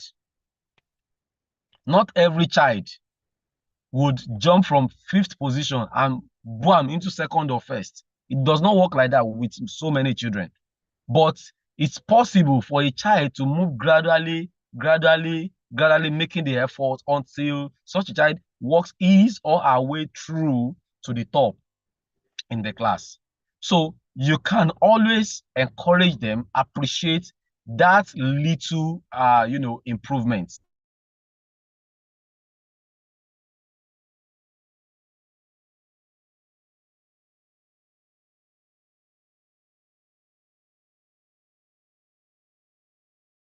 And not just focusing on, yes. So what do we? So I've not done enough. Can I ever make it? No, you shouldn't be that way. But when you say, oh, well done, I think, well done, I appreciate you a lot. Well done, good job. A child that has not been answering questions, now in your class is coming up to ask questions. Fantastic. Well done. Good job. I love the way you talk in the class, these days. Keep it up. That's a wonderful, development. These are encouragements, and before you know it, that child is, the child wants to impress you. The child now they don't want to let you down. The student really want to show that there's an improvement. But a student that has not been asking questions is, hey, what do we see today? You're asking questions. Hey, it's a good deal. I don't know what you had to do. The way you talked about it can even make that kind of student to shut up for the rest of the time, not asking you, even any iota of question in the class. Note that your students, say no question after every topic does not really mean that they understand the topic. Sometimes it might really be based on the relationship you want or how you react to what questions in the class. So a child may actually decide to ask questions based on the kind of person you are, because there will always be this thing in their mind that I don't know if my question will make sense. Because to you as a tutor, every question you always find the stupid ones and the good ones. So you wouldn't even make the student to be so confident that we don't know how this question will sound. Will it be stupid in the hearing of my tutor, or it's going to be, wonderful? So you should give it, let them have that free, that freedom of, asking questions, being able to talk to you, have a confidence that you will always appreciate their little efforts. So it goes a long way. The next one is you providing opportunities for goal setting and reflection. I do this a lot. And okay, maybe I should practically share the way I do mine. In some ways, when I give, homework to students, I do not just give homework. I will ask them, when will you do your homework? I want to ask them, interact with them. Oh, sir, I will do it immediately I get home. Okay, well done. That's how you do it. Some of them will tell me, sir, when I get home, I will be tired. I will fall asleep and everything. I will now ask them, do you think when you wake up early tomorrow morning, you'll be able to finish this homework? Don't forget that I'm not the only one giving you. Other subject teachers might actually give you homework also. So you see, the best way would have been for you to get home, relax a bit, eat your food, and then finish up your homework, and then you can. So the way I talk with them, it makes them to have a sense of responsibility that you can know a project that will fail from the beginning. You are teaching them on how to set goals. They do not just have goals, but now when they set the goals, they should be able to have reflection on it, to actually see or ponder on the goal that they have actually set for themselves. Sometimes I ask them, okay, what should I be expecting in your exam? Maybe when I'm actually rounding off revision for the term. What should I be expecting? Please, you guys should promise me, let me know. Oh, some of them will say, sir, I will give you 90 out of 100. I will say, okay, can't you give me something more than 90? Okay, let's do that. So until you now see some of them that you'll be able to spot those ones that knows that they are not really doing fine. in your subject. So they will be telling you something like, sir, I don't know, I'm not sure. Say, okay, don't worry. Just give me something. Just tell me something. Let's see to it. Okay, maybe 50, sir. And then you begin to like talk to them how they can actually step that goal up to, making maybe 60 or 70, even though they believe that they actually having was setback. So help students to see, a big assessment you have given to them, help them to see it in smaller units. Make it easy for them. It's not really ideal for you to give, I tell teachers a lot that don't give assignment that you know that a child is coming back the following day and you know that this will be so much. It will be too engaging for such a child. It is not good. I've seen teachers giving, a child is coming back the following day and you are giving them 50 questions, 60 questions, and you are not the only person. You practically know that another teacher might actually do it. That's for high school, but let's say the elementary one, you still have like 2 other assessment like that. So you give them like that, like 4 like that you know that if that child should refuse to even sleep till tomorrow, might not even finish. That is wickedness. And that will not allow your student to be motivated.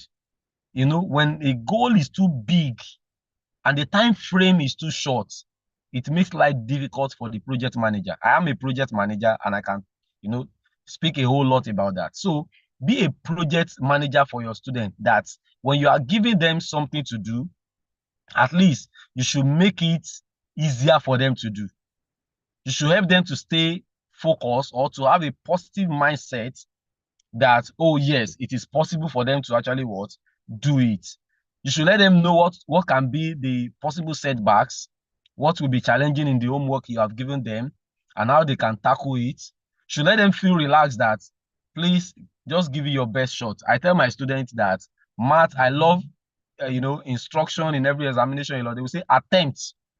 Attempt. They did not say solve. They're only telling you to attempt. So what you should do is to put in your best in attempting those questions.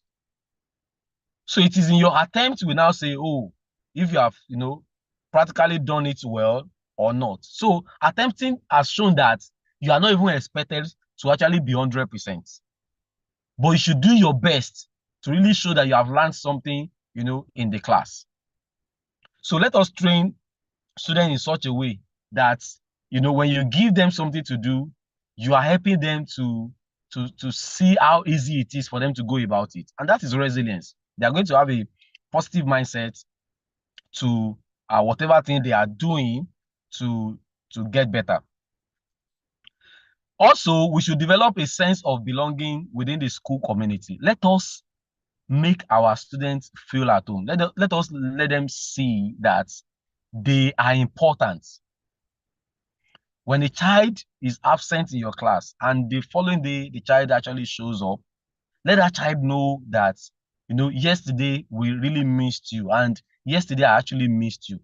Let them also, see themselves like their contribution really matters in the class a lot, especially when there are some schools that, allow, the older class, I think that happens a lot in the high school, to be a source of motivation for those that are in the lower classes.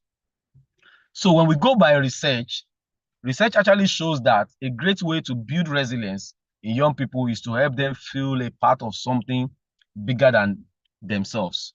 So when you let them know that, oh, you give them such, like the one I told you that I gave my students project, a lot of them, even those ones that have not spoken, that always dodge in the class, you are not giving them, a presentation. You can imagine, you are giving them something that is bigger than them. That is a challenge. And this is something that they cannot escape. They have to go back home to go and work. I have a presentation. Hey, tomorrow I'll be asked question. Okay, how do I solve this? Now they have a sense of responsibility that they have to know it. I'm not preaching knowing it for them to pass their exam now. Now I'm teaching them that you need to know it in a way that you should be able to teach others. That is, a sense of belonging. A very good one that your students can really have and that can help them. When these teenagers or these pupils, these students, when they feel that what they do or contribute matters on a larger scale, they are more likely to push through setbacks and to remain optimistic about the outcome. Just imagine you taking a child from senior secondary school, class 3. You say, okay, fine. Please, the class 2 is vacant. Just go and pick up a marker and then, just, teach them anything that comes to your mind, maybe in any subject, maybe math or anything. And you try to actually supervise that to be sure, that the child is actually taking them, what is actually good or what is actually in tune with the policy of the school or with the curriculum. But the first time you will do it, that child may actually feel, challenged. But trust me, the next time is going to get better. And now that student knows that anytime he or she could be called upon to do something in the class, they will be always prepared and ready, because there is now a sense of responsibility, a sense of belonging. You let them know that it's a teamwork. What I also do to achieve this in my class is that sometimes after taking a topic, I can practically tell on the faces of my students, those that understand and those that do not really understand. I will say, if you understand this topic, can you please stand? Those people will stand. In most cases, their number may be more than the one that do not understand, or their number is even fewer. It's not bad. It does not make you a bad tutor, but you really want to carry the whole class along now. So you tell those people to sit down. Now, you can't sit on the fence in my class, If you are not standing that you understand, definitely you must be on the group of I do not understand. So if you do not understand, can you please rise? So they will stand. Okay, I will say, okay, fine. You do not understand. It is not bad. It is not a crime. It is good that you are even telling me that you do not understand. But because I may not really have that time to spend with you before the next class, and I want to do something, you attach you to this person. I may attach 2 students to one of the students that understand. I will attach them like that, and I will give them a strict instruction. You must find, a free period for you to do this. Do not let the person that will teach you or explain to you now be the one running after you. Go and meet this person, and you guys should actually discuss. And I will talk to the one that feel that he or she knows also. Please, I'm helping you to get better. When you teach a skill, you get better in that skill. So when you say you understand my topic, you will really know if you understand when you teach it. So I want you guys to discuss before the next class. You can imagine what, the kind of results that I normally record with this kind of action. And I've had students telling me before that, sir, I love the way you take us in the class. At least you do not allow us to have a carryover of a knowledge before the next topic is being introduced. But as a tutor, yes, many of us will complain. There's no time. The timetable is so crazy. I'm engaged. I'm this and that. These are ways when you make students to also, have a sense of belonging. Trust me, it will help you to achieve a whole lot. It's like you are building teachers even in your class, and it helps a lot. Let's quickly look at the highlights of some other things that could really be done to build resilience in our students. You should try to develop problem-solving and critical thinking skills. And this is very good for you to let every child feel that they are solution providers. So if you are a solution provider, you should know that for every problem, there is a solution. You are the one that has not found the solution.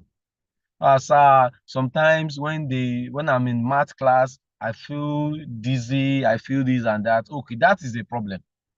Ask the child, what do you think might be the solution? I do not know. Say, with that child in the class, try to actually find a way that child can actually do better. Now, this is what I tell my students. Math is a unique, and for every subject you take, you must really know the problems the student may face and know the possible or suggestions you can give them to do better. If you approach mathematics like other subjects, I will tell them you may not do well, because math, requires a constant practice. Many people believe that the way they will read economics, economics is social science that study human behavior, and then you just have that in your mind, boom, it's already there. No, math is not like that. When you are taking a quadratic equation, you should be able to get questions, solve questions around it, see the crazy way the questions have been set before, that will really get you prepared that whichever way the question is twisted, you can do better. So I will tell them, have a goal, set a goal. Can you be solving one question on a daily basis? Now, this is you making your student to actually see that. So every problem, there is a solution. Embed sustainability in education and environmental awareness. Let your this is actually talking to the school owners. If you are not just a tutor but you are a school owner, it's very important that sometimes I've worked with a lot of school owners, and sometimes their personality normally reflects in the way they govern the school. If the school owner really cares so much about mental health, you will see that kind of person focusing on the mental health of the students. If the school owner does not care, trust me, such a person might not even appreciate a teacher trying to bring up the idea or using that skill. But as a tutor, you should not give up. And as a school owner, you should know that in your curriculum, or let me say in your school culture, sustainability should actually be a key that drives you. And having resilient students actually shows that you are building students that that when you throw them out into the world, that is when you release them into the world after they might have gone through your school, you are so sure that they will do fine because you know the ability you have built in them. You have given them that sense of responsibility never to give up in any situation they are actually they face. So writing JAMB twice does not make you a failure.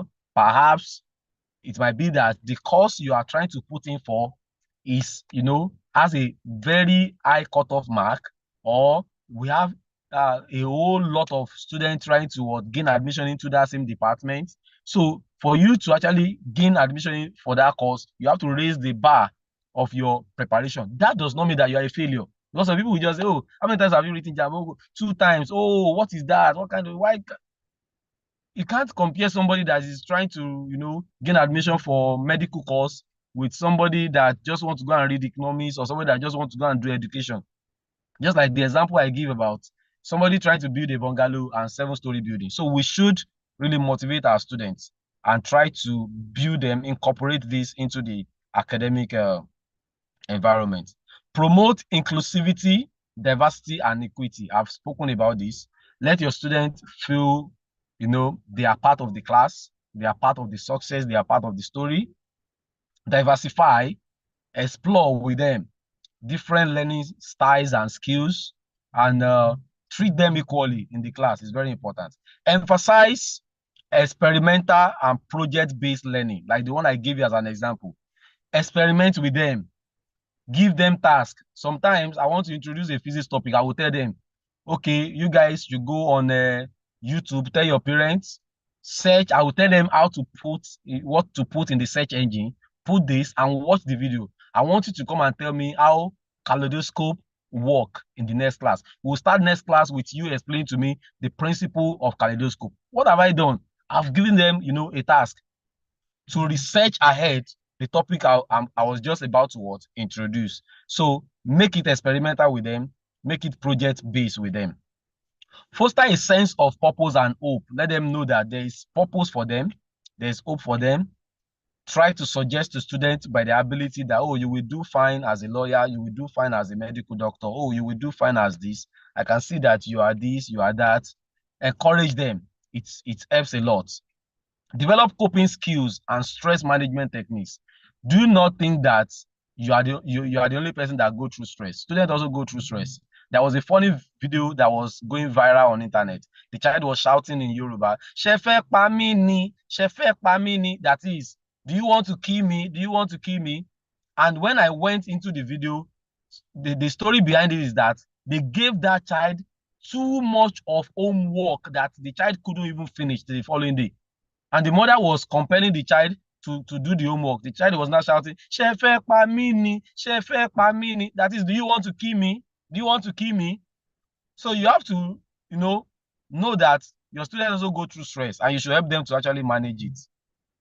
Encourage students' voice and advocacy. Do not shout down your students. Sometimes they want to talk. It's okay. Yes, there's a difference between talking and being disrespectful. But you should allow them to talk. That's to ask questions, to be free with you, to come have a personal talk with you sometimes, so that you can use that to build them stronger and encourage them. Build strong relationships and support network for your students. Yes, a good relationship with you and a good, team spirit among them as students. Let them know that they can always help themselves out. They can always, walk to A or B in the class to explain one or two things. Foster that kind of relationship among them. It helps a lot. It reduces the load on you as a teacher, and it makes them a better person also in helping others. Embrace technology, enhanced learning for flexibility and adaptability. It is not bad for your students to use AI to learn. You only need to guide them on how to use that reasonably and not just becoming lazy with it. Let them know that, yes, they are better than any computer. A computer can only suggest to you, can only give you a brief, but you still have to act human in order for you to harmonize everything or the knowledge that you are searching out. So do not discourage them about using technology, YouTube. That's for those ones that maybe they are of age to actually use that. There are many search engines that they can use. You can make them to research. If you have access to their parents, you may have to forward this to the parents so that they can supervise them and all that. Encourage them to learn. It goes a long way. I'm saying this, and I prepared this slide majorly for teachers, because teachers cannot give what they do not have. When I started this presentation, I made mention of, as a teacher, you are also affected by resilience. And if you do not have resilience as an ability, trust me, you can't give what you do not have. So it is also good for school management or owners or administrators to support teacher well-being and resilience. Teachers should really be supported, because when you do not give up on yourself, definitely you can train people that will not give up on themselves. So as a tutor, what you are earning may not be encouraging, or the situations around you may not actually give you joy. But when you come to your class, please try to actually wear that happy face, and try as much as possible to practically build that resilience in you, that also that may be a starting point for you, but you are going greater. And I'm a testimony to that, honestly. I can tell you what I started with as salary, being a teacher from 2005. And I can tell you today, to the glory of God, what I can say that, oh, this may be my worth if I'm going to charge somebody maybe for my 30 minutes or for my 40 minutes or for my 1 hour. So you have to build yourself to that stage. And you must believe that there is always a learning process, there is a growth process. So when you have setbacks, you must always move on. At a point, there was some in between these years that I would say, oh, does it really pay to be a teacher? Those things will be getting back to you. But trust me, if you have the passion for a particular thing, there's no way you can get out of it.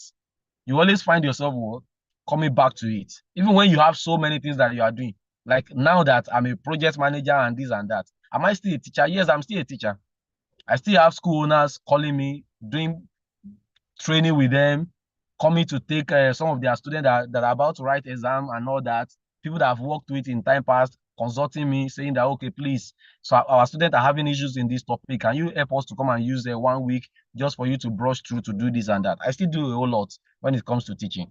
So teachers should be encouraged. In conclusion, by building resilience in education, we can empower students to thrive in an ever-changing world and create a more sustainable future for all. Our world will not always remain the same. There will always be, changes here and there.